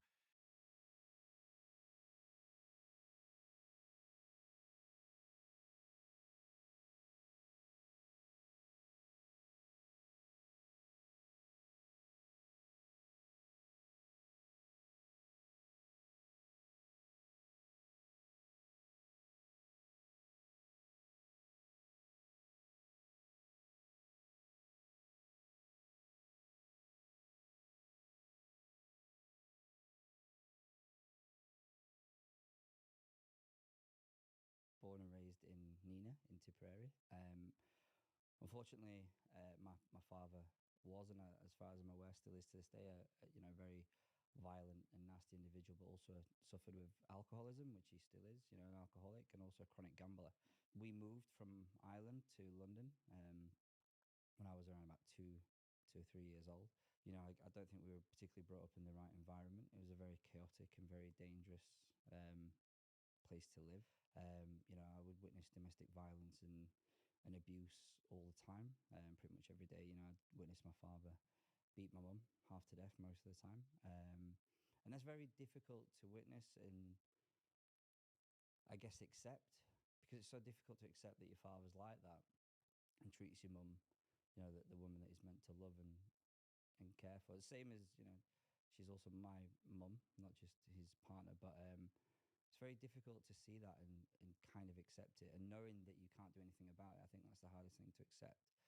And unfortunately for my life, it was very difficult growing up. And also when you're a very young child, who do you tell? Do you go to school and tell your teachers what you see at home, knowing that, when I lived at home, it was always fear. We were always terrified of what state my father would come in the house. Hopefully he'd be that drunk that he would just sort of pass out on the sofa or go to bed and pass out. And maybe he had a good day at the bookies as well, so he might have been in a better mood. But But ultimately, as probably most gamblers and alcoholics will tell you, or any form of drug addict, it never really is a good day. No matter how much of the drug that you take, how much you consume. And also, when you fear for your life, and you see some of the stuff that your father's done to your mum, you're scared to tell anybody. My father tried to kill me as a child as well. The first time I ever tried to intervene when he was beating my mum up, he beat me up and he covered me in terps, which is turpentine, and tried to set me on fire. Now, I think I was about 7 or 8 years old when that happened. If you know that your father's prepared to kill you, you're terrified to tell anybody. For me, growing up as positive as I always tried to be, fundamentally I was a mess inside. I was about 17. I was actually at college, and I got introduced to cocaine, which was the first drug that I took. And I loved it. I don't want to glamorize it or, promote it in any way, shape or form. But I think for me, when you have this underlying issue of, I constantly felt worthless and not good enough. And I always blame myself for my father's behaviors, not my father. I used to think that I wasn't good enough. I deserved what I went through. Maybe if I was, if I was better at everything, or, maybe he might have loved me, or, and fundamentally, I felt like I wasn't good enough to be loved. And that, unfortunately, has travelled and kept with me throughout my entire life. I had quite a few good years of, well, I say good years, I don't mean good years, but I took cocaine for, probably 3 or 4 years consistently. So then it became a Wednesday thing, as well as a Friday and Saturday, and then a Sunday, and then a Thursday, and then a Monday and Tuesday, and then it just became, constant all the time. I was using cocaine from the moment I woke up to the moment I passed out. But I was also highly functional. I was a functional addict. So I could hold down a job, I could get up and go to work, I could do most things. I knew it was a problem pretty quickly. I mean, at the time, I'd lost a job. I'd been partying all weekend, and I went to work, and I did a line of coke in the toilet to try and bring me around, because I'd been awake for 3 days at this point, I think. And I actually collapsed at my desk. I sat down and I collapsed. The guy that owned the company that I worked for used to also be an ex-police officer, so he wasn't that easy to convince that I wasn't, nearly overdosed or whatever it was. But I got fired from that job, and I didn't look at me. I didn't reflect and go, "Oh God, this is my problem." I was like, "Oh God, he's an arsehole. He should never have fired me. I've earned more money than anybody else," and blah blah blah. I always looked at everybody else like they were the problem. I moved back to London sort of when I was about 18 and 18, 19. And I guess I was still an addict, but I would only use mostly at weekends, but I would definitely use all weekend. So it was a bit more manageable. But then I went back to Barnsley, and I used to go back every so often. And the people that I knew started taking ketamine. I think predominantly because it was cheaper, or so initially I thought. And I never really felt that it affected me. Like me and my friend went to a house to do something, and they gave us some ket. And it sounds really bad, this, but we got back in the car, and also the guy that was driving had also took CK, and we drove back into town to go out. And we were like looking at each other, going, "I can't feel any. I don't. That didn't work. He hasn't given us ketamine. It was God knows what it was, flour or whatever." And yeah, so then we thought, we'll try it. But a lot of the people that I hung around with then, they would use ketamine on nights out, but also they would have like film parties and stuff like that. So we'd all go to a house and we'd just take ketamine and we'd watch a film. And you could watch the same film 100 times on ketamine and it wasn't the same film. And like I'd wake up or come round and I'd be like, "Oh my God, I'd watch a World War II film." I'd be like, "I've just been fighting in Germany," or like, "I killed Hitler." Like it was and it was really, it's a disassociative drug. And it just completely, it takes you have no concept of reality whatsoever. And I think that's what I really liked about ketamine, was the fact that I could take it. All the voices that I used to argue with in my head would instantly shut up, or for a period of time anyway. And I just forgot about everything. I didn't care. It gives you like a full sense of security where everything in the world is fine. Until you come back round, and then you need more to, and that's when it becomes a vicious cycle.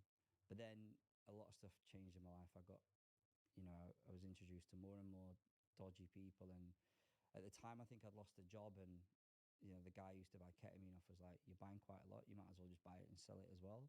Which, to someone that takes ketamine, it's a great job. I can have all this money and free ketamine, and that sounds good. So that's what I did, and my life became more and more complex and complicated.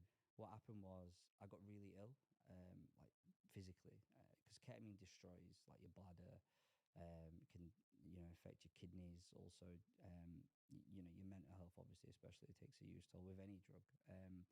But ketamine has really severe implications inside as well. So I moved back to Ireland for a couple of years.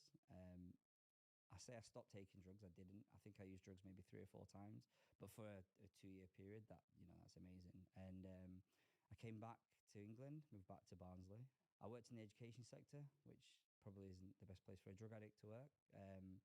Even though I was incredibly good at my job and I didn't directly work with children, I was a business development executive. So I managed thousands of schools across the country, and that was my job. But I wouldn't do drugs at work, but I would do drugs pretty much every evening and weekend. And what I realised was I got drug tested quite a lot because of my criminal record. But the drug tests that they tested me only tested for like cocaine, ecstasy, cannabis, which I can't stand either, and alcohol.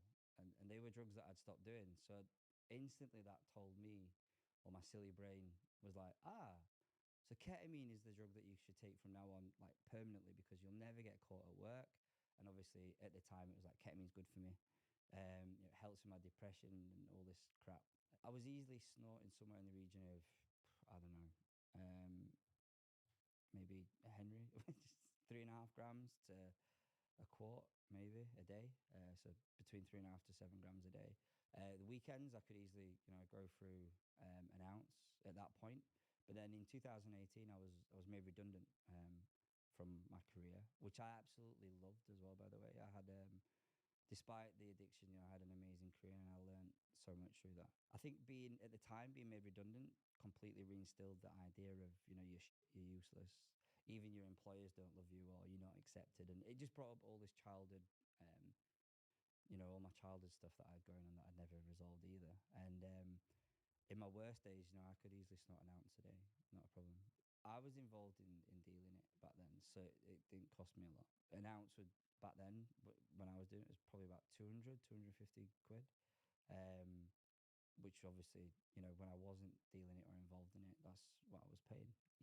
My mum definitely noticed a change. But then the thing is, people that love and care for you, you isolate yourself from, because you don't want them to see you, A, like that, and B, I think you you feel guilty and ashamed to be around people that love and care for you, because you're used to being in that sort of world where no one gives a shit about you apart from if they're buying drugs or selling drugs. So I guess you sort of lose real friends and real people around you because you focus more on the group where it's socially acceptable to use drugs. It's not if I got a gram of ketamine or whatever, started racking it up on a table, you'd think, God, this is weird. But I was in an environment where if you wasn't doing that, it was weird. I was in an environment that if you weren't ketty all the time, what was wrong? So I was officially made redundant, I think, in sort of April 2018, and by the time I'd started to lose quite a lot of weight, I found out about my redundancy, and I kind of expected the whole thing to happen anyway. It wasn't just me, it was the whole department, but I sort of knew about January time. So at that point, rather than being positive and thinking, I can go and work for a competitor or do whatever, I actually just sort of wallowed in self-pity, which is what ironically most drug addicts do. And I became very depressed, became very suicidal. I had a couple of attempts and stuff, and whoa, whoa, whoa, hey, hey. Just before I went yeah, yeah, yeah, I'd lost literally half my body weight in a matter of months. I was really ill. I used to have ket cramps constantly, which anybody that has taken ketamine will know how awful that is. The pain is excruciating. You can't breathe properly. You have like hyperventilation because your stomach, especially there, like your diaphragm, you can't breathe. It is the worst pain I used to get rushed into A&E all the time, and they instantly thought I'd been stabbed. You know, I'd be screaming, I'd be vomiting, couldn't breathe, and then I'd be put on more drugs, you know, morphine, which was great. You know, I'd be like, oh God, this is amazing. But, you know, I couldn't stand up correctly. I couldn't stand up to pee. I'd have to like sit in the shower and just try. And also when I used to pass urine, it wasn't like a proper pee.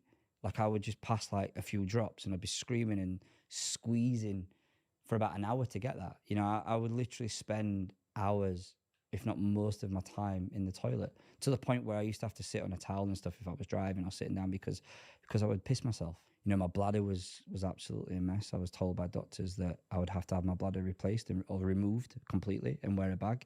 I was told by doctors that if I didn't stop taking drugs and I didn't kill myself through suicide, that I would probably die through malnourishment. And obviously through my addiction and just the state that I got myself into. I was quite happy to die as well. Like, I wasn't scared to die. And also I actually wasn't scared to die until I had a son because now I don't want to die. But yeah, so, you know, I wasn't scared to die, and I actually thought that if I died, everything would be better. The world would be a better place. My mum would be happier. My brothers would be better off. You know, all the people I'd hurt and damaged throughout my addiction, you know, maybe there might be a sense of forgiveness and an ease of, you know, pain for them as well. And ultimately I felt that, you know, I would, you know, if you're dead, you don't feel anything anymore. And it's that simple. I actually wanted to die. So that was, yeah, definitely my lowest point. Hi, and welcome to Deep. We love making videos, meeting people and letting them tell their stories. We really hope you're enjoying the channel, and if you are and would like a bit more, We've just launched the series as a podcast on Spotify. It's the full interviews uncut, so you can hear the whole thing, wherever you are, at home or on the go. But no matter where you're watching the content, please remember to like, comment and subscribe, as it really helps the channel. And don't forget to drop a comment below and tell us who you'd like us to talk to next. Thank you. Now, back to our story. Okay, cool.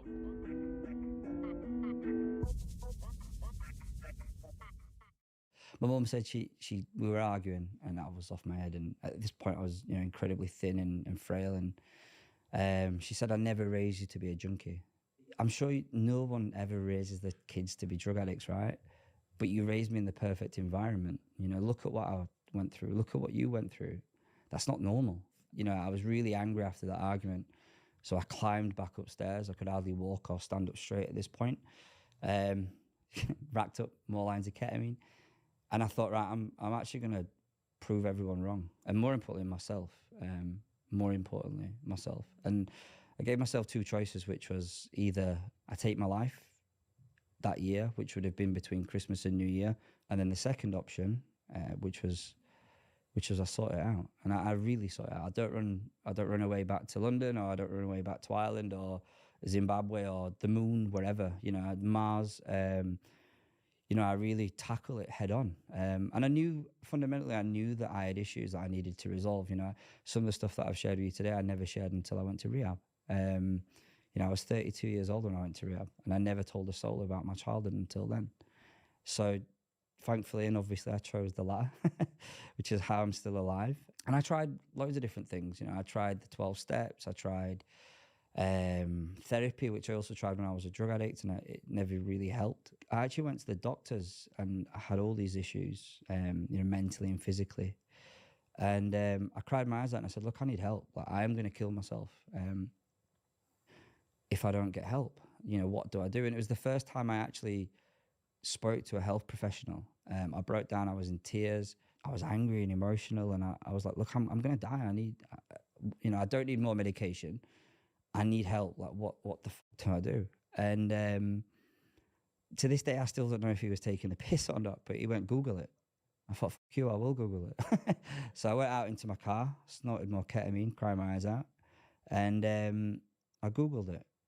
And I looked for loads of like recovery services, and thankfully I found a recovery service called Recovery Steps in Barnsley. I went and I spoke to someone. It was the first time I actually spoke to someone I felt listened to, and I actually felt like they get it. And not just because whether they or not they have lived experience as well, but it was the first time that someone sat down and I guess showed me any compassion and empathy.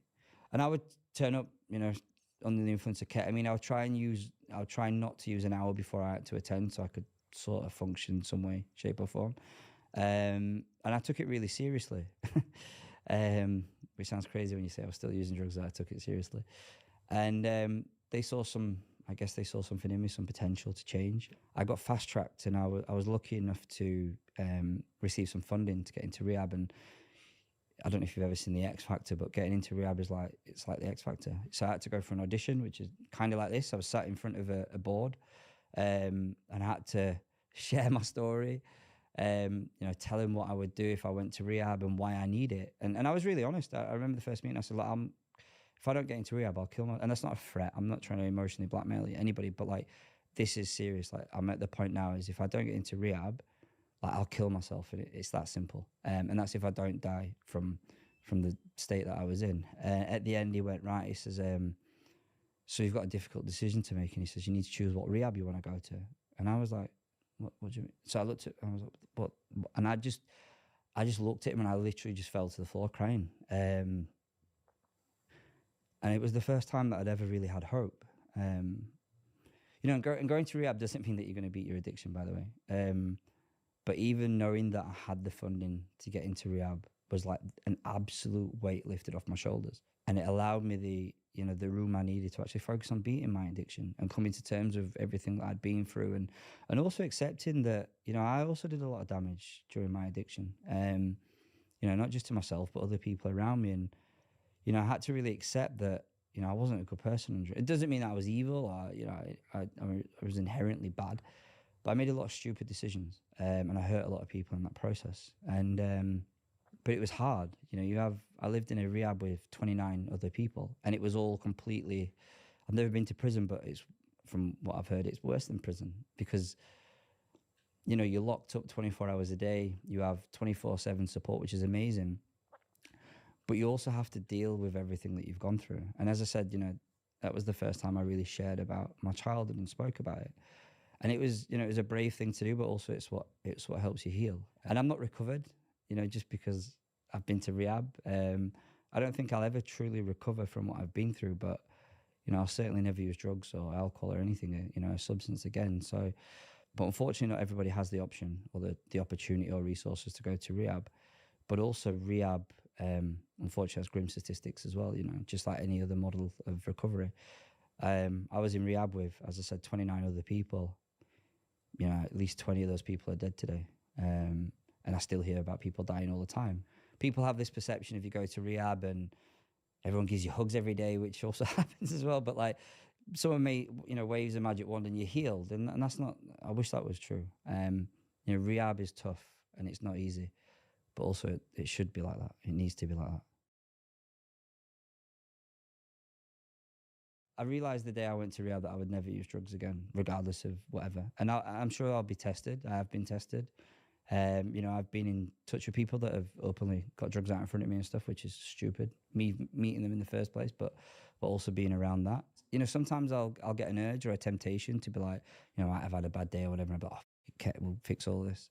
And that's just a stupid thought. But I don't act on it because I'm able to think, all right, so if you did that, what would you lose? Which would be everything. I'd hurt my son, my partner, not physically, but mentally and emotionally. And I'd probably be dead within a matter of months. And I'm like, is it really worth it? Is it? It's not. So, and I'm abstinent.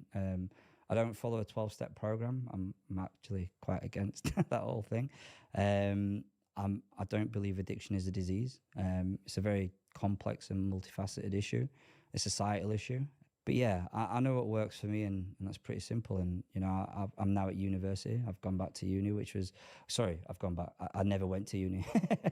And it was always something that I always had ambitions of doing. And I'm the first family member to go to university. Some of them take the piss out of me for it still. But, and I go to quite an elitist institution. I go to the University of Glasgow, which is quite a prestige university.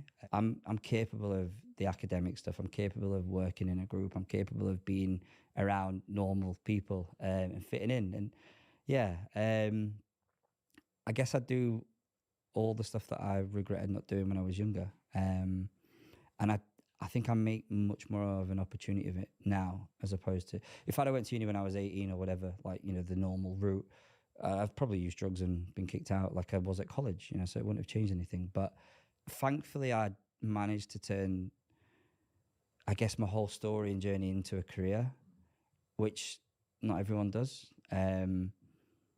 So for me, it's very easy to speak about. Well, it's not necessarily easy, but I have the capacity to speak about it and do things like this, which reminds me of how useless and shit my life was as well, but also how grateful I am for what it is today. There's a lot of people that will go to rehab and go back to the job and never speak about it again, and that may or may not work for them. But for me, I sort of live and breathe it as well, which makes it easier, I think, and harder sometimes. Drugs are so readily available in our society. In Glasgow in particular, it's, as many fast food chain restaurants as there are, it's quicker to order drugs than it is a pizza, and that's an actual fact. We live in a society where rather than dealing with actually what's going on, it's much easier to take a substance to deal with the pain, which is also inherently wrong. Statistically, if you grow up in a poorer area, you're 17 times more likely to become a drug addict. That's just because of where you were born or where you've grown up. That's not your fault. It's a societal problem. I definitely don't believe I was born with some, hereditary set of DNA that determined that I was going to be a drug addict. But I did grow up in the right environment that made me believe that I was worthless and useless, and the only way I could find out, the only way I could find any healing at that point was to use drugs to take me all away from it. I do stuff like this all the time, and if you read some of the comments, it's awful what people say to me. But thankfully, I don't really look at it too much anymore. But I talk about an area that's so demonized and stigmatized because we blame the individual for the addiction. And as I said, it's a multifaceted issue. It's not just the individual's fault. Yes, I chose to take drugs, but also I chose to take drugs because I didn't have any other option. I didn't know I could go to therapy or I could talk to someone about it. I didn't realize that I could talk about I didn't even know what an adverse childhood experiences was, or trauma or suffering. I didn't know what any of those things were. So there's a lack of education around addiction and obviously recovery as well. But I chose to use drugs, but morally it wasn't the decision that I chose lightly.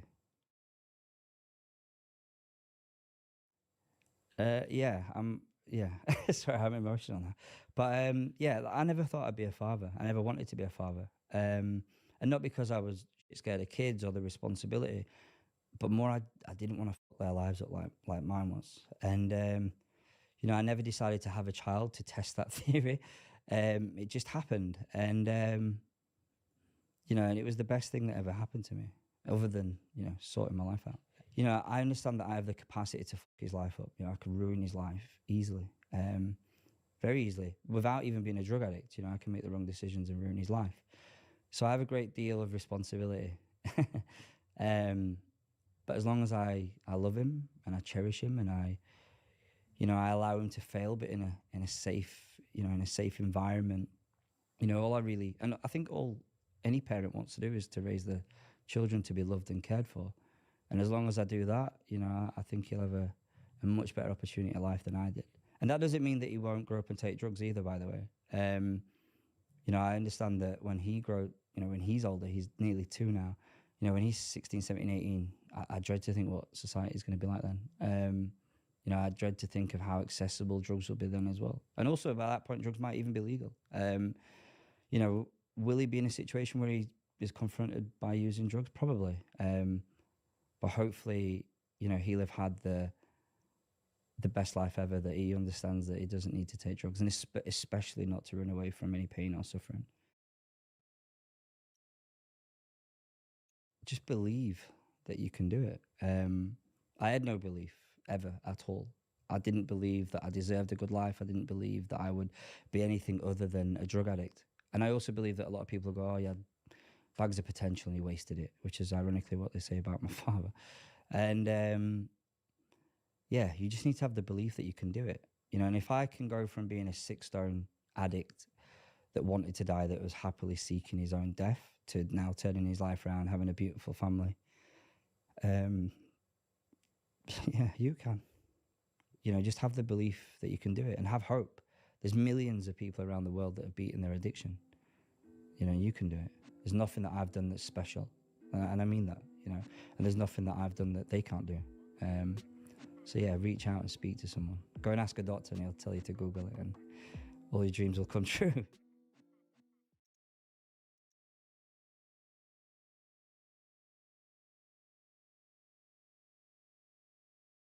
On her disappearance.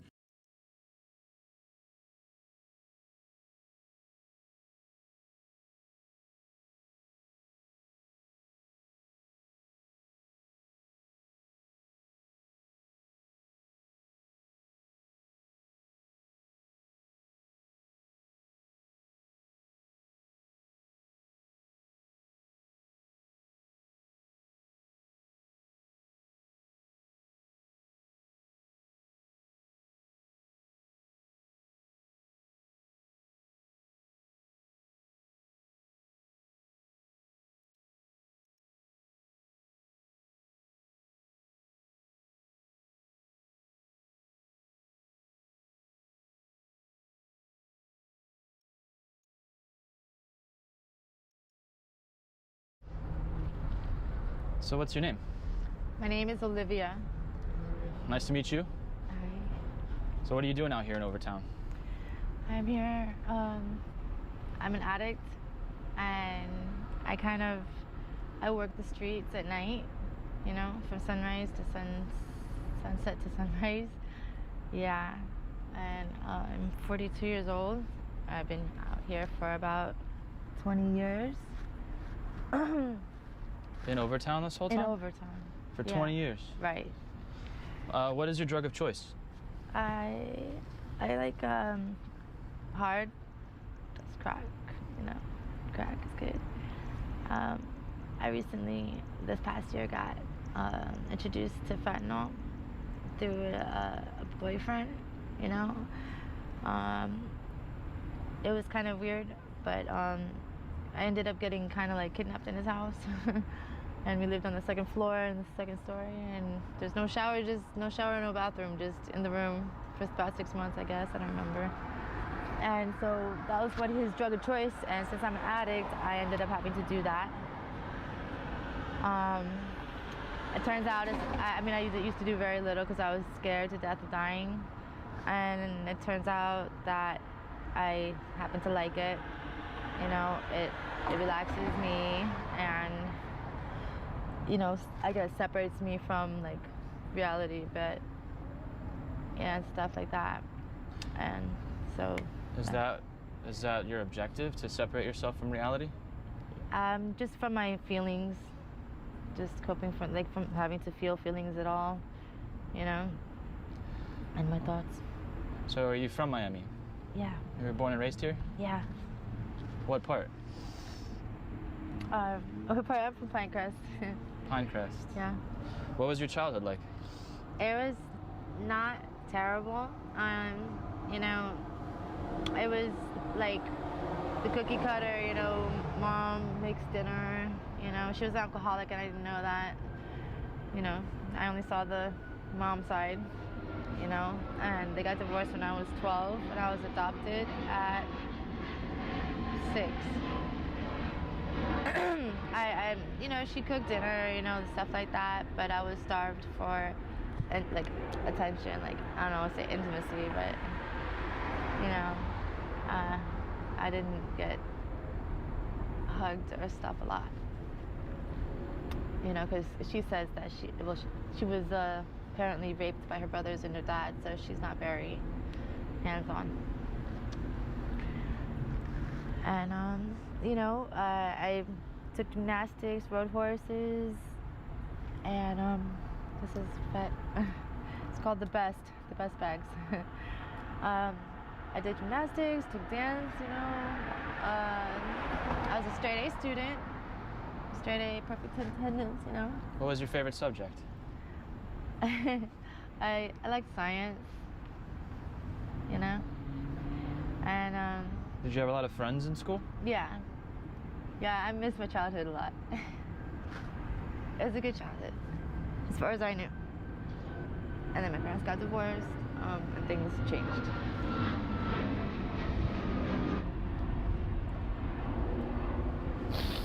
Sorry.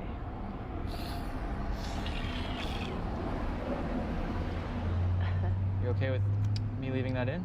It's fine. What was that you just did? That's from fentanyl. That's Fetty is the best bags from Overtown. It's the best. That was fentanyl. Yeah. It's nothing to me. I'm pretty a pretty nervous person, so it's just kind of like a chill pill for me. Okay. So you had a good childhood overall, you feel, but also you feel that you didn't have enough attention. No, I didn't. No, not from my mom, and I really loved her a lot. I loved her a lot, and I that sucks, you know. And that changes a person a lot. And when you say mom, my adoptive mother. Your adoptive mother. And your birth mother, what was it like living with? That's a mystery. I was DCF got me when I was 4 years old. I was adopted at 6. I was in the system for a couple years, and I remember not much, but I remember always wanting. I was always like outside, like no one played with me, no one talked to me. I don't know why, but I was always thinking like, I wish someone would like talk to me. But were your birth parents, did they struggle with addiction? I have no idea. I assume so. Okay. I was taken on the grounds of abandonment and neglect. So, you know. And you've probably blocked out a lot of that. Oh, sure, yeah. Yeah. And what about your, you haven't mentioned your adoptive father. Did you have a good relationship with him? Yeah, he's good. He's good. I'm not good with my mother these days, but my dad will always be my dad. So are you in touch with him at all? Yeah. Daddy's little girl. Okay. But, yeah. So at what point did you get into drug experimentation? Like, was it in high school or? I actually started in junior high. It's very young. Yeah. How did that start? I searched it out. I guess I was about maybe 13 or 14 when I started it, when I was, and I was using LSD, weed, roofies. In my generation, we had roofies, coke. I mean, whatever I wanted, you know? I didn't start crack until I was older, though.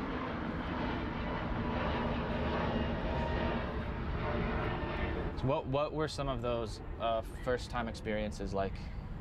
Well, okay, I guess roofies. I just felt kind of like drunk. Yeah, it's just like a drunk feeling. It's kind of hard to like put my finger. It's kind of hard to like put it. Actually, sorry. You just feel like just happy, just like woohoo, you know. I don't know. It was an escape. Yeah, totally. Yeah. And what about the LSD? What was that like for the first time? Well, it was like. It's just visual for me mostly. The kind I took was like the gel tabs, and like on the lights, I would see like rainbows around the light. Just kind of like a distortion of reality. And at what point did things start getting out of hand? Okay, I would say I was about 21 or 22. And I started using crack at 17 at home. I looked for that too. Most people get introduced to drugs, like. Why do you think you sought these things out? It's like I used to think of it as just something to have fun, but it's really what it really is like a substitute for like love, like substitute for love. Or like substitute for something that's missing, which might be like a person and stuff, and also to like just separate my mind from like anxiety thoughts. Yeah. to exist in a different reality for a little second. Yeah. Well, roofies, I did roofies, you know, I don't know, those don't exist no more. And I used to do cocaine. I remember the first thought of wanting to use cocaine, I was like 8 years old. I said, man, I sure could use a line right now. How did you know what it was? I have no idea. I just said I could go for a line of coke right now to myself. Don't ask me, yeah. So I guess that tells you that I've been around it, right? So, you know, I don't know the story behind my parents at all, my biological folks. And after we get adopted, we never see them again. But they'll give me unidentifying information, like, you know, nationality. I don't even know my nationality anymore. Have you thought about doing a DNA test? Yeah, I did one with Ancestry DNA, but I don't think it was that accurate. What did it say? It said I was like 79% black and like a bunch of other stuff. Who knows? When I first started using, it was weekends. Like I say, I'm a straight A student. And I just, like during the week, I didn't really get that, well, yeah, it started out as just a weekend thing, but I met a girl named, I don't think I should use her name. You don't have to. Taryn Farrar, I don't really care. I'm an open book. I'm really into like being openly honest. I put it all on the table. Whatever you're comfortable with. Yeah. So, yeah, you know, when I started hanging out with her in junior high, she was a little older than me, like a year. And so what started out as like tripping on the weekend became tripping during the week. Before I knew it, I was using roofies and, you know, tripping, and then I started doing it in school. And like when I get comfortable, I get comfortable. So some teachers don't like that. So I didn't do it that much in school. But yeah, I would be mostly like from my preteen to like high school, it was like a weekend thing. I would use coke, whatever, you know. As a kid, you know, I did have, you know, I didn't have a lot of access to money, though my parents were pretty well off. You know, the fact that I was adopted probably did something about that. So how would you be able to afford the drugs on the weekends? Shoot, I don't know. I don't even remember. Oh, you know what it was? I would save like my lunch money. I would skip lunch, you know? And I guess then lunch was like $1.25. Yeah. So that would be like, what, 5 cents, maybe like $10 the most. You know, and the roofies were like $5 a pill, and yeah, like 1 or 2 roofies is damn good for a skinny little kid, you know. Did you have any other interests outside of drug use? Yeah. What kinds of things did you like to do? I really like gymnastics. Gymnastics? It was really fun. I just, you know, swimming, what other interests did I have? I love my cats a lot. Yeah, I just had friends, you know. I like to go to their house and go swimming and, you know, just kid stuff. I was not into Barbies. At what point did things start to change from that towards just escaping through? The divorce was a big thing. Oh, by the way, from the age of 10, at the age of 10, I was drinking after school every day because my older sister, who was 4 years older than me, would always have 2 wine coolers ready for me when I got out of school. By the way, let's kick it in, you know. Like, you're still okay? Like, oh, yeah. You're feeling good? Okay. Feeling better. Yeah, so. Why do you think your older sister would I don't know what that? happened. I don't know. I have no idea. Just one day, I came home from school, and then she just surprised me. She goes, "Hey, I kind of got these 2 drinks for you. Taste it and see. Tell me if you like it." How did you like it? I loved it. What did you like about it? The lightheaded, silly feeling, like just laughing and drinking wine coolers. It was, I don't know, maybe Seagrams, but the Jamaican Me Happy, all those tastes, would that be Seagrams? And 2 was just the perfect amount again. So when you asked me about every day, yeah, that was from 10 to about 12 before my parents got there. It was about 2 years I was drinking 2 wine coolers a day after school. So was that the first thing you tried? Yes. And what happened when your parents found out?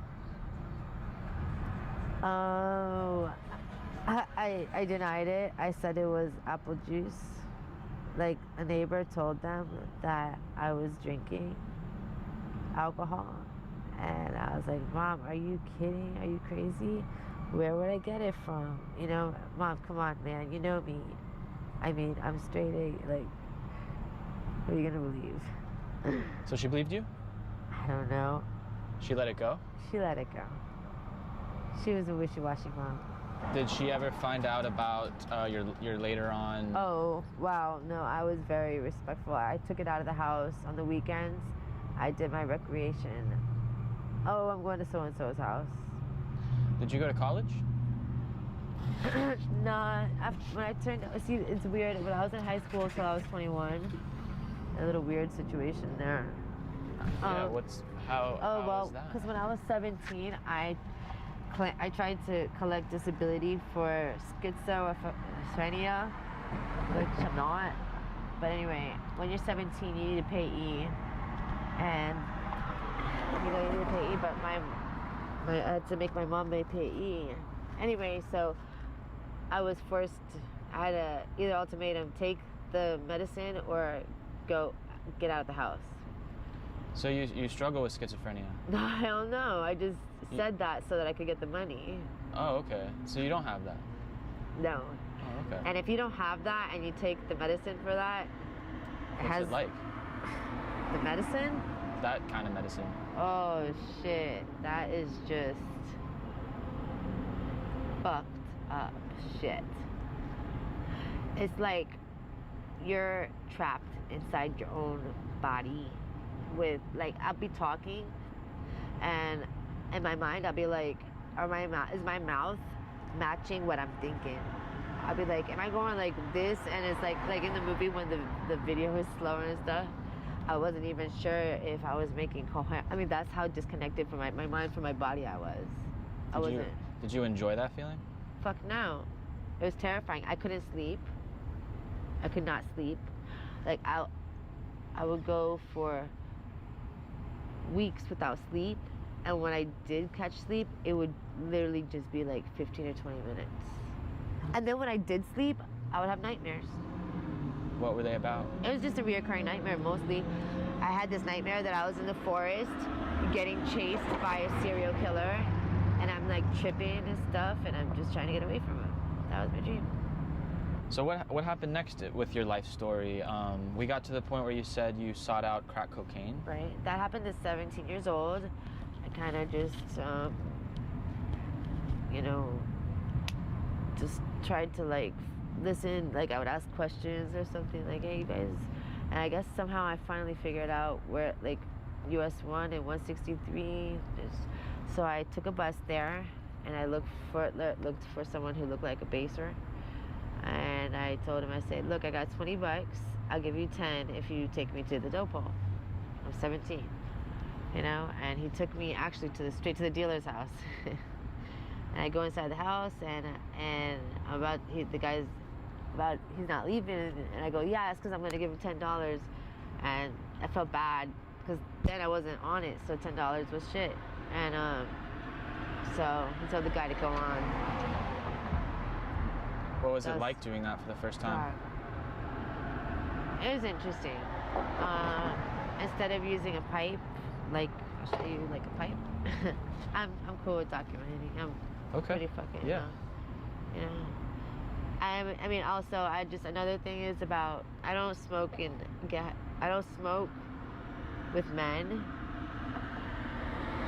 who, because I just know, like, instinctively, even though it's like, you could say all you want that you're not trying to fucking me, trying to get fucked, sorry, but trying to fuck me, but yeah, I already know that's there, so that is kind of a high blower and stuff.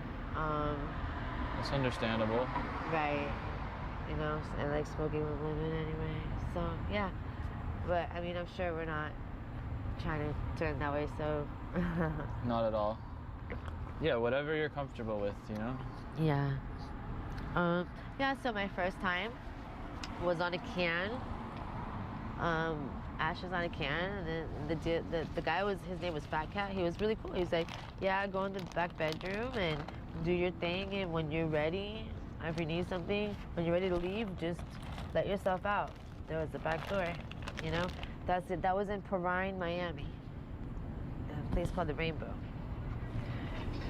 Stuff like that. So, you know, I smoked, and how did it feel? Well, first of all, it tastes pretty good. I like the taste. I like the throat numb and the mouth numb. It's like I would kind of breathe kind of hard. You know, I'm not really gonna do the full. I'm not really gonna get all the way high right now, but I like to smoke. You know, but you know, it's like like an exhilaration, like excitement. You know, a rush. Yeah. Okay. You know, and you know, you get lifted, and when I hit it from, most people when they hit it from a pipe, it's good shit. Your ears have a sound like a train, like a train horn. Yeah. It's weird. What are the downsides to that drug? To that drug is it should people really underestimate it. The downside is one day you'll just be a smoker, recreational smoker, and then something will happen and it will change your perspective. It'll change you. Like what got me into the streets is I used to always cop and do my shit or go home, or I would cop, I would smoke. Like there was this one place where I could cop, and then there was like a meter room and a homeless person lived there, and I could just like, you know, I would just smoke my shit pretty fast. I always buy like $20 and smoke it, you know, push it a couple times and leave the pipe with them, because then to me it was like, you know, nothing. So that's how it started. But then when, like I say, when I was 17, when I was 21 one day, I came to Overtown. I'd always cop from Perrine, but this time I copped from Overtown because I was curious, you know? Anyway, so I copped, and I was, it was near Metro Rail, Overtown, and it was daylight, okay? And it was kind of like in the field, but by the fence, you know? And I took a hit, you feel me? And I didn't get the full high that I like, the whole rush that I like enjoy. So I put another one, and before I knew it, all my crack was gone. Nothing to go home with. We're not having that. So I turned around, I'm like, well, whatever, I'll just do what I got to do, you know? Go turn a date real fast, do a trick, and do that, and run and get some hard, and then go home. Well, the problem is that, you know, takes sometimes when you're new at this, it takes a little while. That time, it took a while for me to get a date. Before I knew it, it's too late. By the time I got it, I was like, well, fuck. It's already too late to go home. I might as well just smoke. I'll go home tomorrow. So I think I don't remember, but I was probably about a good couple days before I went home. That was the first time. How long were you still going home for? I would say maybe 5 years.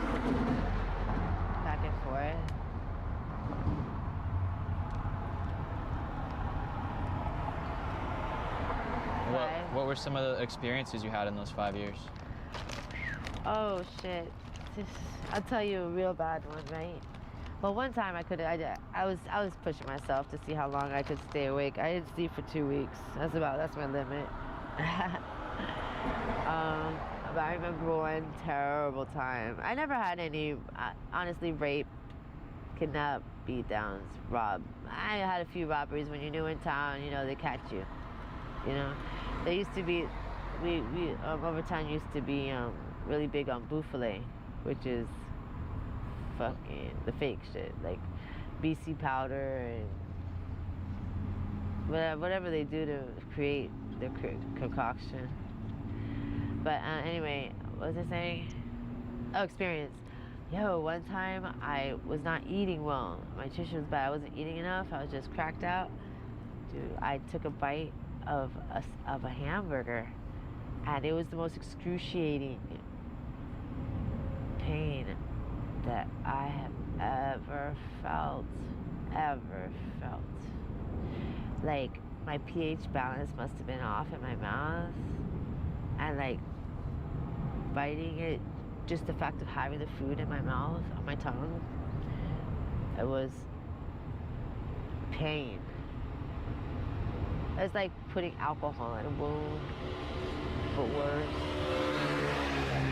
And I just had like, and the thought was, I have to get through this because I have to get back to like normal, you know? And I could swallow it, but it's just like the pain on my tongue, you know? And I had to force myself through it. It was terrible. After that day, I never fucked with my diet ever again. I never chose crack over food ever again. It was terrible. I was like drooling, and I had like one tear. It wasn't even like a tear. It was like right there, like fucking crazy bad. I mean, if you don't eat, like, and keep your like, you know, salt, you know, you have a lot of bacteria, helpful bacteria in your mouth. And if your mouth is too clean, like, if you don't eat enough salt, or, you know, just if you don't have the mixture in your mouth, plus dehydration. There was a lot of dehydration, and like, you know, so just the dehydration mixed with like not having enough nutrition in my body, in my mouth. Yeah, so, you know, I was in Overtown. I was going back and forth, you know. I was, you know, sometimes, like, when I wake up, I'd be in such dread, because, like, I'm like, oh my God, this is gonna be my, I would be so terrified of this being my future, you know? That was, like, the worst thing on earth. And eventually, I just resigned myself that maybe this might be my future, so you might as well just dive in, you know? I don't know, like, it was really hard to get high because, like, there was a lot of, like, back then people would, like, steal and, like, blow your high and just take from you, you know? I don't know, I lived with some, most of the time in Overtown, I would find a way to, like, stay inside someone's house, you know? So I was kind of like a homegirl, if you know what I mean. You know, I don't know, after a while I just stopped going home. Prostitution, really, I have very good moral set of values, so I felt I'm over it now, but like my soul, like I felt like it was like my soul, like I couldn't enjoy the money as much as I was supposed to, because I mean, it's a major violation and like stuff like that. I'm bisexual. I prefer women. So, yeah, I'm bisexual. I like to say, like, because I could be a girl or like a, you know, so I'm even more bisexual. Do you ever, I've never thought about that, do you ever come across women clients that come out here? Oh. Or is it? I feel like it would mostly be men. It is. You know, I'm very in touch with nature. So if I put out like a vibe or not a vibe, a thought, you know, like, gee, how cool it would be if, I'll say to myself, universe, how cool would it be if I could have like a female date for once, you know? And I mean, I almost had one, like a long time ago, like my younger years, but I did get one client in my older age, a female. She was older than me. She was very hot, you know. Where do you sleep at night now? Well, right now, since I broke up with my ex, Charlie, because I found out something not so cute. Basically that he sees me as a whore, like a trick. And I told him, like, you're just wasting my time. Like, if I would have known that, I wouldn't have let you fuck me the way I did it, la la la.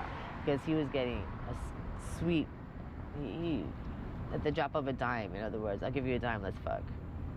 So he got all day, all night. You know, but I did it because, well, he wanted to. I'm a very people pleaser. You know, not so much to the sacrifice, but I'm a people pleaser. You know, and so we're over. So as far as sleeping, right now it's wherever. I try not to sleep at night. I don't sleep at night. I sleep during the day. I don't know. Do you see yourself getting out of this? I didn't, and I'm not sure. That's a very good question. You know what? No. You don't? No.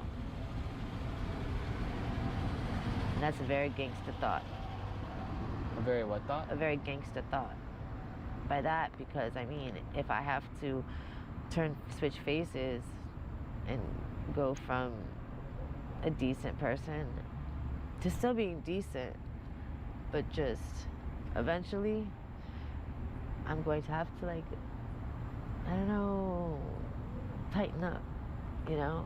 And I told people last year, like, if I don't become a functional member of society, a working member of society, by the end of last year, this year, I'm going to change, you know? So you do want to change? Of course.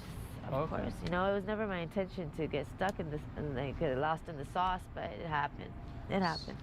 So you want to change, but you don't see yourself changing. You know, see, the reason why is that I went to school for cosmetology and I finished and I got my license, full specialist. I put my time in, right? But that world is very bougie, it's very image, you know? It's very image, and they're very just, you know, and I'm a pretty cool person, but I'm not plastic or rude or bitchy. So it's hard, but guess what? I found out, I have a full specialist, but there's a built-in license for business license in there, which means that I should and could own a business. So that is my end goal. Okay. Yeah, I was a little confused when you said you didn't see yourself getting out of this. Yeah. No. What did you mean by that? Sometimes. There's times. Okay. That's all. Why? Because it's like I just need something so very little, just an ID, a state ID, you know, and. Well, some of these places you don't need an ID, you know. No, you don't understand. A state ID is the one thing I need to get the dominoes to fall. And it's the one thing that is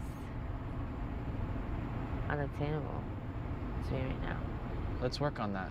We can get that. For real. All right. I even tried to order it online, but then they wanted my... I think, separate from this video, I think the idea exchange can help you with that. Well, we can come back to that. But ultimately, you would like to change your life and get off the streets. I pray so. How much do you spend on your habit each day? I would say maybe like 40, 60 bucks. Have you experienced any overdoses? Yeah,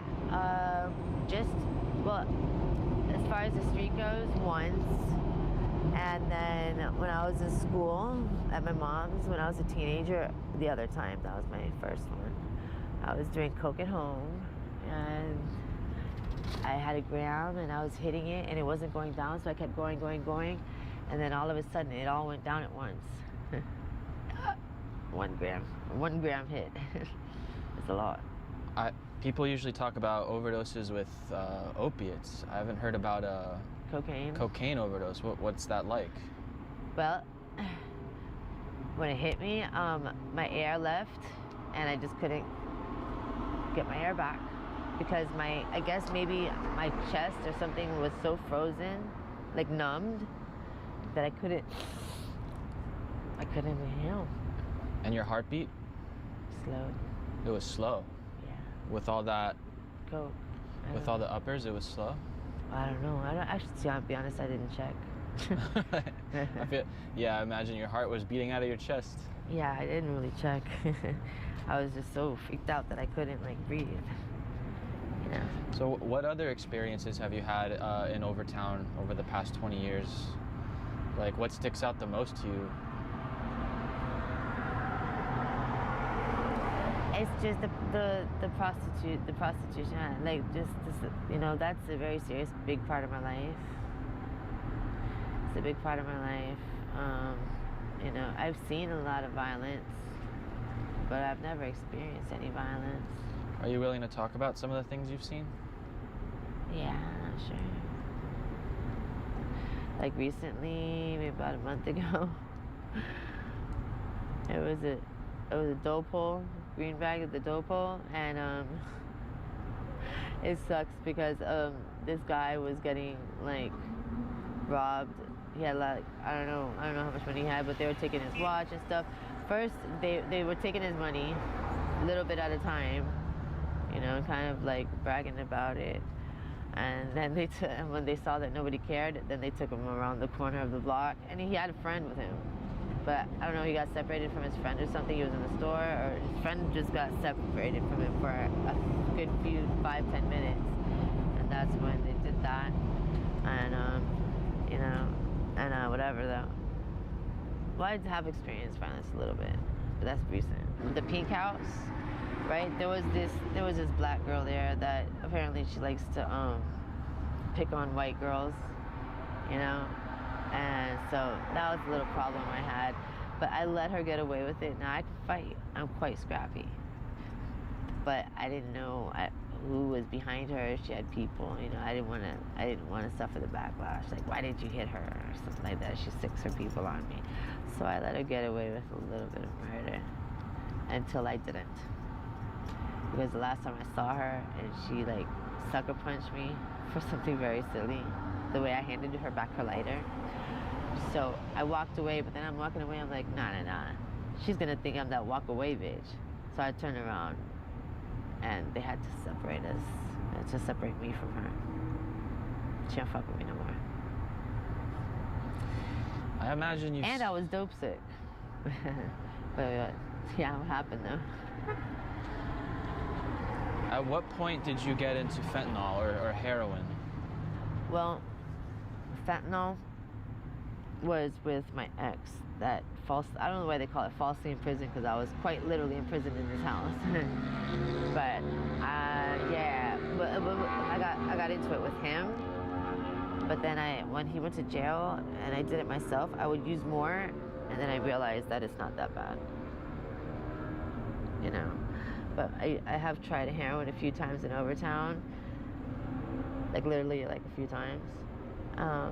But when I would get sick, the dope sick, I kind of liked it, because it was reminds me that I'm still alive in a way.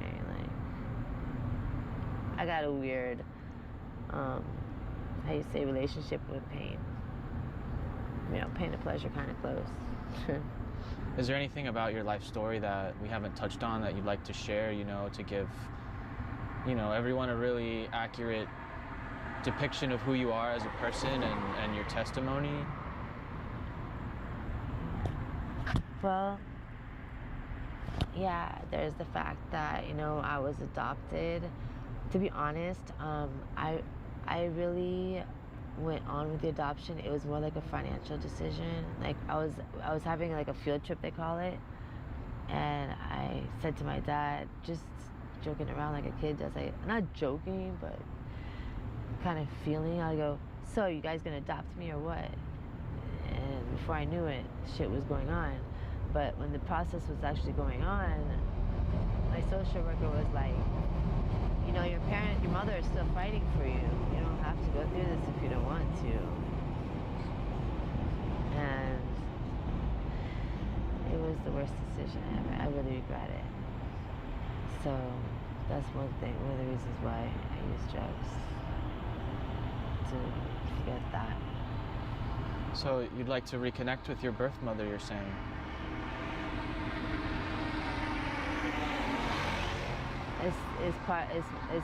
It's one of the reasons why part of me that feels so empty. I mean, imagine, I don't know, the face of my mother's face. I don't know my race. So you struggle with your identity? Yeah.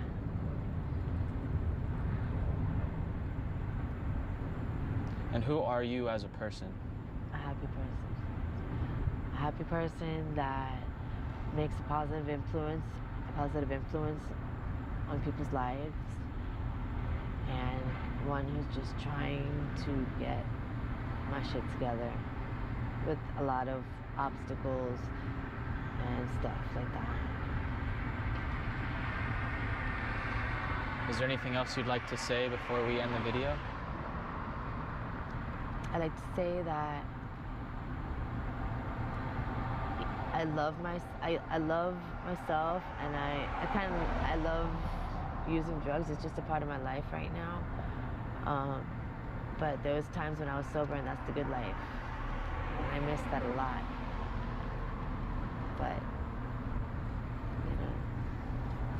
I'm always hopeful. I'm an optimist. It didn't defeat me, but it's not so much the drugs, it's the streets. Trying to get my things together is not easy. I'm still trying. Sure. I'm gonna take a hit real fast.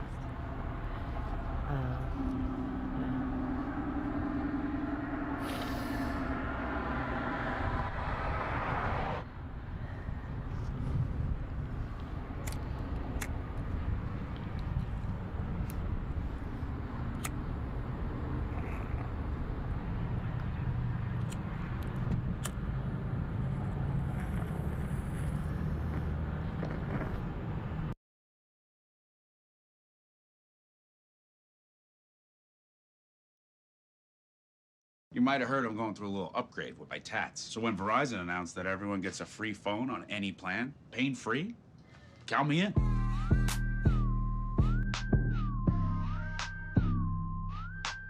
Try and beat it. I'll give you a sec.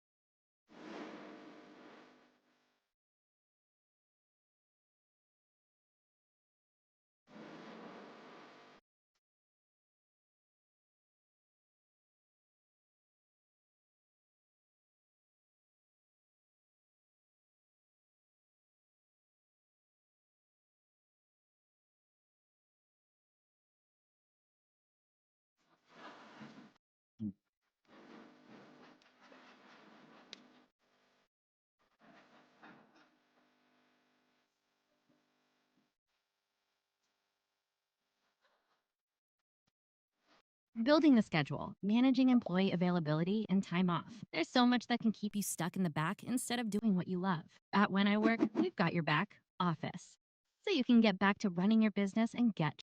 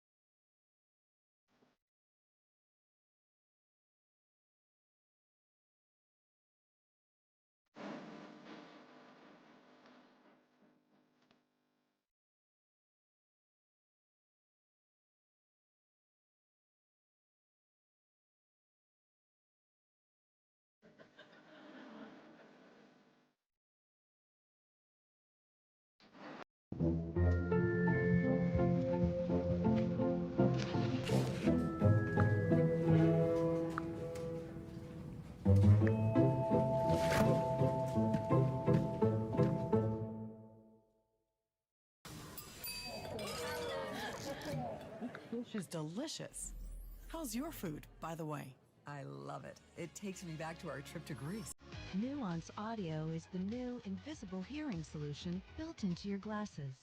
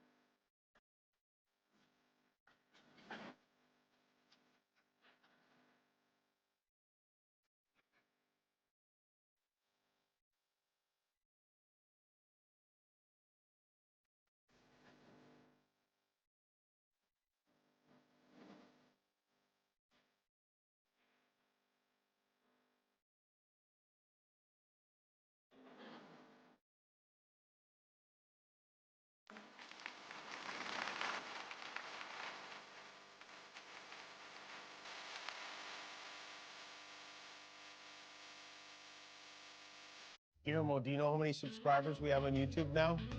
20 million. That's right, yeah, that's why we're wearing these glasses. Thanks for being a subscriber. If you're not, help us get to 20 million and one.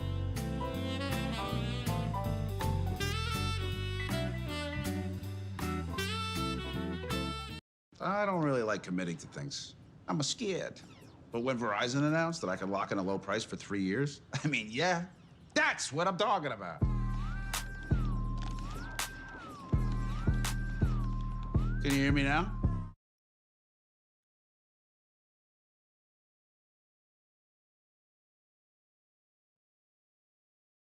Another court has ruled against Donald Trump. I think if he gets one more, his next lawsuit is free. This is just another day. Judges. They used to have a chill gig, comfy chair, breathable robe, but in the Trump era, the rulings never stop. In a bombshell ruling, a federal court blocked the White House from implementing that list.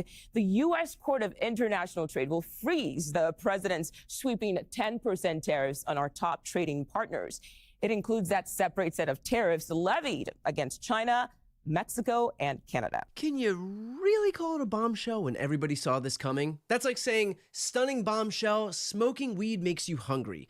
Late yesterday, the Court of International Trade in New York ruled that the emergency law, the International Emergency Economic Powers Act, or IEPA, invoked by Trump to impose these sweeping tariffs, actually doesn't give him unilateral authority. Instead, the court ruled that power resides with Congress. But the real bombshell here was that this little court even existed.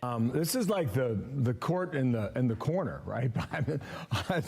Who had ever heard of it? But, most of us had not, and 95% of the people watching the same. Yeah, this is the court in the corner, that nerdy little court that other courts bully by shoving into lockers. This court is probably going to go to college a virgin, and even that court is dropping rulings against the President of the United States. But as you'd expect, once news of this ruling broke, every member of Trump's team took the decision in stride. The courts should have no role here. There is a troubling and dangerous trend of unelected judges inserting themselves into the presidential decision-making process. America cannot function if President Trump, or any other president for that matter, has their sensitive diplomatic or trade negotiations railroaded by activist judges. That's the disturbing trend you're seeing? Because the disturbing trend I'm seeing is that every single time somebody rules against this administration, they're a far-reaching, left-leaning activist judge, even when they're literally not. And with respect to the legal arguments themselves, these are rogue judges that are basically One was operating appointed at this by thing. Donald Trump. That's a rogue judge. There was one appointed by Donald and one by Trump. Reagan. Ugh, doesn't it suck when you get called out on a teensy little technicality like Donald Trump being the one who appointed the very judge who you're claiming has it out for Donald Trump? Meanwhile, if a judge rules in favor of you, then they're patriotic heroes who deserve to have a bald eagle named after them. One of the, let's call it, sticking points over Trump's tariffs, though, has been his use of executive power to exert trade policy rather than going through Congress, where he has a majority. It baffles the mind, not just of sane Americans, but also Fox News reporters. So the courts are basically telling you guys they think that the White House's policies, the president's policies, are in some way against the law. So why can't President Trump ask the Republicans that control the House and the Republicans that control the Senate just to make a new law? Did you happen to catch Levitt's contemptuous little giggle? The, oh, aren't you adorably naive chuckle at the mere prospect of trying to pass a bill the way the founders intended bills to be passed. Trump isn't trying to go through Congress for the same reason Matt Gaetz doesn't try to sleep with women he hasn't paid. Because, it's a pain in the ass. I mean, honestly, Republicans in Congress are little more than extensions of Trump himself. It's not like they'd put up any fight, but Trump is so drunk on power that he doesn't view any branch of government other than the executive as legitimate. And so the White House is going to go at it alone. And the bullshit rationale they landed on to justify this, they need tariffs because America is in a state of emergency. And so the rules don't apply. And that's sound logic. Unless you actually think about it. But the use of emergency powers is something that many presidents have stretched, as far as they can. And I don't think anybody can deny that Donald Trump has tried to stretch or maybe just explore the edges of executive power. Nice catch. Yes, Trump isn't breaking the law. He's merely exploring it. He's like Dora. Well, maybe that's a bad example. Dora would likely be deported to a Central American gulag. He's like White Dora. The reality is that since April 2nd, Trump's tariffs haven't produced deals or wins, but they have produced wide criticism from economists along with mountains of anxiety for Americans. Of course, that's not how Scott Bessent sees it. This administration is committed to fair trade, and we are striking the best deals for the American people, and anything that the courts do to get in the way, both harms the American people in terms of trade and in terms of tariff revenue. Hey man, I'm not gonna hurt you. What's going on?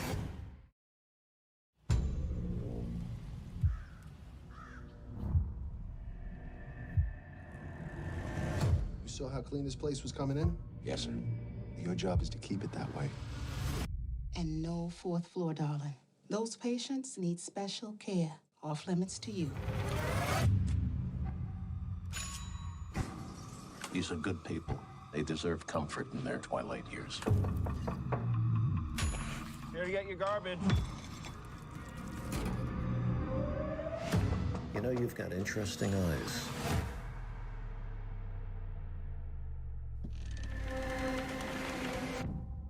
There's something very wrong with this place. something terribly wrong.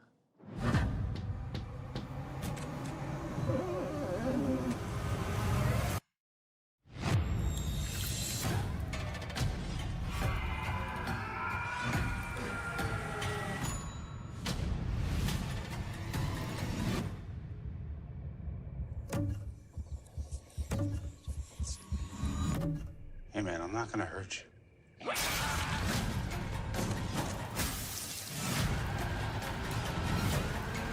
It's time to play by the rules. What is going on?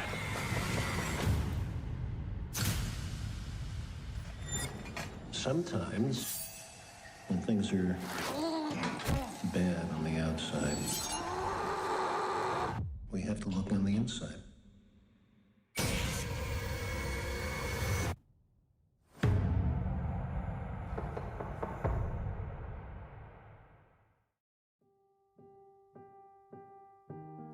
When you donate to support those who served, do you ever ask, what if?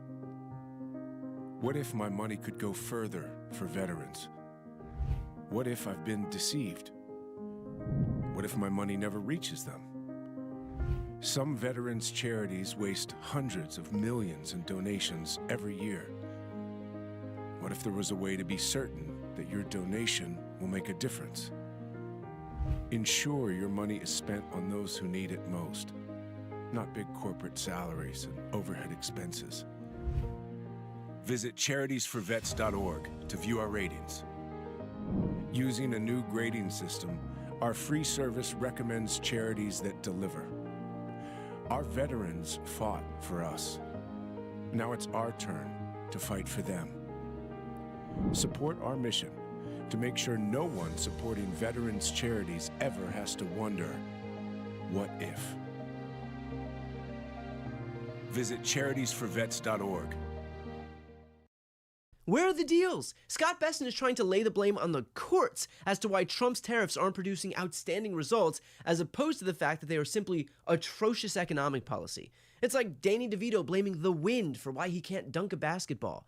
But let's hear from Peter Navarro. Surely he, a man who served as the senior counselor for trade and manufacturing, is finally willing to admit objective reality as it relates to these tariffs. Nothing has really changed here in that sense. We're still, as we speak, having countries call us and tell us they want a deal. So these deals are going to happen. Peter Navarro is like the guy at the bar who's been rejected by every single woman all night long, but at last call, he's still going strong. Look at everybody here trying to play it cool. They all want me. It's going to happen. Outside of the deals with the UK, with whom we have a trade surplus, there have been no deals. And contrary to popular belief in the White House, saying it a lot on TV doesn't somehow manifest it into reality. These trade deals are the infrastructure week of Trump's second term. But if you thought that Trump's team acted fast on his shitty tariff policy, they acted even faster to appeal this latest ruling. And today, an appeals court panel weighed in. Some breaking news just in the last hour that the Court of Appeals for the Federal Circuit is granting the administration's request for an emergency stay. Essentially what this means is that at least temporarily, all tariffs can remain in place in spite of that ruling just last night.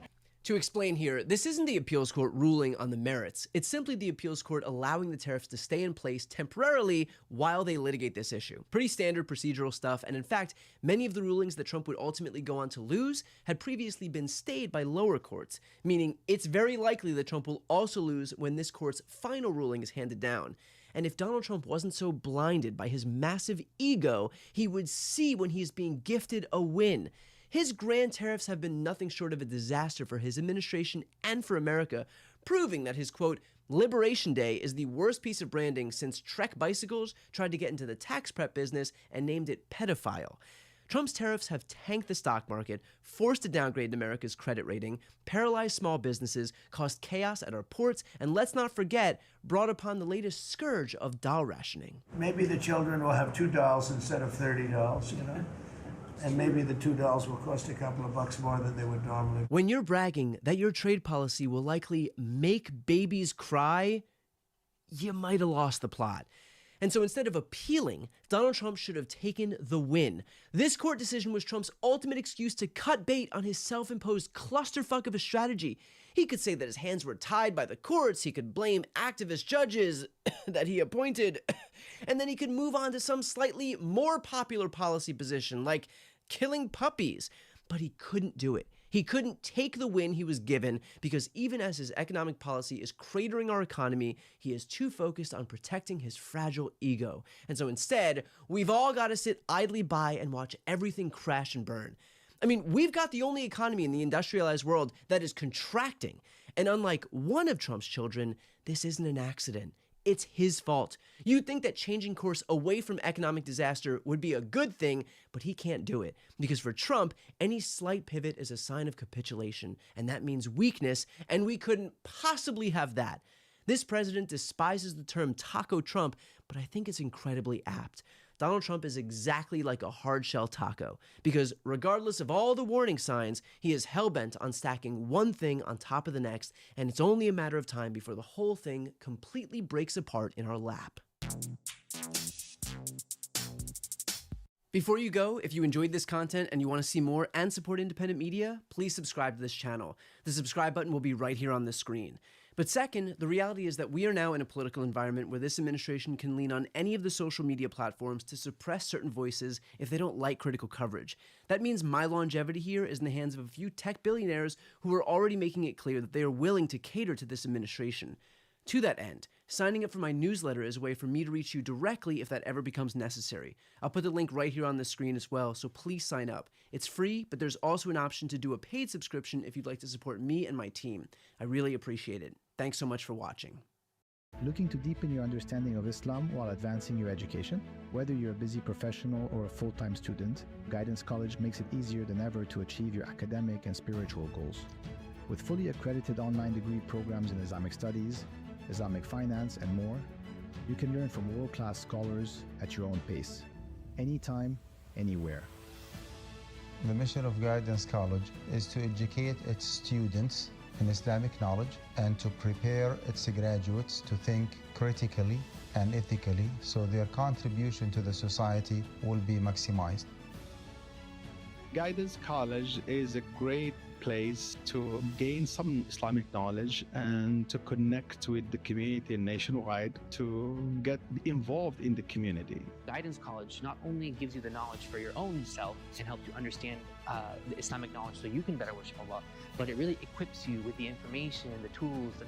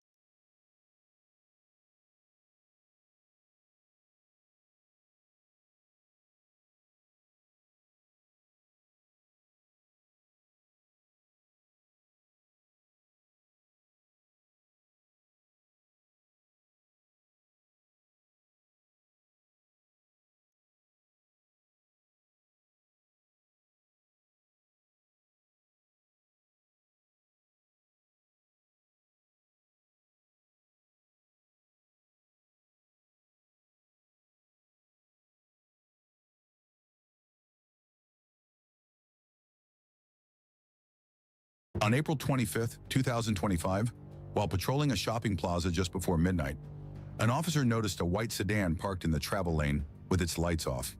Inside, the driver was slumped over, unconscious, with his right hand submerged in a large bowl of spaghetti and tomato sauce.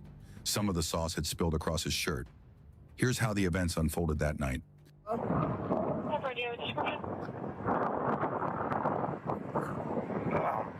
going? This is the police. Hold on, 90, 51, 160. You pass out by the wheel of your car. You all right? Sorry? Are you okay? Yeah, I'm fine. Okay. What? You pass out by the wheel of your vehicle. I want to show you okay. Oh, I'm fine. Where you coming from?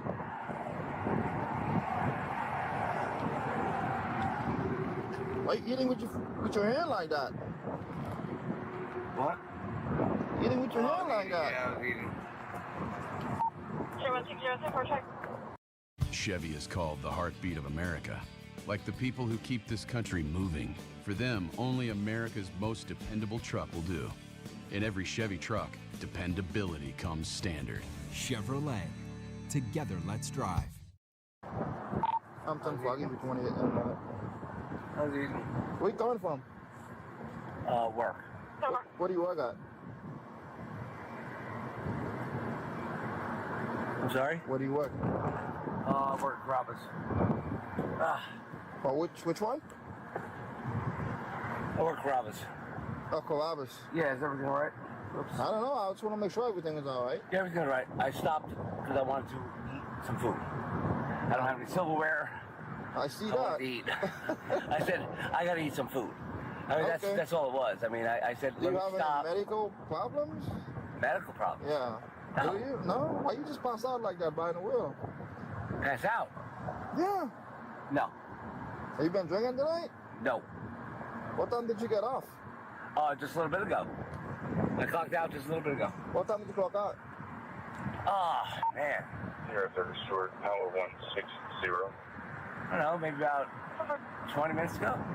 20 minutes ago? Maybe, however long it takes to get from Carrabba's to here. So you left Carrabba's and you came here directly? Yeah, but I mean, we Why don't did need you to- stop here? Straight away. I just stopped. Where do you live? Can you call it 28 for me, please? Where do you live? I'm sorry? Where do you live? I live in Port St. Lucie. Okay. Why are you asking me these questions? I want to make sure you're okay to drive. I want to make sure you're coherent. I'm fine. Okay. Can you step back? Can we talk out here? No, I'm okay. I don't think you're okay. I'm fine. No. Oh no, trust me. I am fine. Okay, you just pass out behind the wheel of your car. No, I didn't pass out. You didn't pass out? No. So you're telling 100% me, did not you're telling me pass I'm a out. liar? No, I'm not telling you you're a liar. Okay. Absolutely not. So what happened? Nothing happened. I parked my car, and I said I want to eat some food. You were not eating? Your hand was on the food? What do you mean I wasn't eating? I was eating with my fingers. Okay. I was trying to eat my food. All right. But I do need you to step out of the vehicle for me so I can talk to you out here. Oh, no, we don't need to talk anymore. I haven't done... Is there a violation? So, right now you're behind the wheel of your car, and your speech is slurred, and I think you might be impaired. No. No normal person just pass out behind the wheel of the car like that. I didn't pass out in the wheel. I didn't pass If you out. don't come out, I'm going to yank you out. Oh, well, I'll come out, but I'm not doing... I'm just telling you right now, if you don't come out, I'm going to yank you out. Oh, no, I don't So want you to yank me out. Then step out. Okay, that's fine. It's not simple. Open the door and step out. I'm going to open the door and step out. Hold on. What's your name, sir? My name is Mark. All right, just come over here for me. Just keep your hand on your pocket. Oh, yeah, fine. No problem. Do you have anything you can wipe your hands up with? Do you have any cloth inside your vehicle you can wipe your hand with? No. No, you don't? Okay, just wipe it on yourself if you don't mind. That's fine. Just come over here and talk to me. Okay. So you left work what time? I don't know. Maybe Just keep your hand out of your pocket. Oh, I'm sorry. This is how I'm used to talking. I don't know, about maybe like 30 minutes ago. Okay. I don't know, however long it takes to get from Carrabba's down there over to here. So, you know what, I'm tired. I work 7 days a week at my store that I opened. And I work Carrabba's at night. I opened up an optical. Okay. And I work 7 days a week plus the place we're at. Say that again?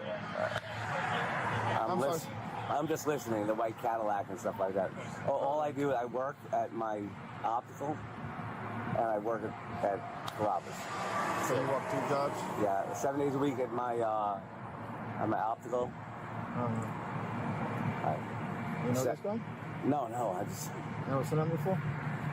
No, maybe I might have. I don't know. But I work 7 days a week there because I open up the store, and I work at Carrabba's.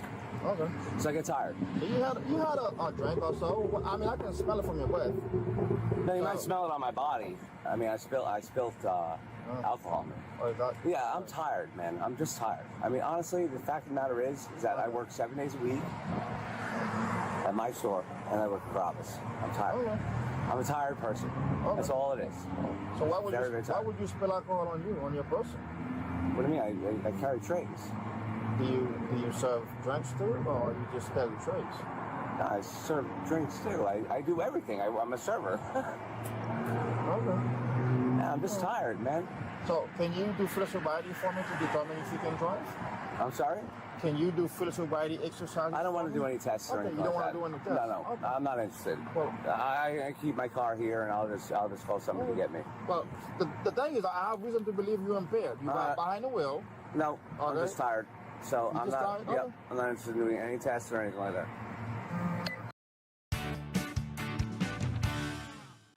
Today, we're here at another beautiful Smith Douglas Homes model where it is easy to fall in love with your dream home. But sometimes what's not always easy is figuring out how to pay for it. In fact, one of the most common reasons that people put off buying a home is feeling like they don't have a sufficient down payment. So today, I talk with Claire about some finance options available through Smith Douglas. So many people think that you have to have that 20% down payment to buy a home, but Claire, that isn't actually true, is it?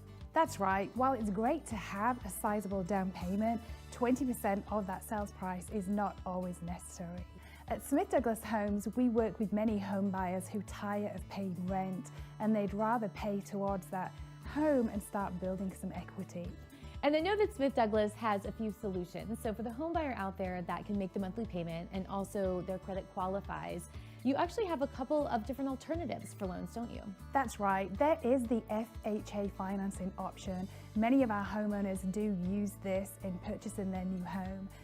You only need 3.5% of that final sales price as a down payment, but there is an additional private mortgage insurance that would be required.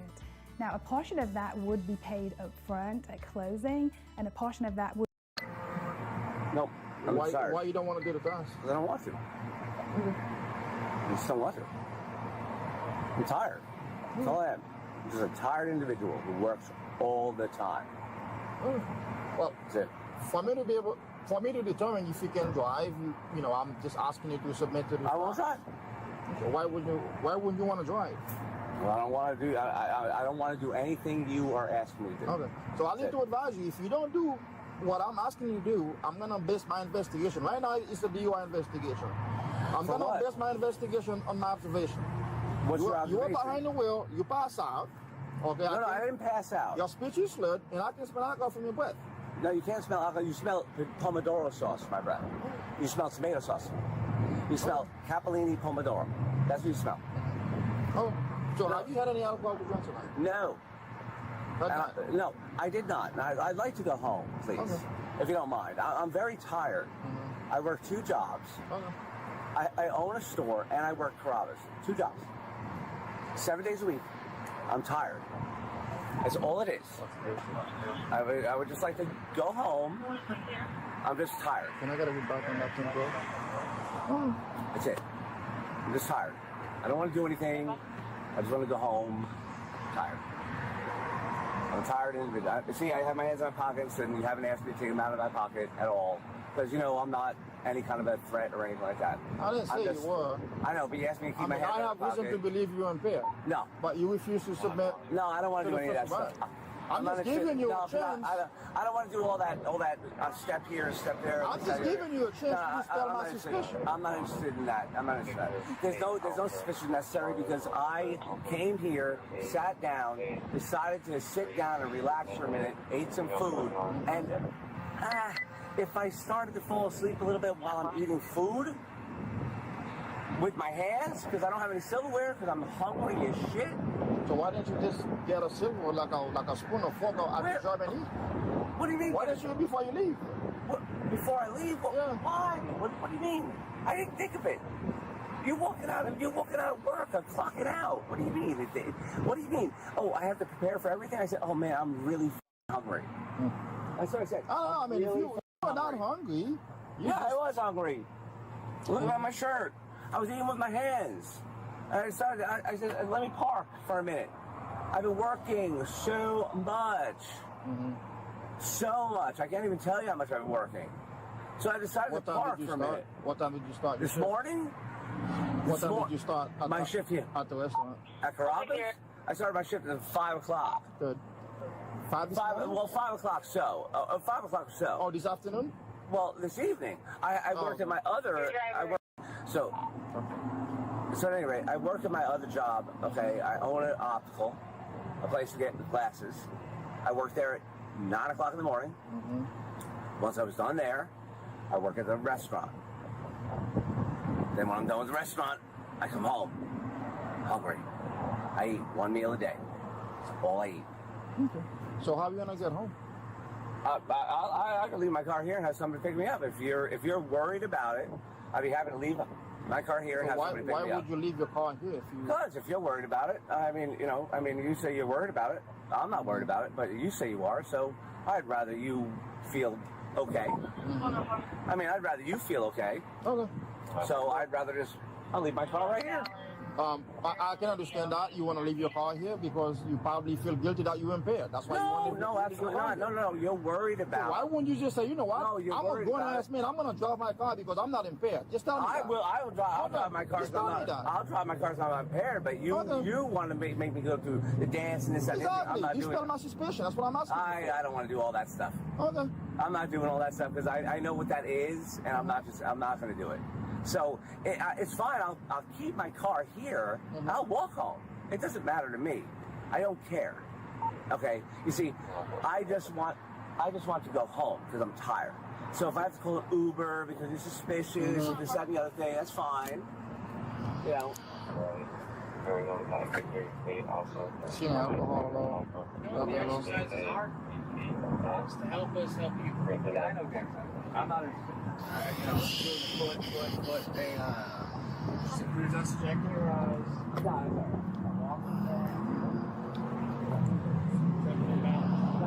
I'm trying to say you guys something there for a while.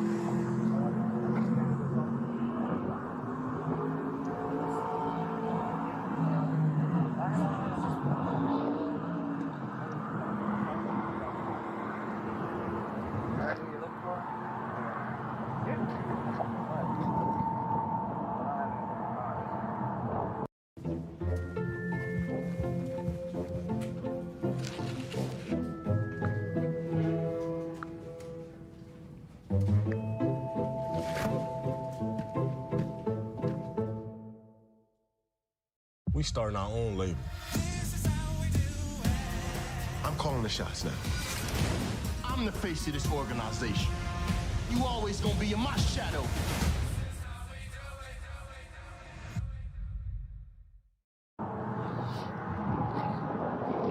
Right. So you're not gonna do what I asked you to do, right? No, I have no interest in doing any field sobriety things or anything like that. I'm fine. I'm just gonna, that's it. I mean, if you want me to leave my car here, I'll leave my car here, and I'll just walk home. That's fine with me. If you're worried about it, that's fine. But I'm not. I just was tired. Well, I can smell alcohol from your breath. Your speech is slurred. Your eyes are glassy. My eyes aren't that's glassy. an indication you are impaired to me. And I'm giving you the chance to dispel my suspicion. And I already have. If you don't do what I'm asking you, I want to base my investigation on my observation. And you arrest me on what? Yes, I'm going to place you on the arrest. If you don't do what I said, what I'm asking you to do. No, I don't want to do it. I'm asking you to dispel my suspicion. No. Okay, put your hand on your back. So I'm under arrest for DUI.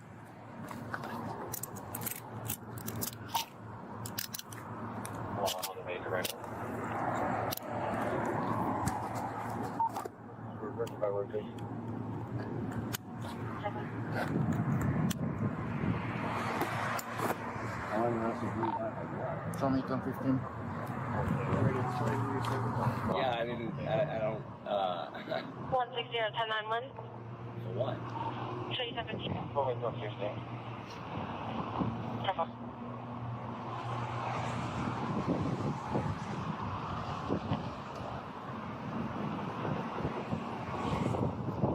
Anything on your personal?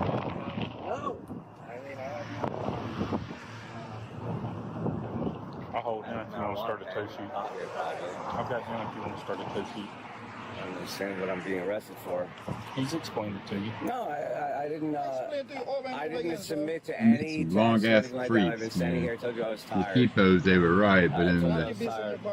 they put their arms down. They're too long. It's all right though. I think I'll leave it. I'm not exactly sure what I'm being arrested for.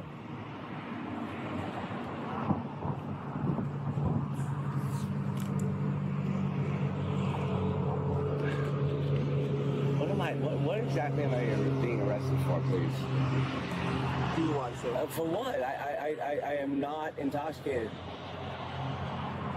There's nothing here that's my wallet. There's nothing here that's making me intoxicated. I have my food. I'm eating my food with hands. I'm tired. That's it.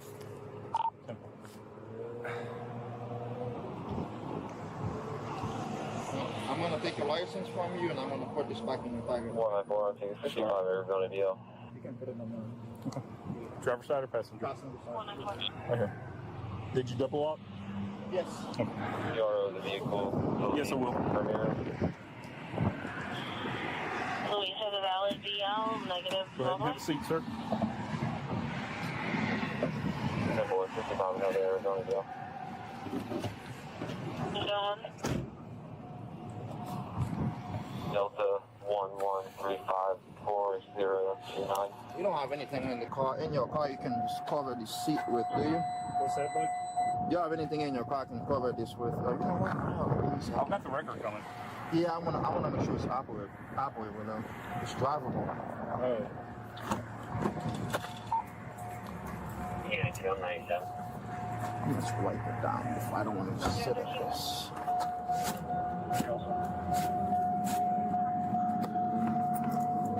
You gave him every chance. Huh? You gave him every chance. I did? He was. Every opportunity. Who eats food with their spaghetti with their His fingers? hands, his entire palm was inside the bowl with the food. And he was passed out. Yeah, pass out like slump over the wheel. Keys in the ignition, too. Watch out.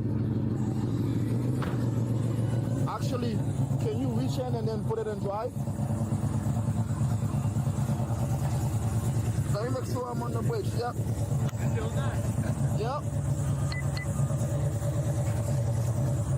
Alright, watch out. Yep, it's drivable. Put it back in park.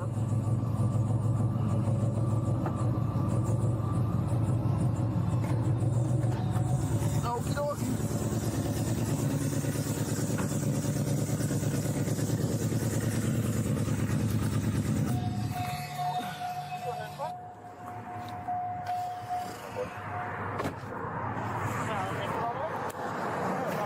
No, it's getting towed. So we're not driving it anywhere. We're gonna have it towed. Okay. Alright. Got this for me? Yeah, Got the tow? yeah, he's just doing the tow sheet. Alright. I'll stand by with you. Alright, thank you. No problem.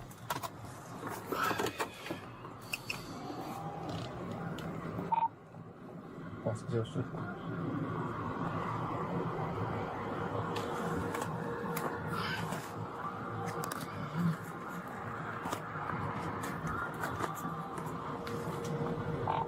Joseph.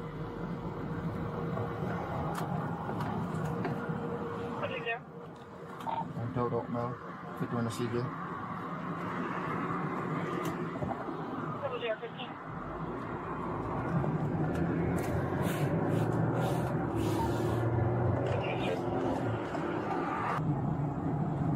You have my cell phone? No, I do not. Hey, dude. It must be in the vehicle. Oh, man. It's gonna be in it. Yeah, okay, man.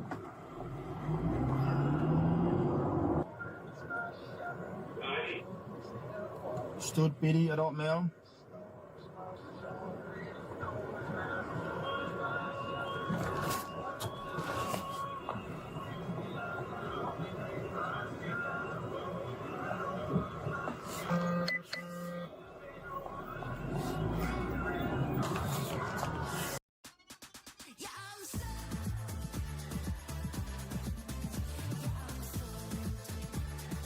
The LG Counter-Depth Max refrigerator with zero clearance. Max out your space, max out your style. Are you looking at 4x4s on cars.com again? I honestly don't know what you're talking about. I was thinking of something more sophisticated. Fine. Keep the beard. Cars.com. Where to next?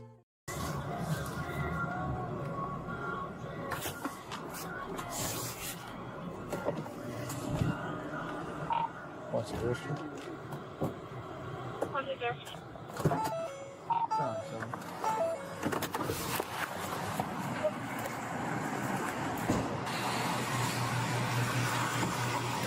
Can you open your mouth? Not yet. Can you open your mouth? Can I see inside your mouth? Okay. What are you looking for? Not yet, not yet. We're not coming out yet. We gotta wait for them to come out. Oh, you gotta tell me. Yeah, sorry about that. I mean... No, I just want to check your mouth first, that's all. I don't understand why you're doing this to me. You tell me to get out. Hold on. Get out. I didn't say get out. I said wait a minute. Oh, man. That's all it is. So I'm gonna read you this real quick. I'm now requesting that you submit to a lawful test of your breath for the purpose of determining its alcohol content. Will you take the test? No. Okay. If you refuse to take the test I requested of you, your driving privilege will be suspended for a period of 1 year for a first refusal or 18 months if your driving privilege has been previously suspended or if you have been previously fined under Statute 327.35215 for refusing to submit to a lawful test of your breath, urine, or blood.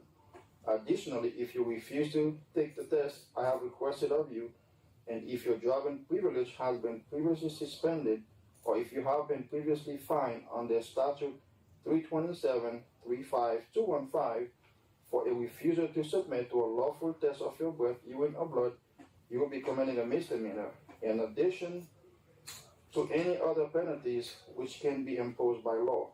Refusal to submit to the test I have requested of you is admissible into any criminal proceeding.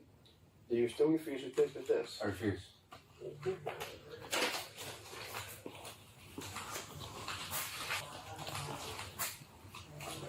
You are aware that you have a prior refusal, so you will be charged with refusal?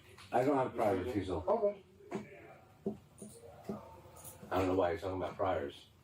I feel like check and they told me I have a prior refusal, so you will be charged with talking about priors on the video, though. But everything was recorded, sir. I know. So you're gonna be charged with DUI and refusal to submit. Just letting you know. Okay.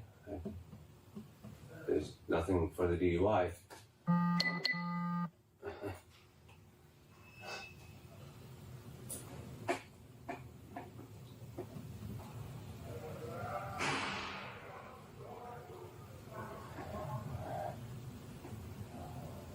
Anything you want to ask? Huh? Anything you want to ask? You're only doing this because of my record, that's all.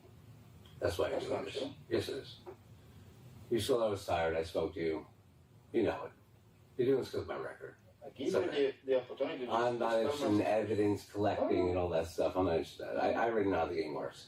Here's the deal, is that you did it because of my record. That's it. I was just sitting there and I was tired. In my little car. My little space in the world. Just got off of work. It's ridiculous.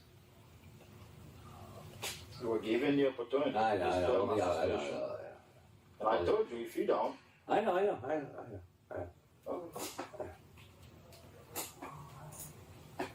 You didn't tell me if I don't, I'll be under arrest. That's not what you said. That's okay. I told you if you didn't dispel my suspicion, I would base my decision on my observation. So I did your that. observation is So I did that. completely wrong. You observed a man that was sitting there eating and fell asleep because he's tired. That's all you did. All you did. And he saw my record and he said, oh, perfect.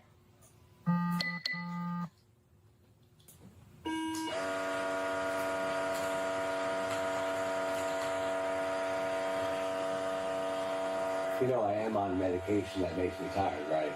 I'm on, like, stuff like that. Mental health. A lot of it. So I was tired. Sorry. At least I pulled over and stopped. Would you like to provide me with a urine sample instead of breath sample? I'm sorry? Would you like to provide me with a urine sample instead of a breath sample? A urine sample for what? To determine your alcohol content. No, I'm not determining any alcohol content. I'm giving you the opportunity to take these tests. Will you take these tests, sir? No, I'm not taking any tests. I don't do any tests. I do nothing without a lawyer. Is she okay? Yeah, she's doing this thing. That's all. Okay. It'll be in a minute. All right. That's normal. Wow. All right. Cool. Yep.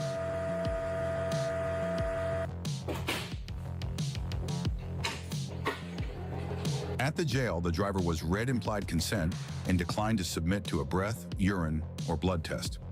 A records check revealed that his Florida driver's license had previously been suspended in 2008 for refusing a lawful chemical test. He was formally charged with DUI and refusal to submit to testing. Any questions? All that for a sheet. That's it? Any questions? No. All right, let's go back to the counter. Okay.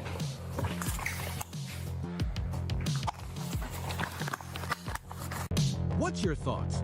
Let us know what you think in the comments below. As always, thanks for watching. We will see you in the next video.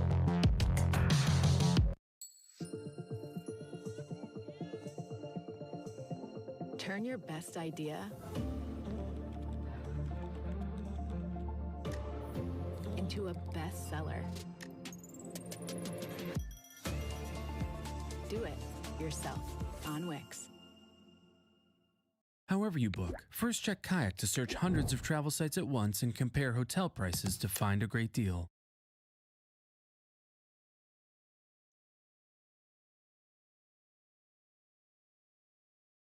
Hi, ma'am. You have your driver's license registration with you? Yes, sir, I do. And the reason I'm pulling you over is because of that red light, and you almost caused an accident. Okay? Okay. Where y'all headed to? Home. I'm so sorry. We were literally heading home. Where are you coming from? We were up at Applebee's. Do you have the registration and the insurance as well? Yes. How much did you have to drink today? We just started. No, we just got off work, and Okay. Okay, that's not it. That's your dental insurance and something else. I'm sorry. So you're saying you had nothing to drink today? Registration? Thank you, ma'am. You said you had nothing to drink today? No, not that much. Okay. And you're saying you guys had nothing to drink today at all? I didn't say that. Okay. We literally just left Applebee's. Okay. You're saying you guys just got started, just left Applebee's. She's saying she had nothing to drink today. No, I didn't. I'm Okay. driving her home. Okay. I'm driving her home. Okay. And then, but you keep grabbing some of the same paperwork over and over. You see where, like, my suspicions are otherwise right now? You see why I'm thinking otherwise? That's your title. I already told you that. I get it, but... Okay. All right. If it led to it, would you be willing to do some field sobriety exercises, ma'am? No. No? Okay, that's fine if you don't want to, but just understand I have to base my determination on my initial contact with you. I understand that, of course. Okay. It's your job. I understand. Okay, give me 1 second. I'll be right back with you, okay? Another officer arrives and checks to see if the suspects have found the insurance yet. Hey, were you able to find your insurance? What's up? Were you able to find the insurance? It's probably online. I have it online, though. Okay, can we see that? Yeah. Give me a second. Yeah, you observed that she's intoxicated, correct? Yes. She's already refusing to do FSCs. Okay. The red light's been red forever, and then she blows it, almost causes an accident. Okay. Stop her. She stops in the middle of the roadway, then turns here. While I'm talking to her, she's very slow and looking for her stuff, hands me her dental insurance card, then hands me her title, even though I told her already that title is not the registration. Hey, can I help you? Hey, can you hop back in the car, please? I can. Did you find something you wanted to show? Well, she's trying to do it, but, like, it's so stupid right now. Sarge, I'm just going to talk to her over here. Okay. Ma'am, can you step out with me and just talk up here with me? Sorry. You don't have to... Hey, hey, real quick. You don't have to do that. No, come No, over that's here. fine. I know it is. Why would you guys do that? It's not fair. What's not fair? You guys doing that? He's walking up there to talk to her real quick. You can't find... Is this your car? No, it's her car. Oh, okay. But you have insurance on your phone? She has her insurance on her phone. Oh, okay. So is this her phone?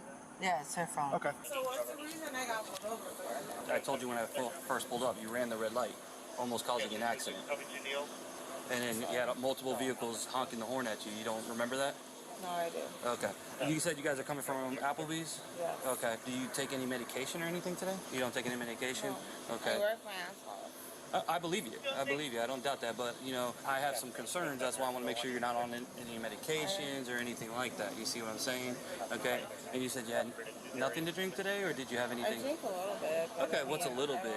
You want to just have a seat back in the car then? I guess. But let me tell you, hey, if you holler out to her, you're interfering with an investigation, and you're going to go to jail If she for would have that. sat in the fucking car. Well, he's got the right to ask her to get out of the car. So go ahead and have a seat in the car. Go ahead and have a seat. Watch your leg. Watch your leg. I'm good. We're going to close the door. Watch your leg. I don't need to close For my the door. safety and your safety, we're going to close. I feel safer like this. I understand. I'm closing the door. You're interfering with my investigation. I'm closing the door. All right? Watch your foot. Watch your foot.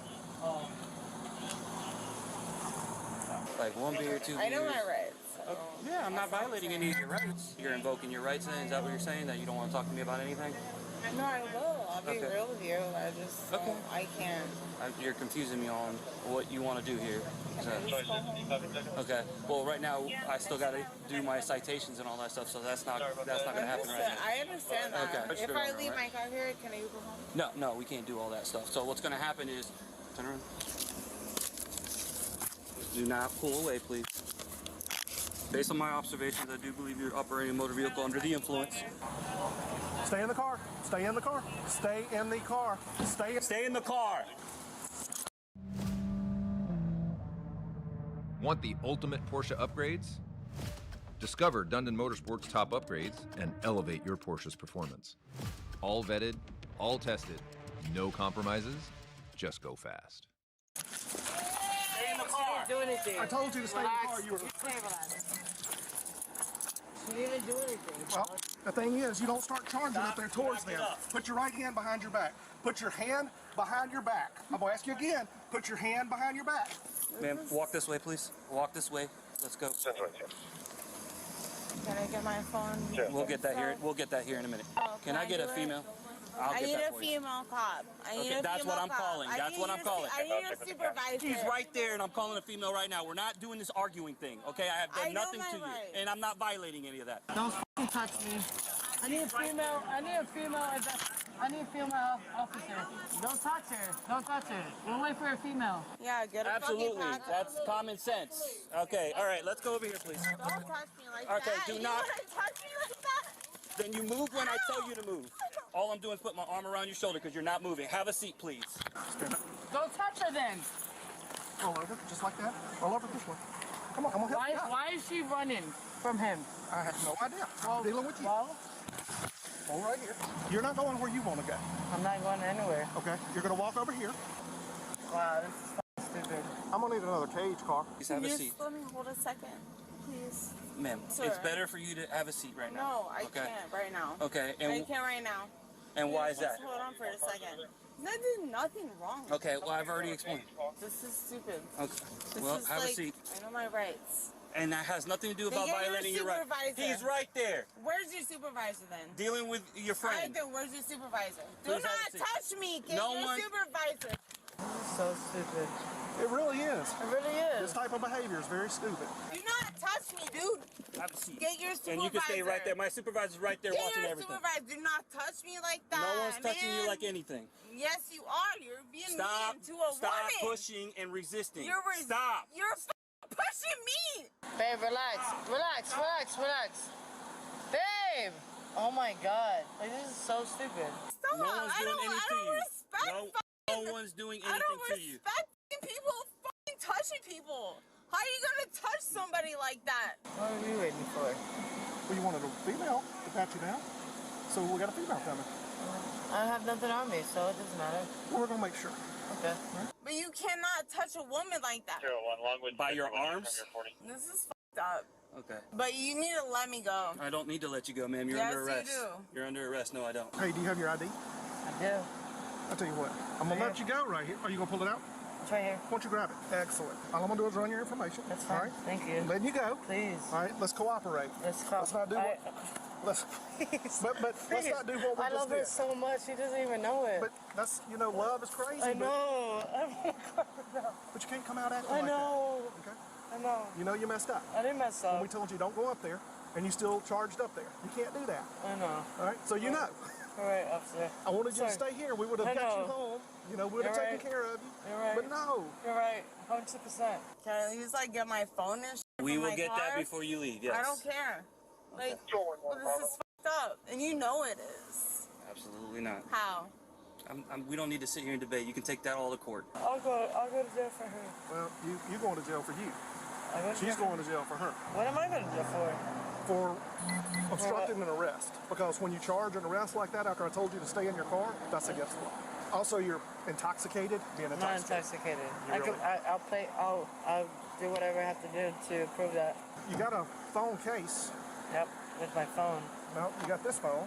Yeah, that's not my phone. Okay, that's her phone?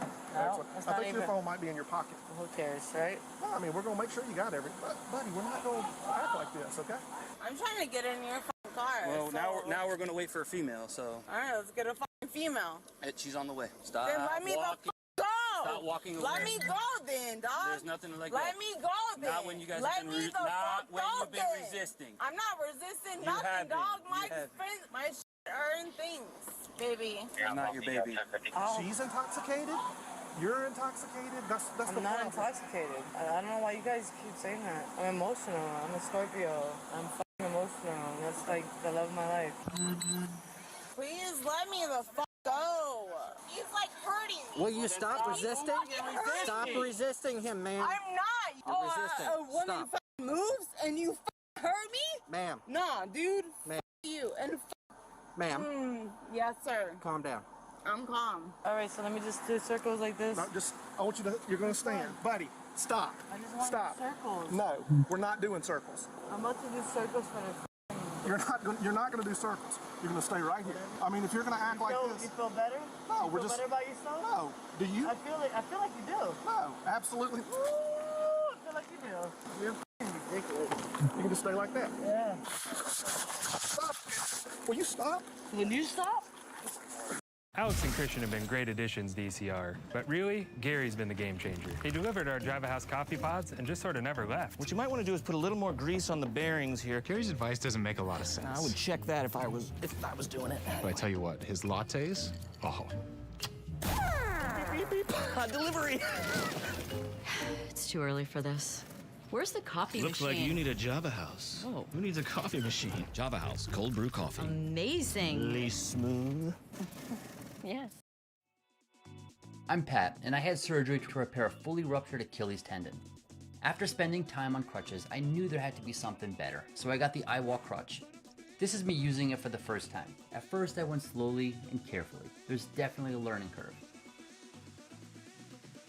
After some practice, I made a couple small adjustments and tightened up the straps, which made a big difference. I was walking so much better. And after that, adapting came quickly. Within a day or two, I could do stairs, go outside, do pretty much whatever I wanted to do, and it was great because it kept my hands free. I highly recommend the iWalk to anyone who has a lower leg injury. Thanks, iWalk.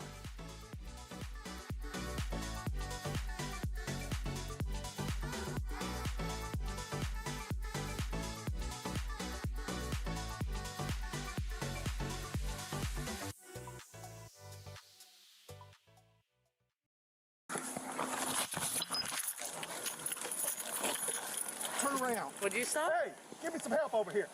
Quit trying to kick me. Hold on there. I got it. Knock it off. Knock it off.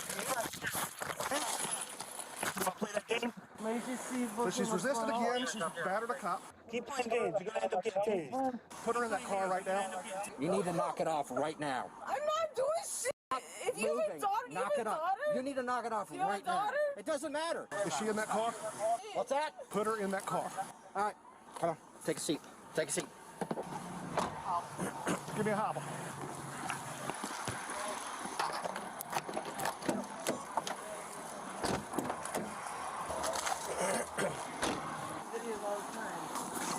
All right, Juan, I got her. You got her? Yeah, I got the legs down. Hey, let's do a quick pat on her real quick while she's on the ground. We're having trouble with her. That's crazy. I would never. We got another one in the car there. Do you have anything on? He's gonna poke me, stick me, hurt me. What? I don't. I'm helping you. How about that? I appreciate it. Yeah, of course. Put that in your part. Roll towards me. Oh my God. Am I a fucking pig? She's just patting you down, that's all. I have nothing. Okay. Well, I have to verify that for their get safety you. and mine. So. But this guy does not need to be touching me. Well, unfortunately, he has to. So I'm gonna pick Well, up I the don't property, feel comfortable. and you're gonna follow their orders, and I'm gonna stay right here. All right? I follow your orders. Just bend at the waist. I don't want him touching me. Bend at the waist for me. like he asked. Okay. What you're gonna do is you're gonna use my hands and start standing up, all right? So push your weight against my hand, and we'll stand up. 1, 2, 3. Stand up. Come on. All right, now let's get those handcuffs back. You're going to put your right hand above your head. Right hand on my head. Yes. Okay. Oh, thank you. Pull them back. Go ahead and pull those back. We'll take that one off momentarily. Bring it around. Thank you. Yo, I didn't do anything to any of y'all.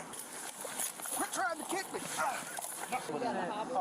Yeah, I got a hobble on her because she was kicking. Who's kicking? Yo, you guys are fucking liars. You saw her That's kick? crazy. Oh, absolutely. Put her over in your car. DUI, resisting, and then resisting and battery LEO. Yeah, public and tox also. That's so crazy. You don't know it? No, I just got here. Oh, you don't want to cooperate? We're gonna walk this way.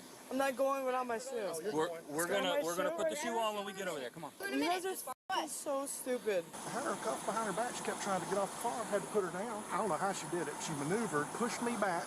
We went to the ground. She kicked me, and then she got her cuffs in the front. And then when we're done with her, I need you to pat down the other one. Can we see the seat? I don't know. Can you see my shoe? We're gonna grab your shoe. Could you? So why haven't you done it? Because we're gonna grab it. Now go ahead and sit down. All right. I'm not going in until I get my shoe. I feel like a fucking dog.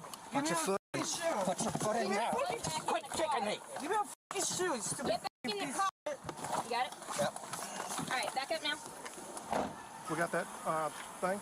Yeah, it hobbles on her. Where's the fucking lady cop? She's right here. Relax. Hey, you don't move. Where's the lady cop? Hey, where's the lady cop? Put your leg in the car. I'm Put your leg in good. the car. Okay, I will. Where's the lady cop? Zip it Where? down. Yo, you're not your man. Where's the lady cop? Yeah, Where the fuck is the lady cop? You're not a lady cop. Where's the lady cop?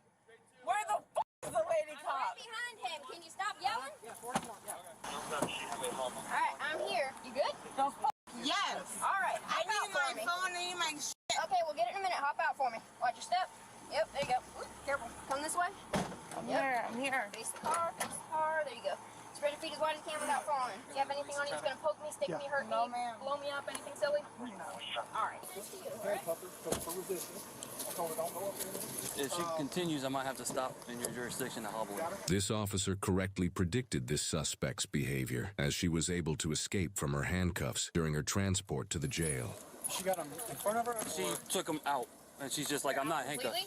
Yeah, she's got one on. What we'll do is we'll go for an arm bar, pull her out, use the door as a guide, put her against the car, and then bring her. Sounds good. Just hold that to work. Why are you escaping out of handcuffs? Step out, step out, step out. Step out, step out, step out. Get out! Are you being mean? You're escaping out of handcuffs. Are you being mean? God Someone have a handcuff key? Yep. Yeah. Let me see you. We tried to let you step out on the cord. Give me some light. You gonna act like a normal human being? You have a daughter? A daughter.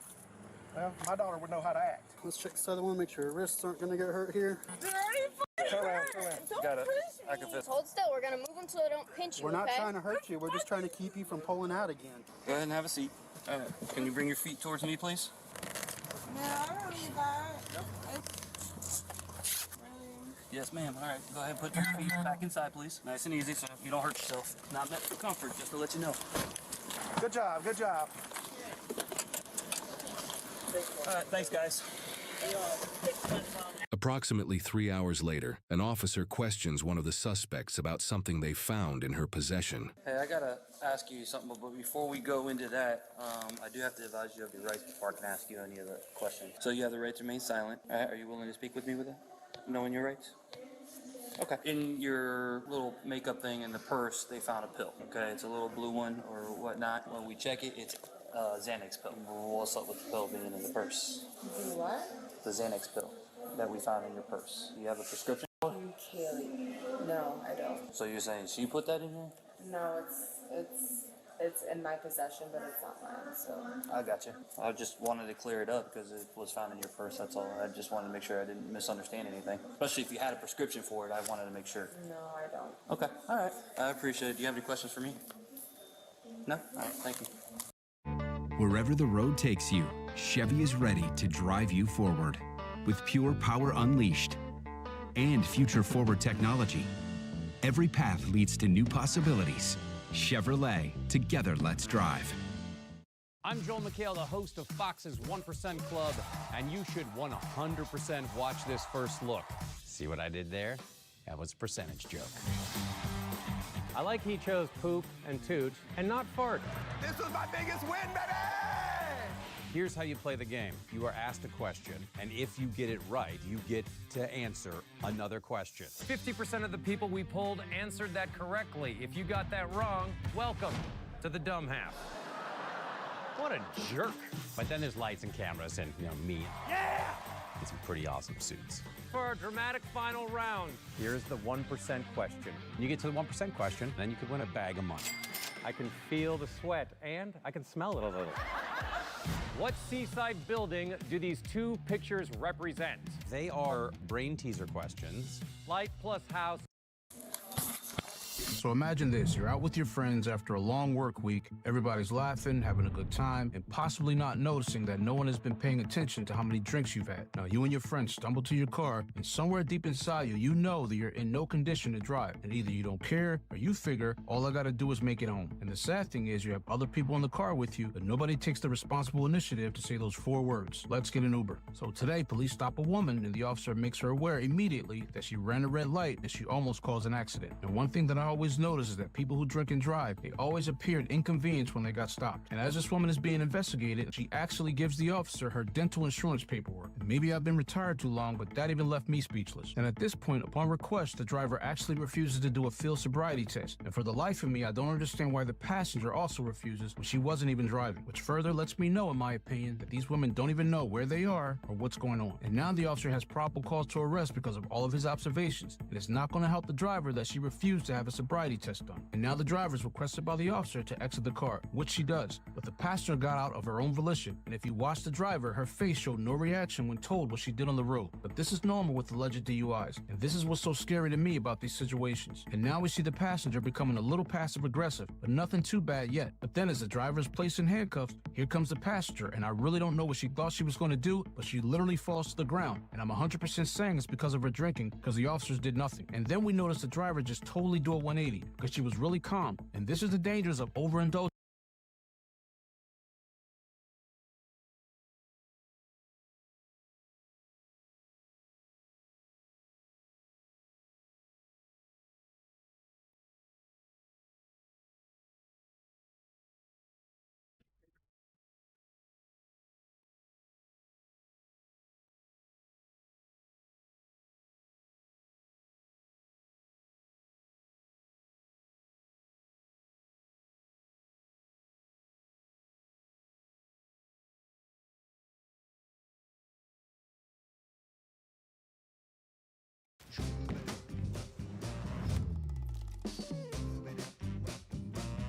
The bespoke AI laundry combo washes and dries in only 68 minutes. Even smarter with smart things. If English isn't your first language like me, and you want your writing to reflect your voice, consider trying Grammarly Pro today to elevate. The platforms themselves want to be governments. I think that's their aspiration. And so being on them and moving things around and moving attention becomes a way of moving money, of moving opinion, and who gets seen and how. Recently, there's been a relentless moral panic about the internet. Politicians, media elites, pundits, and tech executives are all insisting that social media is rotting our brains, destroying democracy, and making us miserable. Every week, there's a new warning. TikTok is poisoning the youth. Facebook is radicalizing your uncle. And the only way to save ourselves is to log off. This afternoon, the Senate overwhelmingly passed landmark legislation aimed at keeping kids safer online. The final vote, 91 yeas to 3 nays, and it comes 6 months after an apology on Capitol Hill from Meta CEO Mark Zuckerberg to parents who say their kids were harmed online. But what if that's the exact opposite of what we should be doing? And what if this push to disconnect isn't about protecting us, but is instead about disempowering us? The reality is that the internet, as messy, chaotic, and algorithmically manipulated as it might be, is one of the only spaces where everyday people can assemble, communicate, and exert collective power. Governments, the legacy media, and people in power want you to stay offline because a public that is disengaged and fragmented is far easier to control. People in power want you to believe that social media and the internet is nothing more than an addictive distraction, rather than a crucial battleground where narratives are shaped, movements are built, and institutions are held accountable. No one knows this better than Aiden Walker, a meme researcher and author of the Substack How to Do Things with Memes. Today, he joins me to talk about why we shouldn't log off and how the internet, for all its flaws, can be a powerful tool for progressive change. Hi, Aiden. Welcome to Power User. Hi, great to be here, Taylor. Okay, so Aiden, you wrote this fantastic, in my opinion, post called Don't Log Off. And just to get people started, I think there's so much discussion today about logging off. It seems to be what everybody wants is to spend less time on their phone, spend less time on the internet. Can you explain really succinctly your argument for why people should not log off right now? The internet is the most important thing happening in the world right now. It is where power is moving. And if you look at the winds, every wind is blowing towards the internet being more important and being more of a site of governance and authority and activism. And I think if you miss that boat, then you're going to get stuck on the beach and the beach is going to burn down. And we've known from internet history that the most powerful group there is everyday people. A lot of our media and academic narratives emphasize that like the companies are really important and the tech is important, and that's all true, but the internet is user generated. You know, what you post really does matter. You're not just a consumer, you're a producer. Yeah, I feel like, I mean, online attention, and I wrote about this a lot in my book, I would argue is sort of one of the most powerful forms of currency today. And I think what you've talked about is leveraging online attention for good. I think that that is really compelling. And I agree that like that work that people are doing online is labor. But I guess I would say, like, if somebody was to ask me that question, I'm curious your thoughts. Like, the internet is probably the most powerful tool for change that we've ever seen in our lifetime, right? It has radically upended our media environment, our communication systems. It is so incredibly powerful because it's the first time in human history that we've been able to connect at scale globally. And it seems to me that a lot of these efforts to get people to log off and to not participate in the online world are really just efforts from sort of powerful people to wield the internet in the ways that they want to wield it. And if people don't get involved, kind of like what you're talking about, and aren't like participating in these systems and, you know, inflicting their own changes on the internet or sort of wielding it in their own ways for good, it will only be used for bad. And we will not be taking advantage of such a powerful tool. I don't know if any of that kind of like verges with the way that you think about it. I think it totally does. And I completely agree. The caveat I'd sort of add is that it's the most radical tool for change in our lives, both positively and negatively. I'd say, you know, technology is usually neutral, and it's how people choose to use it that matters, how different people in history make decisions that matters. And the internet for me is currently a story of radical change. It started out, you know, at CERN. Find excitement behind the wheel of the new 2025 Kia K4. The thrilling K4 stands out with a spacious and sophisticated interior that offers premium amenities like an available ultra-wide sunroof, class-leading second-row legroom, and available digital cockpit that keeps you connected and in command wherever the road takes you. Step into your new K4 today. Click now to view our inventory. I was just checking to see how you were after that bomb went off on our face last night.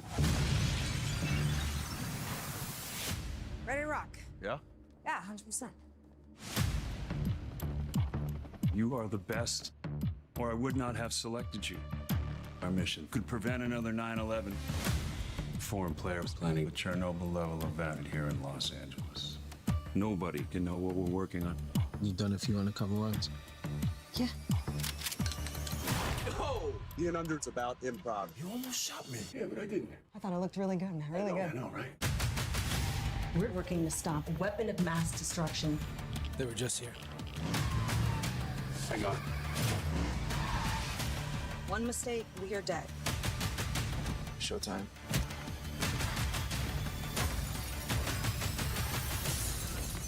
You okay? Oh, No. you care about me. No. That's very sweet. They don't play by a rule book. Why should we? I'll play this however you want to play it. Whatever the consequences. You were acting like you had a death wish. Oh my God.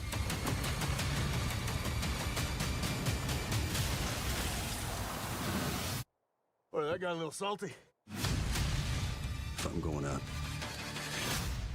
out saving something.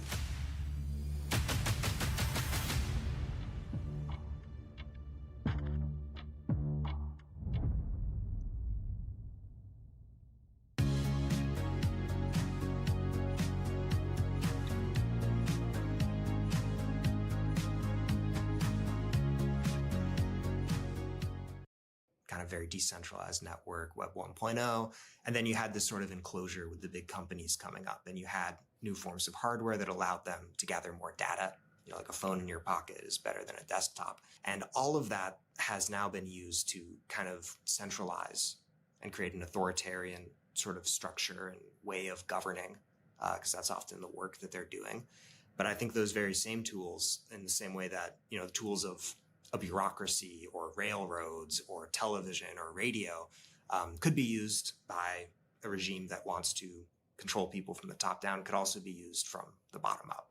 And I think we've seen hints of that in the past in the internet, and we need to kind of aim for that bottom up direction. Well, yeah. I mean, we've seen sort of quote unquote bottom up movements, really social movements emerge on social media like Black Lives Matter or Me Too or some of these like social justice movements that have gained enormous traction online and obviously have led to real world change. I guess the criticism, I think that a lot of people will levy at things like that, or people say, well, we just need to use the internet for good. If we just post enough, right? Like we can mainstream a lot of these social movements, is that ultimately these platforms belong to corporations, not people. And these corporations will bend the platforms to push whatever they want. I mean, Twitter is a really good example of this now, right? Like, does it really benefit anybody to go on there and post a lot when Elon Musk completely controls the algorithm and controls like what people see? So I guess, how do you think of that tension between like the internet as this liberatory and democratizing force that sort of anybody can use versus, like you mentioned, this platform controlled ecosystem that I would argue people like isn't very liberatory for a lot of people? Yeah, I'd say the platforms are parasites on people's creativity and desire to connect. And it is true that they've kind of dominated in this top-down manner. And when you're posting on Twitter, you're in Elon's playground. And so I think there's a lot of reason to use these platforms strategically. I think it's not worth it to kind of surrender it to them. And I also think in our histories of the internet, we've often kind of thought of them as these fiefdoms, which maybe legally, corporate-wise, they are. But they aren't just websites. They're, places where people come together and meet. And they're often maintained like, Reddit is maintained by admins. Twitter is only interesting because you have posters and reply guys and the whole ecosystem of people. And so I think while, maybe the name on whatever paper is the ownership deed of Twitter is Elon Musk, in practice, and I think in our hearts and minds, maybe less so now that it's changed to X, the people who own the internet are the people on the internet.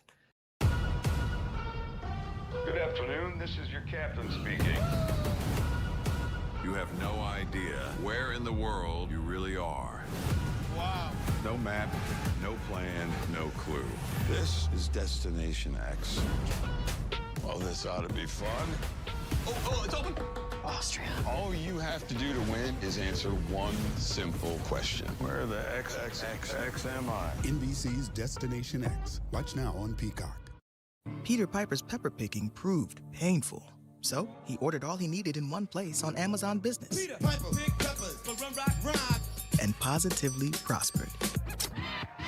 Amazon Business, your partner for smart business buying. I mean, the real power and the value of these social platforms comes from the user base, right? It comes from people. And you're right that sort of ultimately users do dictate the way certain platforms go. I mean, Vine didn't shut down, right? Like users stopped using it. And that is part of the reason why it shut down was sort of this like user driven revolt of the platform. So I guess when you think of people exerting power, like if you accept that these social platforms gain their power and influence from users, how can users exert more control over the platform landscape when we have such a like strong, I guess, tech duopoly with like Meta and Google, and then now X is kind of in the mix too? It feels like we just have a ever shrinking amount of platforms that we can post on and connect on. I think that tech duopoly is a very big restriction on us. And it's definitely a moment where it feels like the internet is very dark. And I feel that as well.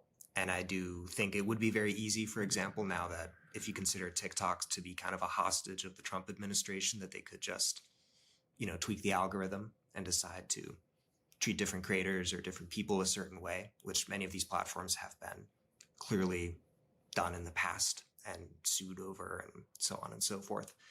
But I think users every day, there's things like algo speak where users talk around the algorithms. There's things like, people do manage to fundraise, people do manage to do activism. And some of that is a little cosmetic and the core of it remains that it is top-down controlled. But I think you see this desire among people to move to new platforms or create new spaces. And that's part of what I meant by saying like skills like being an admin or a moderator or being, a steadfast and productive reply guy or being a creator who, builds space for others as well as taking up space yourself.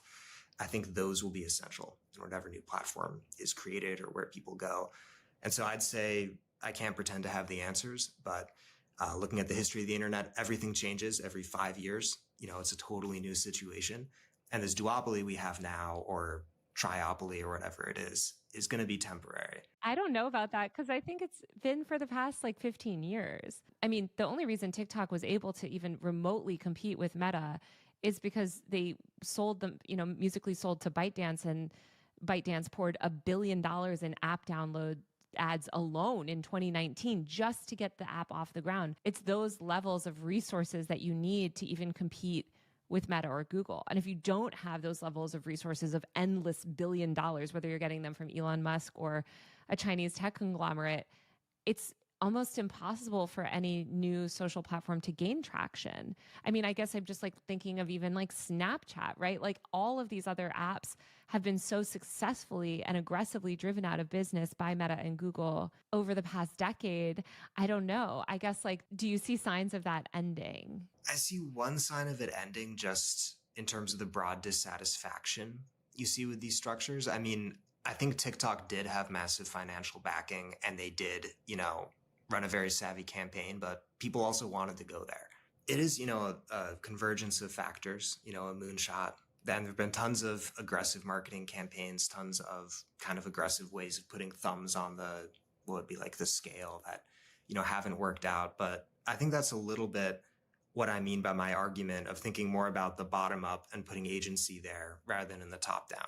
Maybe factually it is true that, we are the Chinese whatever, the conglomerate or Elon Musk or Zuck and Google and all the money is sloshing around, and that's what's moving attention and moving eyeballs. And certainly it's a part of it. It might even be the largest part of it. But I think for me, it's almost like a little bit of a Pascal's wager. I want to believe that it is possible to change from the bottom up. And I think, in history, a lot of people, rather than assigning agency to Napoleon, conquered all of Europe or whatever. It's no, he had an army. There were everyday people. There was a way the economy was set up.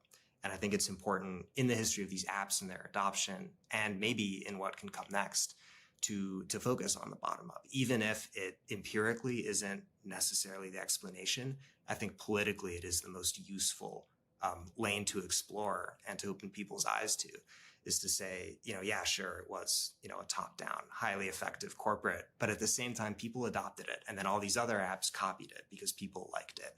On June 6th, the deadliest warriors become the greatest prey. What happens if we survive? Predator, Killer of Killers. Rated R. Streaming June 6th, only on Hulu. Just because your business gets complex doesn't mean it has to get complicated. With Asana, adapt to new business needs. Automate workflows, connect global teams, gain real insights so your team can light up the world. Try Asana. I do think that TikTok also, I mean, you could argue it was adopted primarily because of a lot of this aggressive marketing and positioning, and because it's just a far superior product to anything Instagram or Google was offering.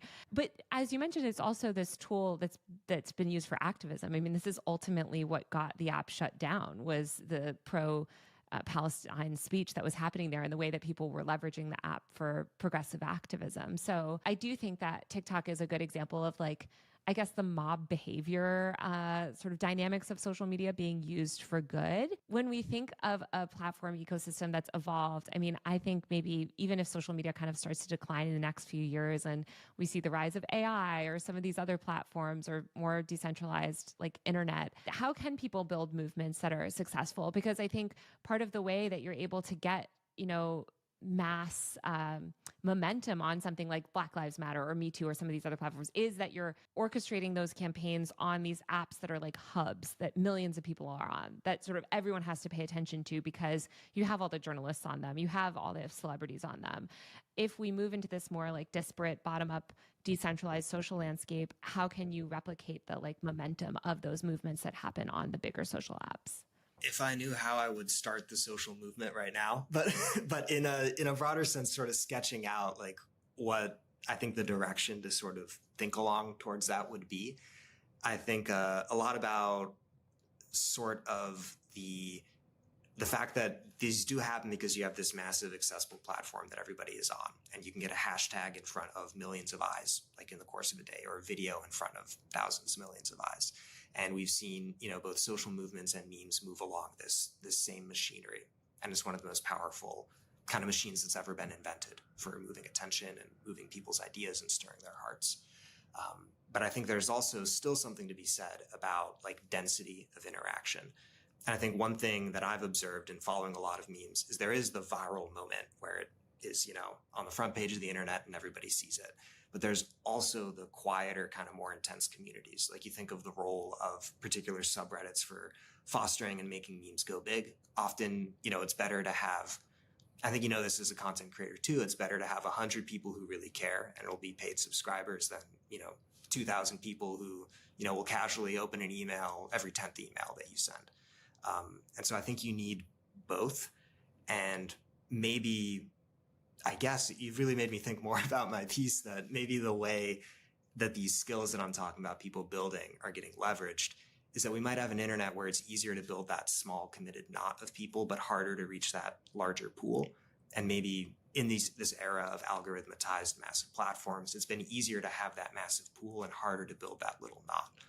Which I think has often been the criticism of doing activism on the platforms, is that, you're reaching a bunch of people who are engaged in a shallow manner rather than sort of reaching the crew you want to ride or die with. I think of the internet, and I wrote about this so much in my book, but I think of the internet as like an attention machine and a way to connect people at scale, right? I mean, that's sort of the fundamental goal of the internet, is to connect people. And that can be used for good or bad, right? You can connect political extremists for really bad things, or you can connect people for progressive social movements that will do wonderful, amazing things in the world, right? I guess like, especially as we move into this world of like more AI and algorithmic driven platforms, like it seems like people used to determine who got attention, and now algorithms a lot of the time determine who gets attention online. So if we want to go back to this world where people are determining who gets attention or what gets attention or what to pay attention to, how can they circumvent those algorithms?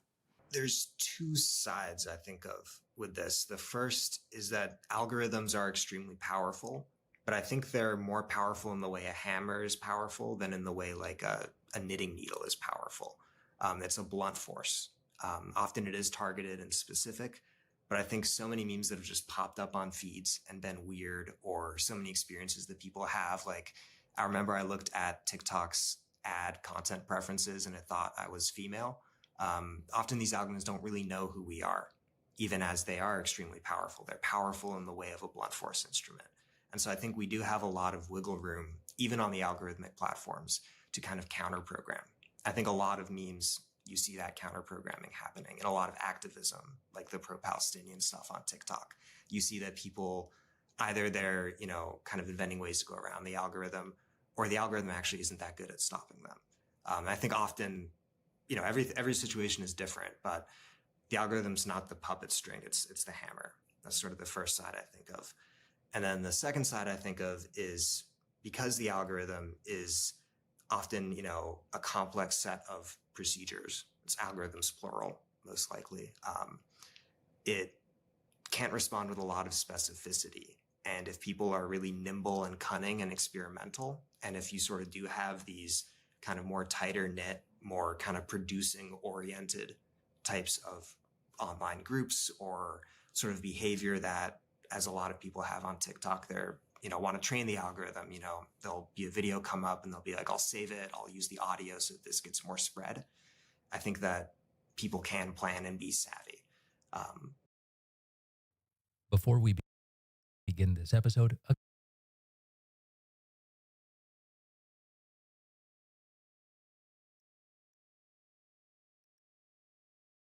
think that as algorithms are becoming more prevalent, more people are realizing how to manipulate the inputs into the algorithms. Like you mentioned, the whole idea of like click to save, click to share. Even if you don't click, people realize that like just clicking the share button and copying that link, again, whether or not you ever send it anywhere, is a signal to the algorithm to boost it. And you've seen a lot of activists sort of like leverage those tactics, or like you mentioned, use things like product focused language when they're talking about activism, in order to tap into like the TikTok shop algorithm and get their content boosted because the algorithm thinks that they're talking about shopping. So I do think like there are those ways to circumvent.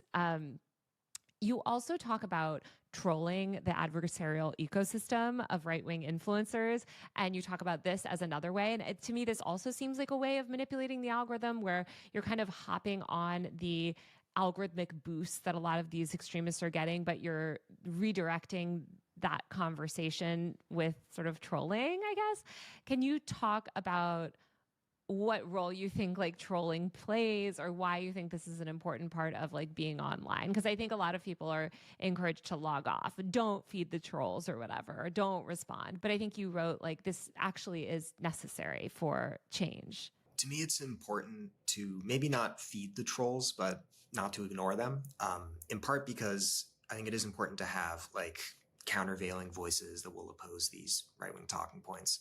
And maybe this is a little counterintuitive. I think that putting up a fight against the trolls is a way of galvanizing and getting, our own side excited. I mean, you see people saying they want Democratic politicians to, fight back more. And I think that by engaging in troll-to-troll combat, like Will Stancil, love him or hate him, is one of the big people out there doing it. For people who don't know who that is, he is a, I guess, liberal, sort of centrist liberal commentator that, yeah, I think will quote tweet absolutely anything he disagrees with, and will very much die on the hills that he wants to die on. Yeah, so I can't blanket endorse everything Will Stancil has ever tweeted. But I do think people like him, a few examples of this are Menswear Guy, who posts on Twitter critiquing right-wing fashion, or Ali Lukes, who got her PhD at Oxford and was kind of attacked by the mob, but fought back in a way that was very valiant. And I think there's an important role to be played in participating in these debates because they can galvanize our own side. People want Democratic politicians to fight back more. And I think online, by, showing a strong voice, pushing back on this stuff, even if it is sometimes cringe, even if it does seem to not be pandering to the better angels of our nature, I think it is important to show up. And that's part of how you build a movement, is it is going to be adversarial online debates. A lot of attention moves there. Well, I think like what you just said is the key, right? It's about attention. And I think that I totally disagree with the whole like don't feed the trolls idiom, in the sense that I think it's so important to redirect attention. And we see that, especially on the right, these right-wing influencers are so good at leveraging attention and derailing conversations. And I feel like when you don't have strong responses to that, whether it is like a menswear guy or this random, British academic, it just creates this vacuum where like there is no like counter narrative, I guess. And so I think it's so important, like you said, to create that like appearance of resistance, even if you are going up against algorithmic like downranking because of it, because sometimes you can successfully kind of turn the conversation away from something bad. Yeah, and I think that's one of the things I really admire you for. I don't know if this is something you are, into receiving praise about, but I think like your coverage of Libs of TikTok on X and stuff like that, it's reporting, but it's also a way of, I think just modeling that this isn't okay. People are paying attention to it and they're saying it's not okay. And I think just having that out there on the platform in whatever form it was, I think that did have an impact. Well, one thing I think that's so important to note with your work too is like you talk about this idea of like not logging off and being really online. And I think that the sort of underpinning belief behind it too is, which I agree with, is that the internet is very much real life. And this is like real. There are real stakes. Like I think hopefully in 2025, nobody is arguing otherwise, but I know for years, and even now, I mean, you do hear it on Blue Sky sometimes, people will be like, just ignore these people and they'll go away. Or they have these sort of misguided beliefs about platforming where it's like, well, if you respond to these trolls, you're quote unquote amplifying them. And, that might be true. It's just someone with like 200 followers or something, but when you're responding to these big right-wing figures, it seems important, right? Like, I mean, I guess, like, can you kind of talk about that idea of like platforming or amplifying? Because to me, it feels like a very like dated view of the internet, where it's like, well, if you just ignore this corner of the internet, it'll go away. When I think we've seen that when you ignore it, it doesn't. It often just creates a vacuum for those communities or those influencers to flourish. I'd agree with your take that it's sort of an outmoded way of approaching it. To me, that feels very like 2016, 2017, when the barbarians were still outside of the gate. Maybe that's a weird way of putting it. But now that we are in a media ecosystem where these people are more listened to than the mainstream platforms that are virtuous and true, I think that it's unavoidable. You know, you either push back against it or let them take up the power vacuum. Yeah. The bespoke AI Family Hub Plus refrigerator with AI vision inside.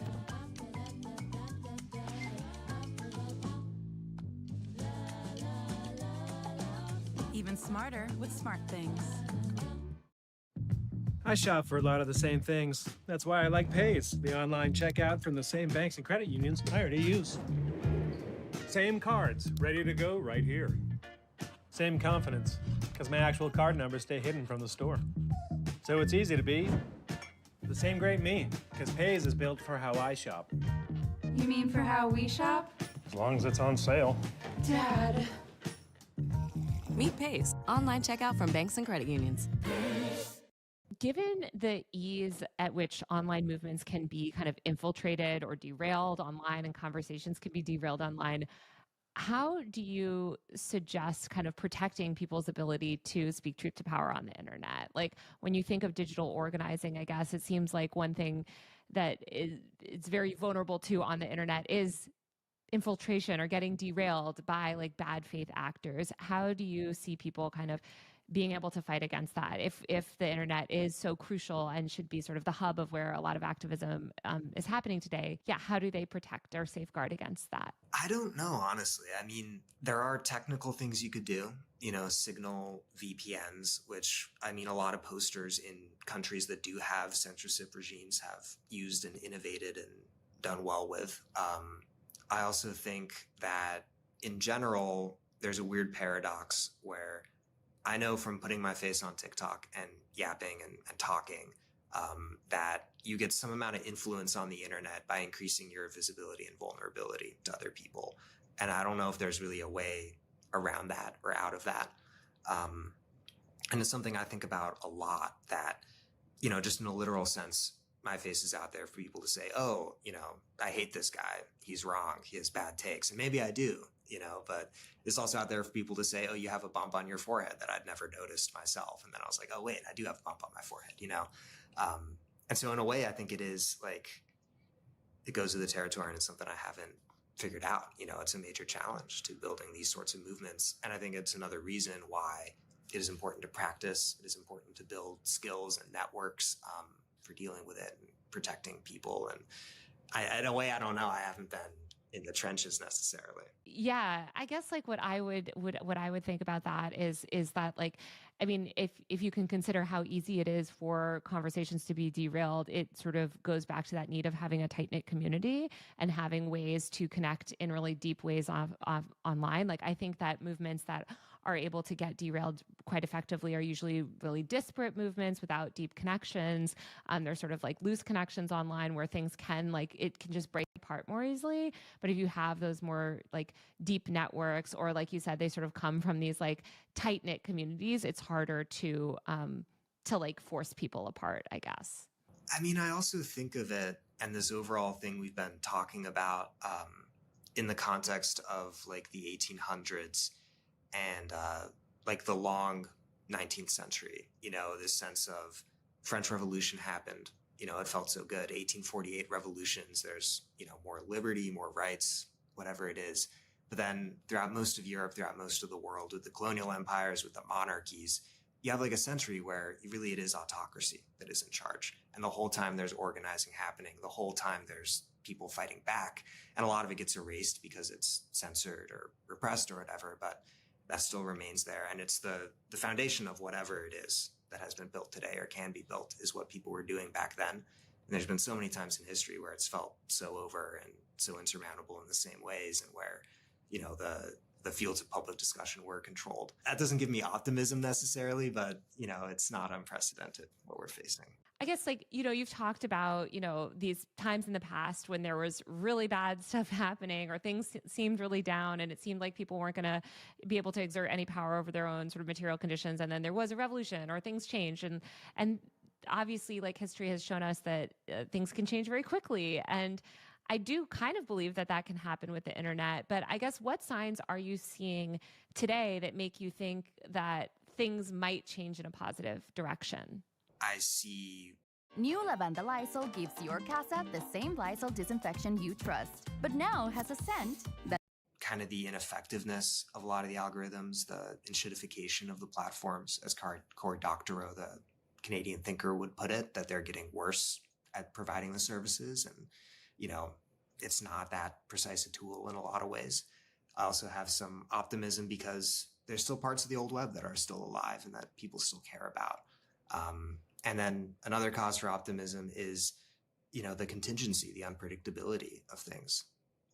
It's always changing. I guess, like, what I would say, aside from those things, which I totally agree with you on, I think that we've seen actually a lot of appetite for people seeking to exert collective power online, whether it is through, you know, things like the GameStop meme stock movement, like meme stocks. Yes, there usually can be for really bad things, but we've seen a lot of people kind of channel attention towards different news events or causes or personalities or whatever to try to, like, right now it's for financial gain, but I think that you're seeing, especially on the right, people leverage that attention also for political gain. I mean, Trump is kind of an example of that, actually.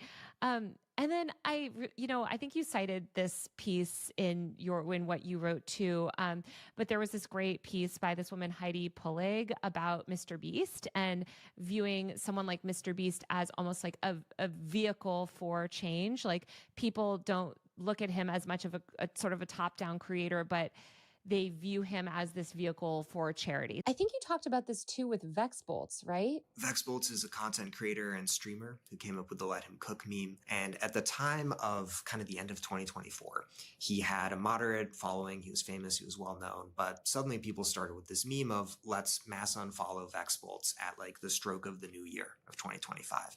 And so something of like 3 or 4 million people chose to follow VexBolts. And his follower count surged in the last days of 2024. And then they all mass unfollowed him at the stroke of midnight. This is profoundly silly, but perhaps me wanting to optimistically read it was like, this is a crazy flex of power. You know, people can make this man suddenly famous and then make him suddenly unfamous. And I think every content creator to some extent feels, you know, more at the whim of their audience than kind of in charge of them. Even though they are called followers, you're following them most of the time. And with MrBeast, the theory there that was in a paper at the University of Kent as well is that his audience aren't, you know, fooled by his retention editing. One of the reasons they're there is because they know their attention turns into money, which he either spends, you know, curing the blind or building wells, or that he'll spend in, you know, put it in a briefcase and pass it to you when you're in Walmart looking at the Feastables aisle of his chocolate bars. And so there's this sense that you're watching translates into money, translates into power. And that en masse, you can give or take away this attention. And I think a lot of memes are very, like, obsessed with that. And you see it even in earlier stuff. Like, you could say, what else was Harambe? What else is really any meme Well, trend? the world record egg, I think, is a good example of this, right? When people tried to they successfully did make this picture of an egg, the most liked Instagram post. And it was sort of supposed to send this message to Kylie Jenner, who previously had the most liked post, that, like, we have the power, we determine who gets famous. So, I mean, when you do see things like that, and I think we're seeing more and more of those types of memes. I don't know if there's a term for them or not, but I would say, like, these sort of participatory memes and content creators where their fame is predicated on that kind of participatory fame. So I guess when you look at these, like, participatory memes or participatory creators, do you see people being able to replicate those dynamics and seize that collective power for political means? Well, that's how I interpret Brat Summer, as being kind of these same dynamics brought to an explicitly political thing. I think looking back earlier, that's sort of the right-wing 2016 meme magic alt-right thing, whatever that was, it was a way of using these internet tools to organize and, create a movement and move stuff politically. And I'd say my larger view is that the internet isn't just a machine for communication. I think it's a new kind of governance form. And as we spend more and more of our, free time being entertained by these platforms, as we spend our time working through them, if you want to find a job, you got to be on some platform that has an algorithm. If you want to find a date, you got to do that. If you want to make money, if you want to sell a product, everything's getting bundled into these things. And so this space and these influencers who are both content creators, but in the case of theBeast, also a business owner, also taking some, kind of administrative stuff. That's the political connection for me. The platforms themselves want to be governments. I think that's their aspiration. And so being on them and moving things around and moving attention becomes a way of moving money, of moving opinion, and I think also of moving the actual infrastructure to the extent that you can influence the algorithm a certain way or do a mass follow, mass unfollowing. You're changing the way that space is built.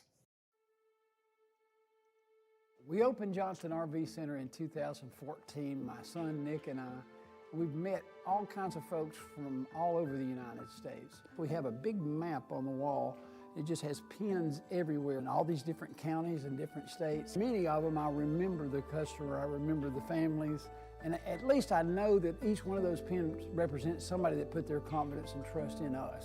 We're one of the few dealers in the Southeast that offer the lifetime warranty from Warranty Forever, which is a great program for our customers. When they come back to see us year after year, they come in for service or come in for parts or just come by to say hello.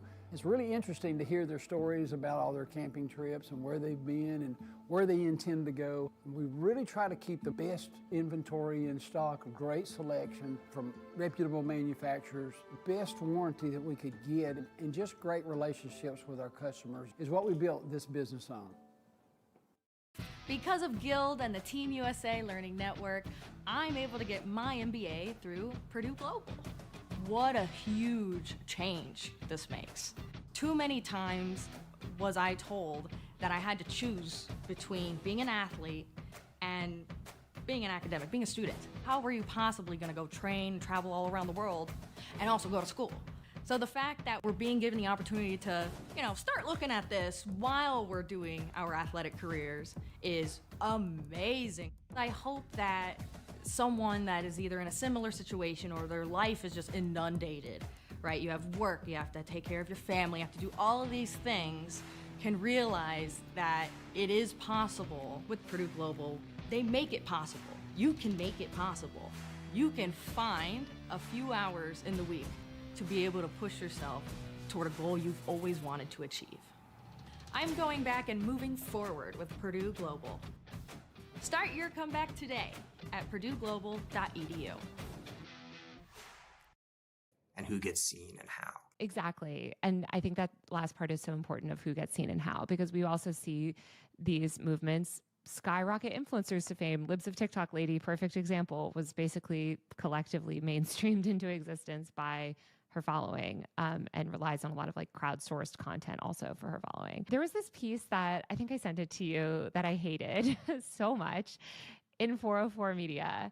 And the headline is, "You can't post your way out of fascism. Authoritarian and tech CEOs now share the same goal, to keep us locked in eternal doom scroll instead of organizing against them." I'm curious your response to this piece. I hated it so much because it completely ignored basically all digital activism. I don't know, some of the most important digital activism that people have done over the past few years, and completely dismissed the way that the right has leveraged these tools. It sort of just gave into this idea that the internet is dominated by the right. And so we have to log off and, I don't know, do stuff IRL. How we would plan that stuff IRL, I don't know. I guess certainly not online. But what do you make of this argument of, that basically you can't post we can't post our way out of authoritarianism? Yeah, with that article, one of my biggest takeaways was it seems true to an experience of being on Twitter at a specific point of time with a specific set of people. And if that's the only online sphere you're in, then maybe that is an accurate, take. But the internet is so big. And I know there's stuff going on that I have no idea what's happening there. I'm not even on Tumblr anymore. Who knows what's going on? Corners of TikTok I'm not on. So the internet's a very big place. and there's always stuff going on. And the experience we've had on Twitter isn't the only thing.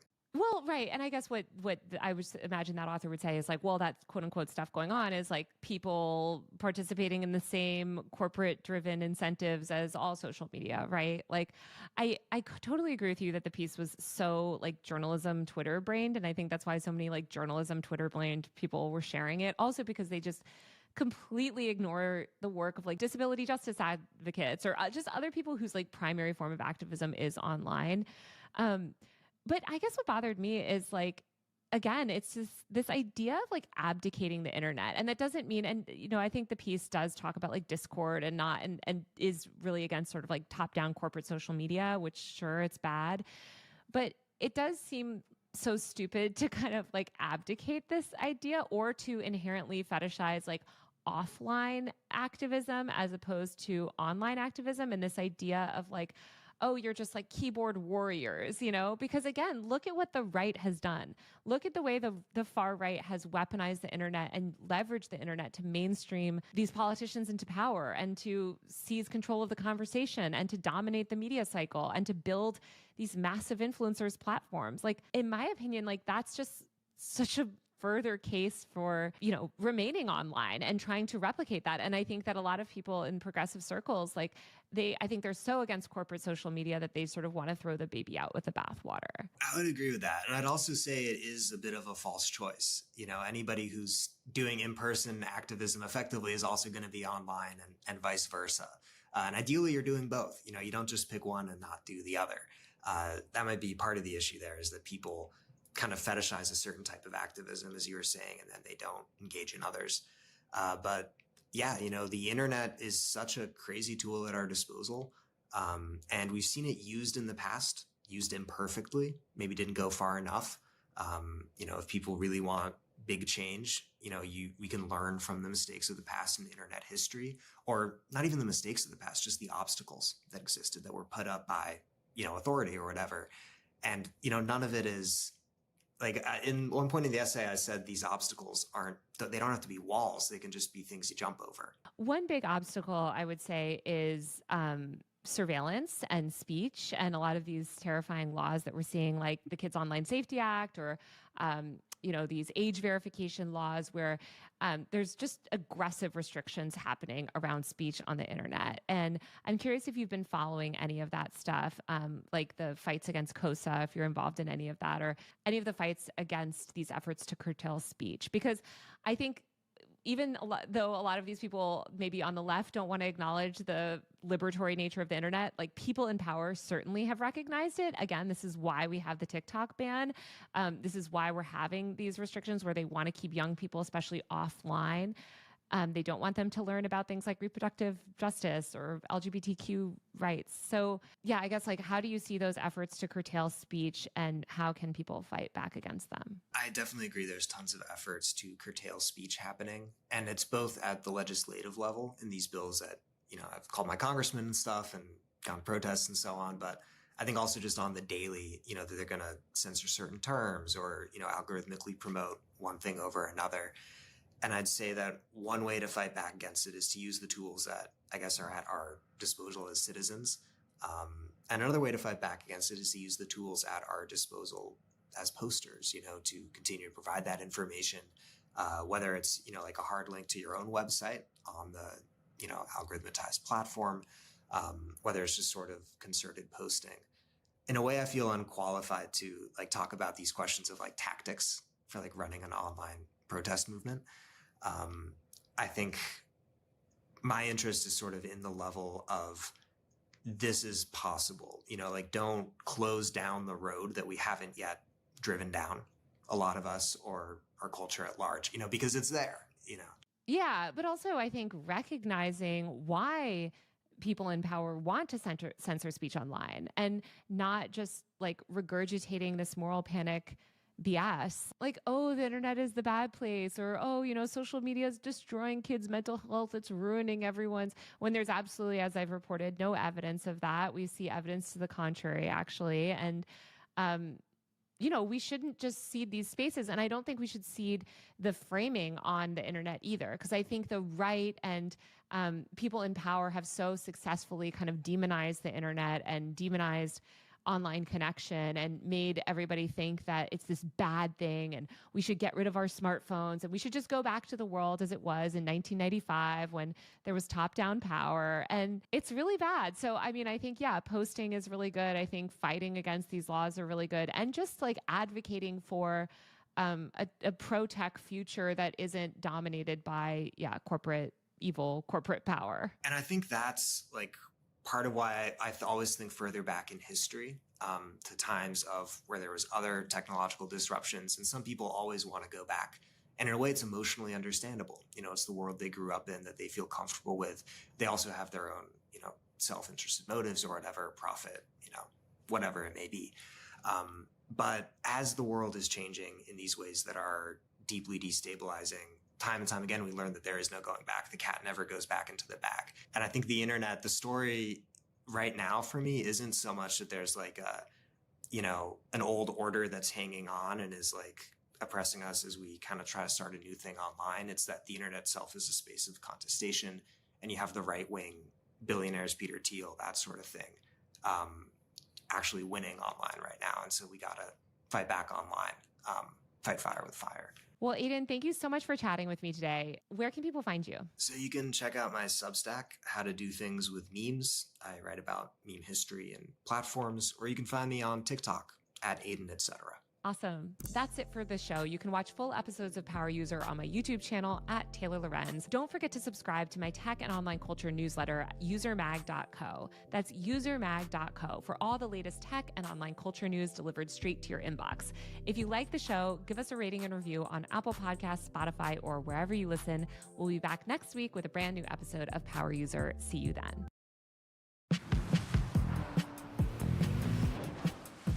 Choose to lean into it. Every Mazda is engineered to give you effortless control. I wake up. Well, Donald Trump said today that he will issue refunds of his illegal tariffs to every American business that has been forced to pay those tariffs. Donald Trump being the most incompetent president in history and the president who knows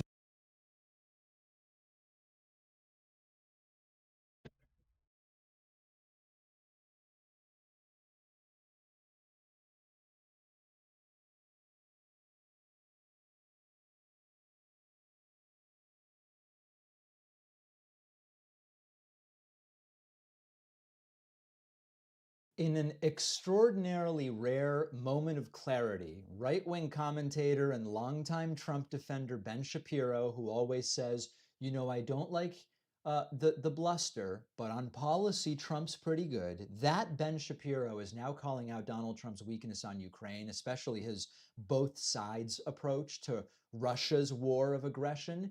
Even the right is now admitting that Donald Trump is projecting weakness. Now, this is not about glorifying Ben Shapiro, but there is a lot of interesting stuff to discuss here. So let's take a look at the clip and then we will discuss. Again, I'm not sure what he wants from Zelensky that Zelensky hasn't already given him. Zelensky has given him the immediate ceasefire. Zelensky has said he will go anywhere for direct talks. Zelensky gave him the rare earth minerals deal. And sort of both sidesism from the Trump administration and from President Trump is the reason why Putin is pushing.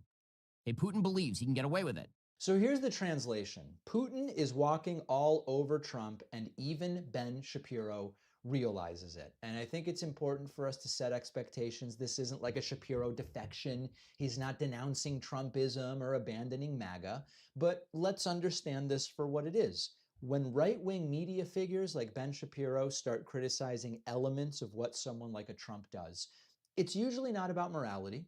It's not about principle. It's not about competence, it's about optics and control.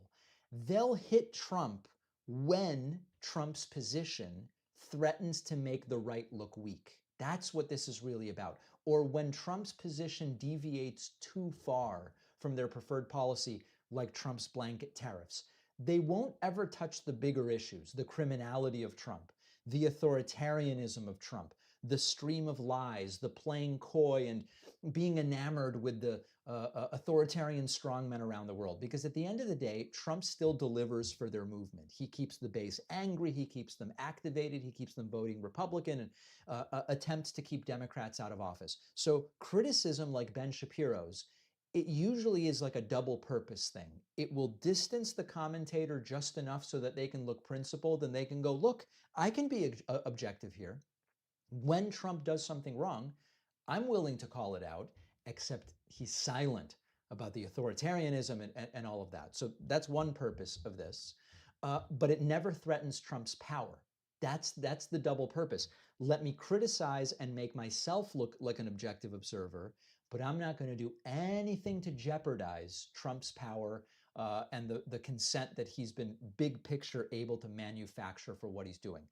They never call for real accountability is the thing, and they never suggest that someone else take over. And they certainly don't want to fracture the coalition that keeps the right competitive. So they'll nibble around the edges.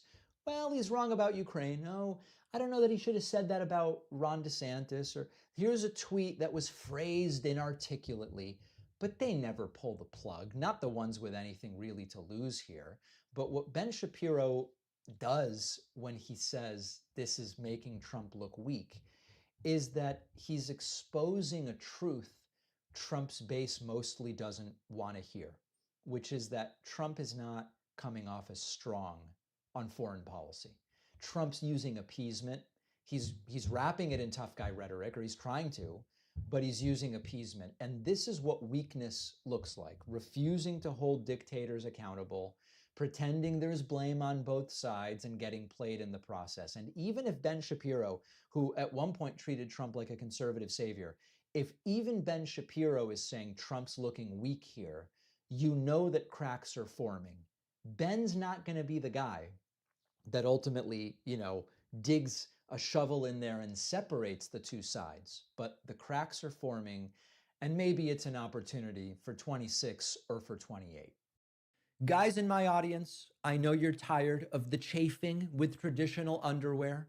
Our sponsor, Sheath, makes the most comfortable boxer briefs I've ever worn. If you're sick of the boxers that are too loose or the briefs that are too tight, Sheath is for you.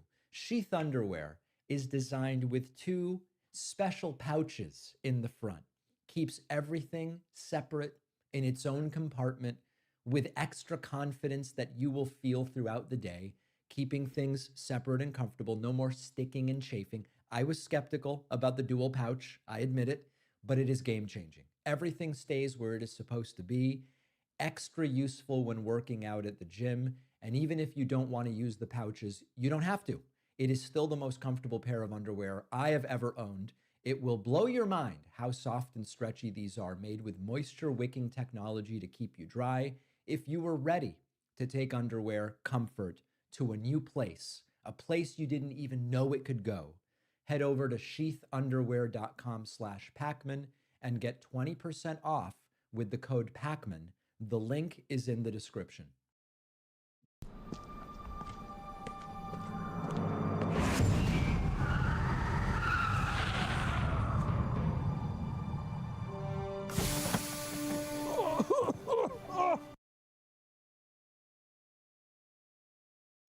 Welcome to the show. We start today with a massive legal defeat for the Trump administration, maybe the key, maybe the only real policy achievement, if you can call it that, although it's been a disaster. The blanket tariffs have been struck down by a federal court. This goes back to Liberation Day. It is an incredibly ironic situation where what's bad for the Trump administration is good for global markets, which are rejoicing at this ruling. So let's talk about it step by step.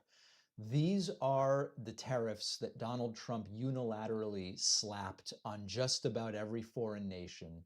A federal court has ruled these are illegal, and these are outside of Donald Trump's authority as president. Now, these two findings, against the law, outside of Trump's authority, very common findings with regard to what Donald Trump tries to do and does, regularly doing things that are outside of the law and outside of the authority of a president of the United States. Now, this is a ruling that doesn't just like poke a couple of holes in Donald Trump's economic policy. This is obliterating, arguably, the central pillar of Donald Trump's second term agenda.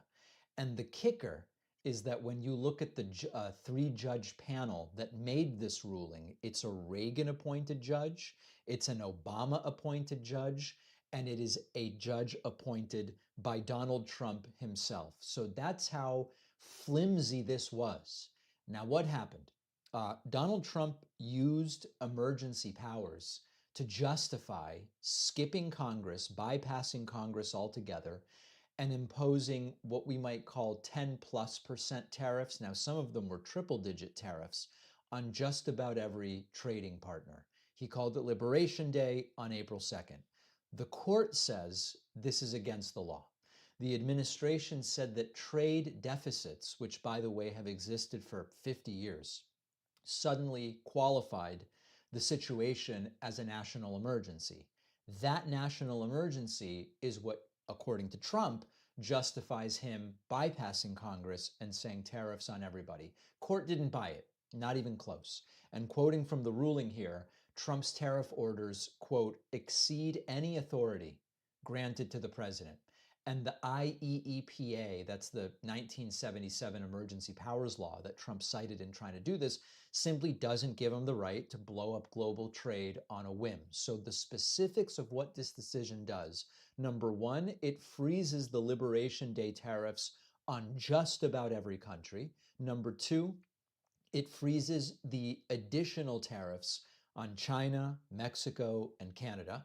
And number three, it freezes Trump's attempt to single-handedly set global economic policy. Now, meanwhile, global markets are cheering. Stock markets immediately seeing futures rise, and stock markets around the world that were open on a different schedule immediately accelerate upwards. American businesses celebrated because the pause or the blocking of the tariffs, better said, gives them more business certainty with regard to what's to come.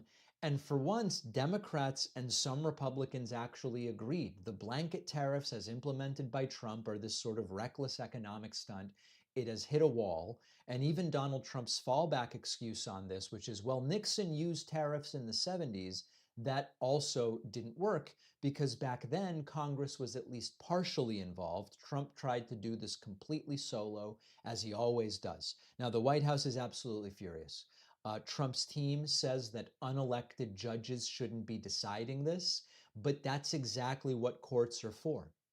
The whole point of courts is get people who are allegedly outside the political fray, although they are still political nominees. So it's sort of complicated to say, well, unelected. Trump's own argument is it doesn't matter that Elon's unelected. It doesn't matter that the judges I pick are unelected because the people elected me knowing that I get to bring in special advisors like Elon, or I get to nominate judges. So when it's convenient for Trump, he goes, no, no, no.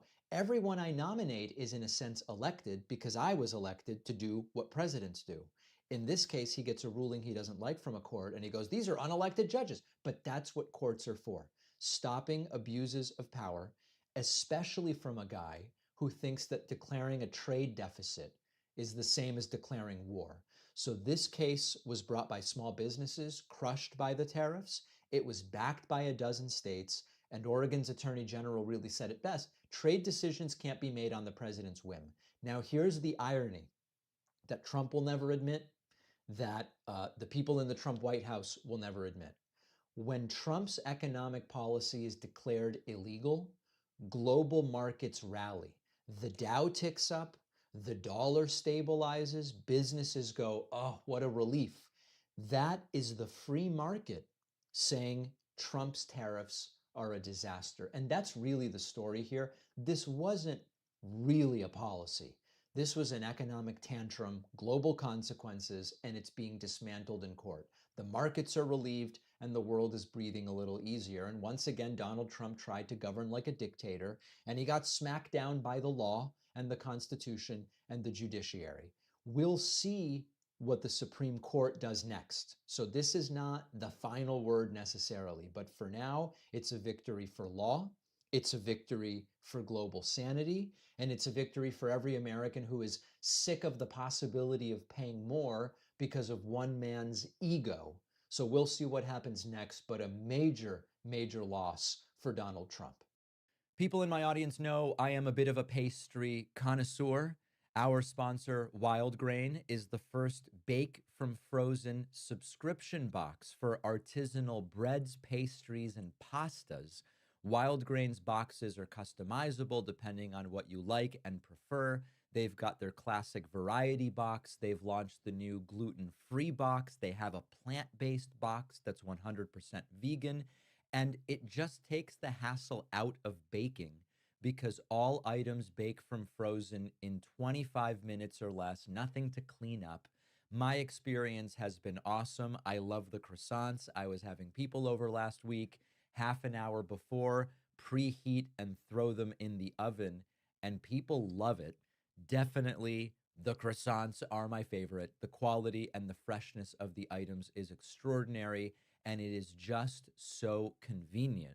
Go to wildgrain.com/Pacman to start your subscription and get $30 off your first box, plus free croissants in every box every month. The link is in the description. Attention college students and graduates. At Sarah Toyota, we've been putting dreams in driveways for over 35 years, and now we want to help you achieve yours. Right now, take advantage of our exclusive college grad program. Get zero down, no payments for 90 days, and special financing on any new or Toyota certified pre-owned vehicle. Plus, we'll match the $500 rebate to make it $1,000 just for you. Your next journey starts with us. Scan the QR code or visit sarahtoyota.com today.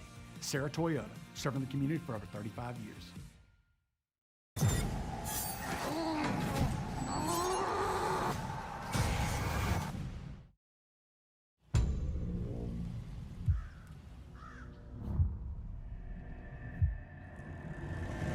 You saw how clean this place was coming in? Yes, sir. Your job is to keep it that way. And no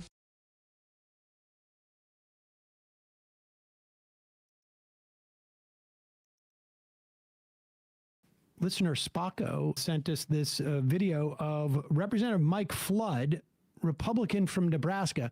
Now, Nebraska is one of those places where, you know, there was a fairly tight Senate race. And Osborne way overperformed, especially as an independent candidate. And there is, like, you know, burgeoning dissent there. I don't know if Mike Flood is in any jeopardy, but it's not like Nebraska is an is its own country. It's indicative of a lot of problems that the Republicans are going to have around the country. Here's Mike Flood being asked by his constituents to justify different aspects of this reconciliation bill, which is going to ultimately kick anywhere from 8 to 14 million people off of Medicaid. It's going to cut $500 billion out of Medicare because of the sequestration as a function of this bill's not being remotely balanced. It is also going to kick millions off of SNAP. And we will talk about the specifics, or let's let Mike Flood talk about the specifics after he looks through his notes on the bill he voted for. Didn't agree, but we would have gotten so much done if I could do that 5 times a day in people's living rooms. I only share that because this is what I do right now, because it's what I know how to do. But I got to figure out a way to put my arms around those people that I think just want those answers. I know. Okay, next question. Next question is, I'm concerned about the SNAP benefits being cut and the age of depending being lowered from 11 to 7. Children should not be punished for being born into poverty. Okay, pause it right there. I want to explain what that question is.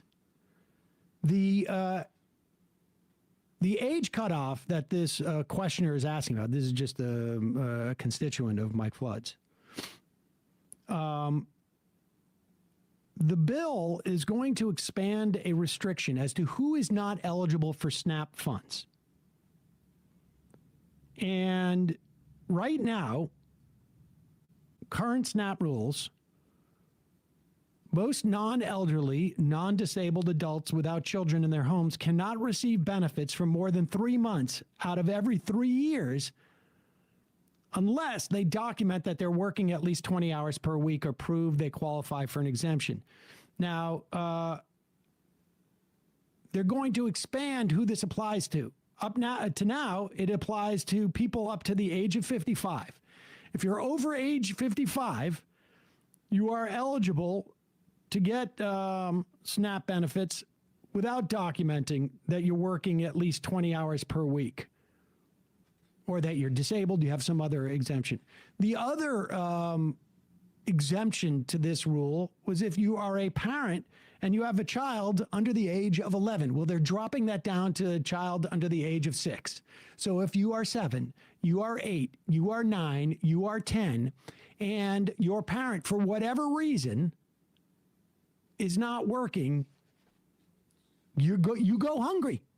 You go hungry. Here is, so that's just the question. And he's being asked, why did you change this? Why do you have to work until you're 64 as opposed to 56 to be eligible for SNAP benefits? Remember, as you get older, it's tougher to work. It's tougher to find work if you've lost work. There's wear and tear on your body. You may have a disability that doesn't actually reach the threshold of Social Security disability, but it's going to inhibit your ability to work.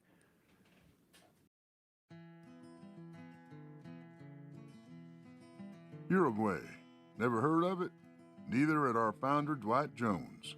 As a lifelong wing shooter and outfitter, Dwight didn't count on the world-class wing shooting opportunities that this country had to offer. Right then and there, he decided that this was too special not to And then, of course, if you're 7 or 8 or 9 or 10, you don't really have control over what your parents do.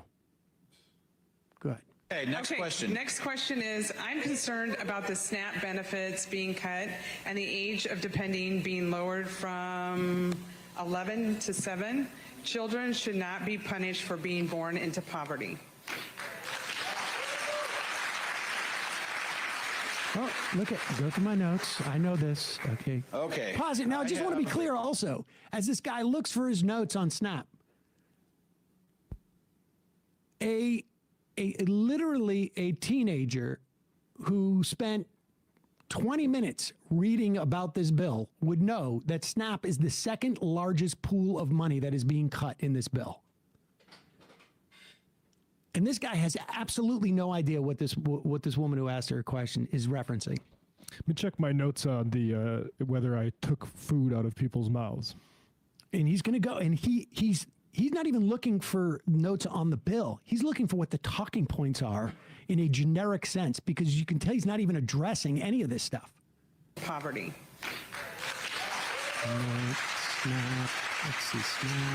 SNAP talking points. SNAP talking. Okay, here we go. Okay. I knew SNAP was going to be an issue, and it's something that I know the Lincoln Food Bank is here.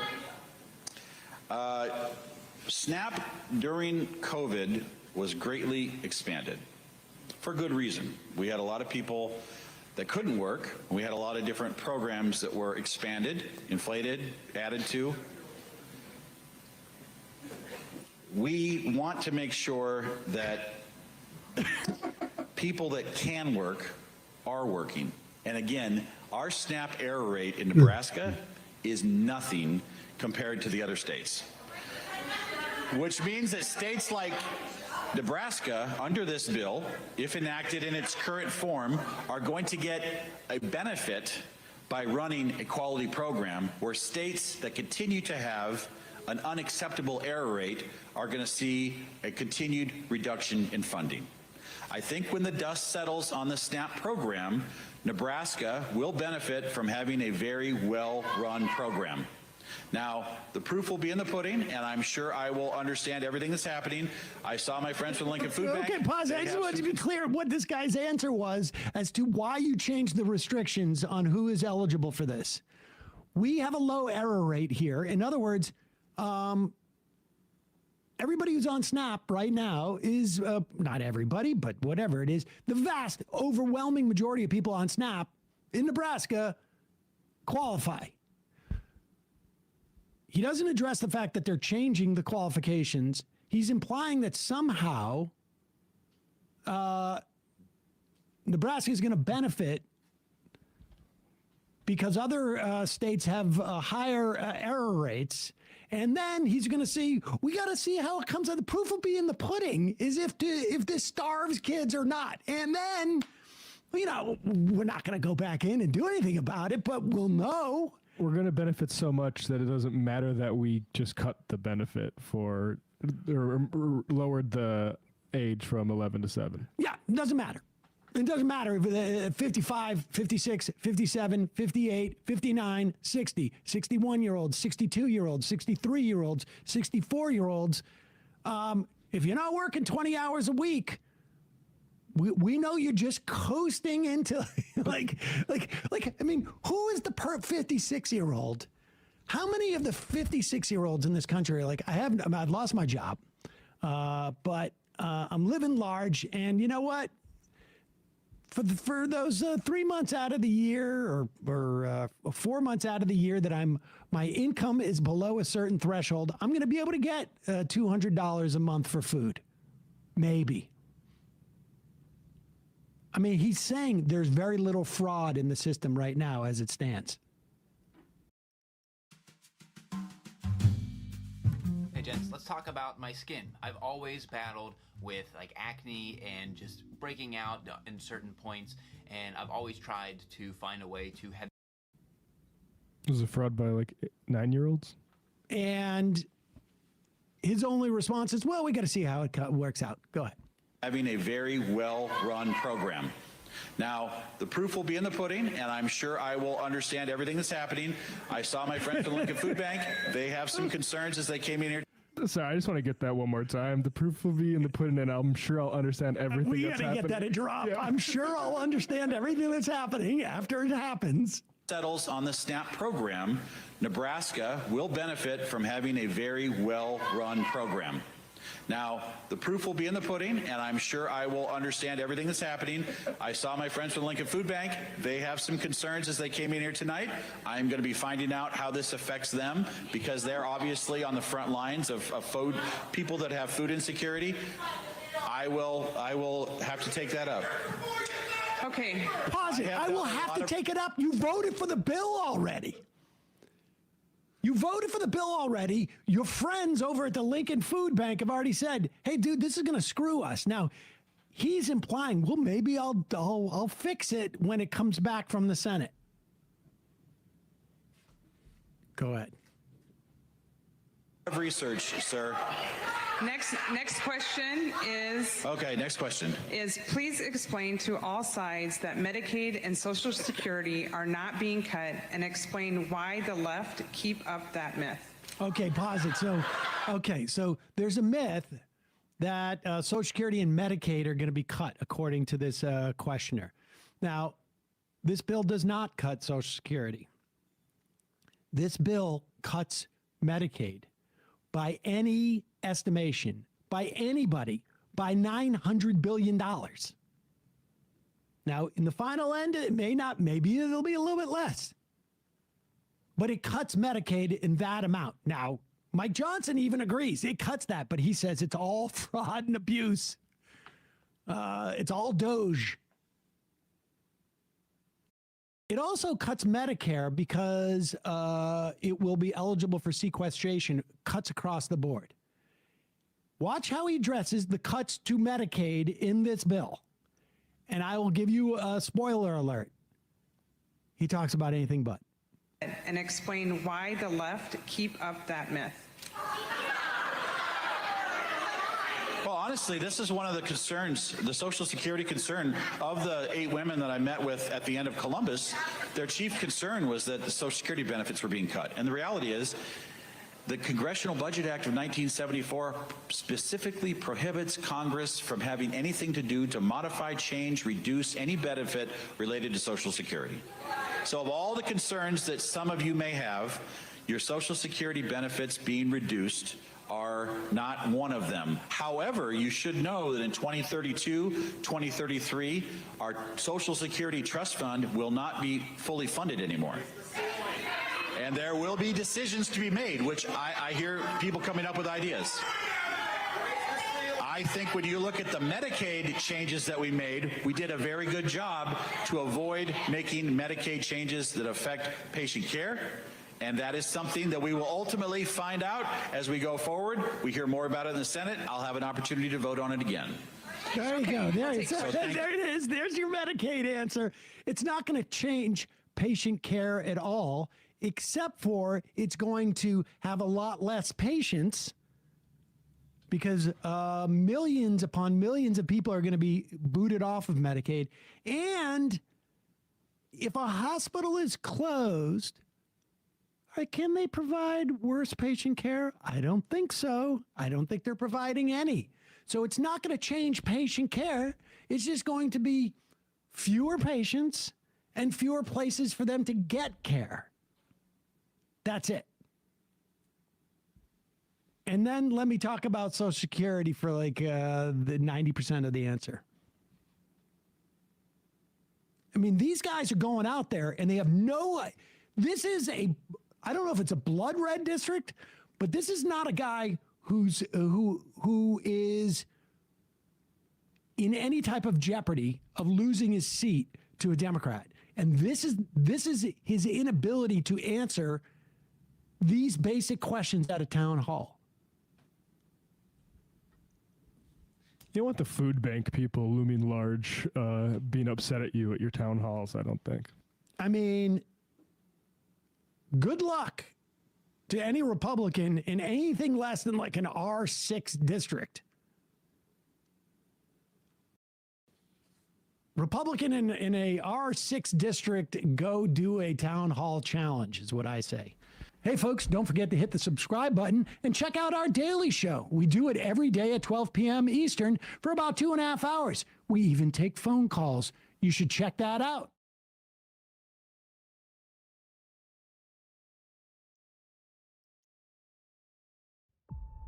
Do you know how we first conquered the skies? Not by standing still, but by always aiming up. Here's to the visionaries who aimed at every peak as a new record to break.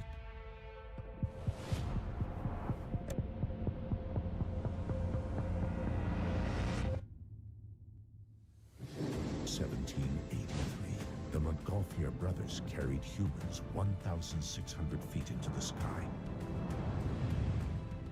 1889, Meyer and Perchler summited Kilimanjaro at 19,000 feet. 1953, Hillary and Norgay conquered Mount Everest at 29,000 feet. 1931, Pickard reached the stratosphere at 52,000 feet. 2012, Baumgartner broke records skydiving from 128,000 feet. In 2025, Anchor Prime delivered fast charging at 138,000 feet, withstanding extreme conditions.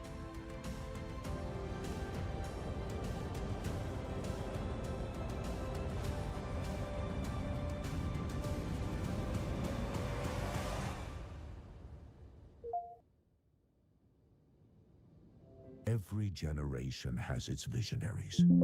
Every visionary helps redefine what's possible. Anchor Prime. Power to drive your prime.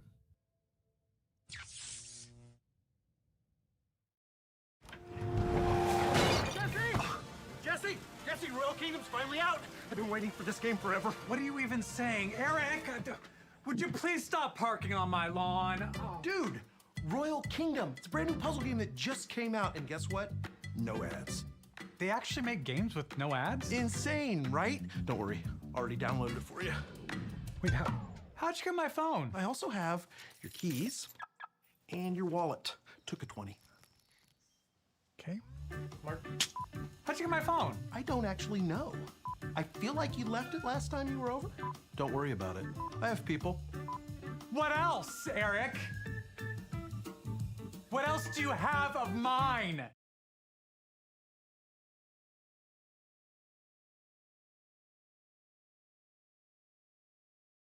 In less dystopian news, or at least we can kind of have a party as the world burns. Donald Trump yesterday was dealt a significant blow to his unilateral tariff policy. The U.S. Court of International Trade ruled via a 3-judge panel that included one Reagan, one Trump, and one Obama judge on it. Obviously, all communists, right? We're all in agreement? The far left, yeah. Okay. And the Antifa panel ruled that basically his invocation of this like unilateral tariff policy, quote, exceeds any authority granted under the emergency powers law that he's using. This is significant because he has used the International Emergency Economic Powers Act, which is a 1977 law, to invoke a majority of his tariffs, like the unilateral ones from Liberation Day, essentially. That's the 25% duties on Canadian and Mexican products that he imposed, the 20% tariff on Chinese products, which he says is because of a fentanyl emergency. This is the same authority, I believe, that he used for both Canada and Mexico, because also supposedly about fentanyl. Right, because right. We know that a great majority of our fentanyl comes through legal ports of entry, but like he has to, much like his invocation of the Alien Enemies Act to round up and deport people, he has to use emergency declarations to justify any of these actions, and his tariff policy was based on that same kind of framework and a battle plan, if you will, by his administration, and so this.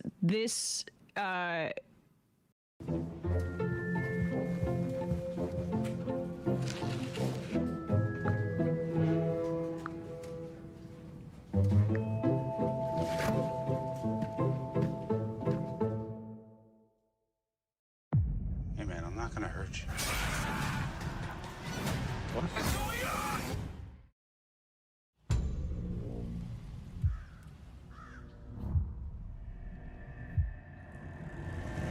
You saw how clean this place was coming in? Yes, sir.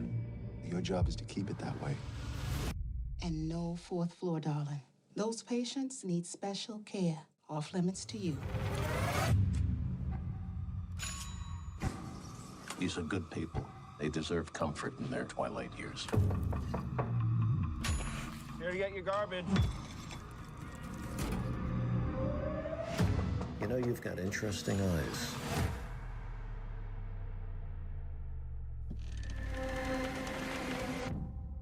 There's something very wrong with this place. Something terribly wrong.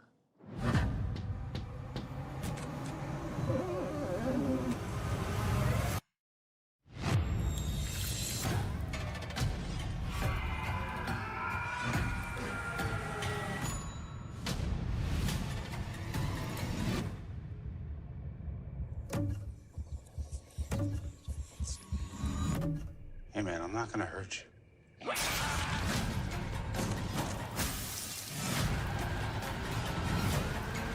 It's time to play by the rules. What is going on?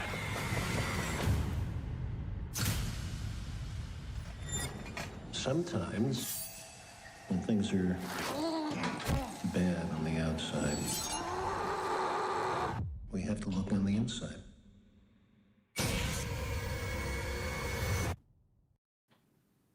The statute that he was using requires a national emergency to be declared. And that was part of what this 3-judge panel was incredibly skeptical of, the idea that he has the authority to do this. And now you see Republicans crying about this. I saw Charlie Kirk was very upset that, no, he does have the authority. He does. They're all leftist losers or whatever. He can use it under the Trade Expansion Act of 1962. This ruling does not nullify those tariffs, But those tariffs are a lot more narrow. Because they have to be imposed, one, on national security grounds. It's not an emergency declaration. Two, these are the tariffs that he implemented in March, the ones on steel and aluminum that are more directed towards the auto industry. That has to be implemented after there's been an investigation, and it's a slower process. You have to investigate whether or not this is the right thing to do. There's a lot of paperwork. You have to conduct a national security review, and you also have to solicit public comment to use that particular law to implement tariffs, the 1962 Trade Expansion Act. Trump doesn't want to do that, right? Like the immigration stuff, like the tariff stuff, all of his power is he's attempting to utilize it in the way that cements his authority and expands his power as the executive. So not using the checks and balances that are both in the statute, but are also constitutionally written for the executive branch, he's attempting to supersede those. And in part, he likes the tariffs just because he's insane and the immigration stuff. But there's the other part of like him testing those bounds in and of itself is an end that he's trying to achieve. We're in a state of exception. Tim Pool said, some academics said we're in 7th generation of warfare, and Canada's flooding us with fentanyl. And until you do it, we're going to tax your lumber. Yeah. David Dayen wrote a good piece about that this morning, and he was saying, like, yeah, the president does have the authority to, well, technically, we are having literally the best sale we've ever had on our award-winning Paleo Valley grass-fed beef sticks and pastured pork and poultry sticks and even venison sticks. We're doing 30 sticks. That's 30 sticks for $36. Now, the reason they're different is because the beef is actually 100% grass-fed and finished, raised on American family farms who are utilizing regenerative practices that improve the health of the soil and restore biodiversity and even sequester carbon. And the chicken and the pork are raised on truly pasture-raised farms and operations rather than in factory farms like the meat used for most other sticks. And we also have venison, and you can mix and match. We have teriyaki and original and a jalapeno and a maple bacon pork. I mean, the flavors are so delicious. And unlike most other sticks, they're not preserved using an ingredient called encapsulated citric acid, which involves seed oils and GMOs. There's 0 grams of refined sugar, no MSG, no grains, nothing unnecessary at all. And they have like a juicy kind of texture rather than a dry texture because they're preserved using natural fermentation. These sticks are game-changing. They are different than anything else you're gonna find. And right now you can get 36 for $36, so I hope you check it out now. Presidents don't have the authority from the Constitution to impose tariffs, but basically for around 100 years, Congress has allowed the president to do so. Deferred to the executive. Same way like Obama got trade, what was it, TPA status to do the Trans-Pacific Partnership in his final years. Like, Congress has been fine, you can do this, until like someone insane gets in there. Right. That starts messing up stuff for their donors. Yes, and so, but to put it even more succinctly, like Dayen said, he has broad authority to do this based on what you're saying, Matt, but Trump just used the illegal one because the point is trying to cement his power, expand the power of the executive, make himself more like a dictator than like a traditional president. This is the unitary executive theory, and he chose the illegal course of action for that reason. And so now he's throwing a fit. He was upset about this. The White House has petitioned the court, and they want to try to continue to use this authority to impose tariffs. We'll see what the Supreme Court does. But since it was unanimous and, I don't know, I felt like the ruling was pretty bulletproof. We'll see how the Supreme Court responds. Like, they also represent capital, and capitalists are not happy about the tariffs. Which is like kind of the big problem for them. Right. But it's bad for all of us. Right. Yeah. So we're in it with them in this narrow instance. Here's Trump being asked about how Wall Street has been speaking about him and his tariff policy, and he gets really pissed off. Apparently the Financial Times coined this acronym called TACO, which stands for Trump Always Chickens Out. And a reporter asked him about this. Wall Street analysts have coined a new term called the taco trade. They're saying Trump always chickens out on your tariff threats, and that's why markets are higher this week. What's your response to that? I kick out? Chicken out.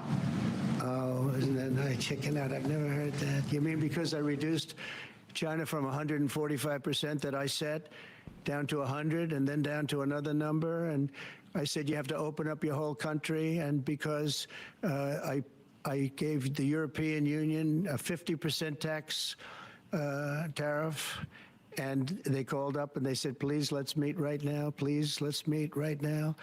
And I said, okay, I'll give you till July 9. I actually asked them, I said, what's the date? Because they weren't willing to meet. And after I did what I did, they said, we'll meet anytime you want. And we have an end date of July 9th.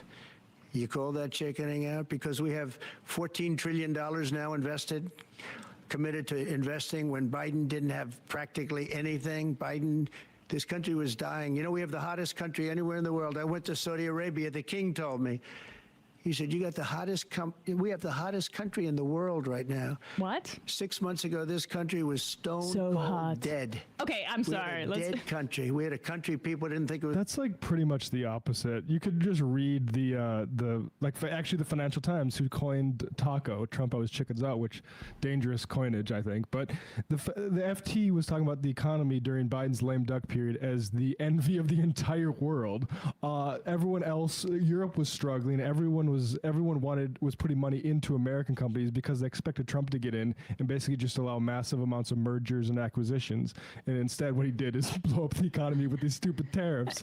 But the American economy was roaring. Look at any financial press in Biden's lame duck period, and it was crushing. And it doesn't mean that like people's rent was available. Rent is as high as it's ever been. We just hit a record of credit card debt. People are student loan defaults are just restarting on people's credit scores. Like for everyday people, the economy was a bit of a paper tiger, right? Or whatever I don't know.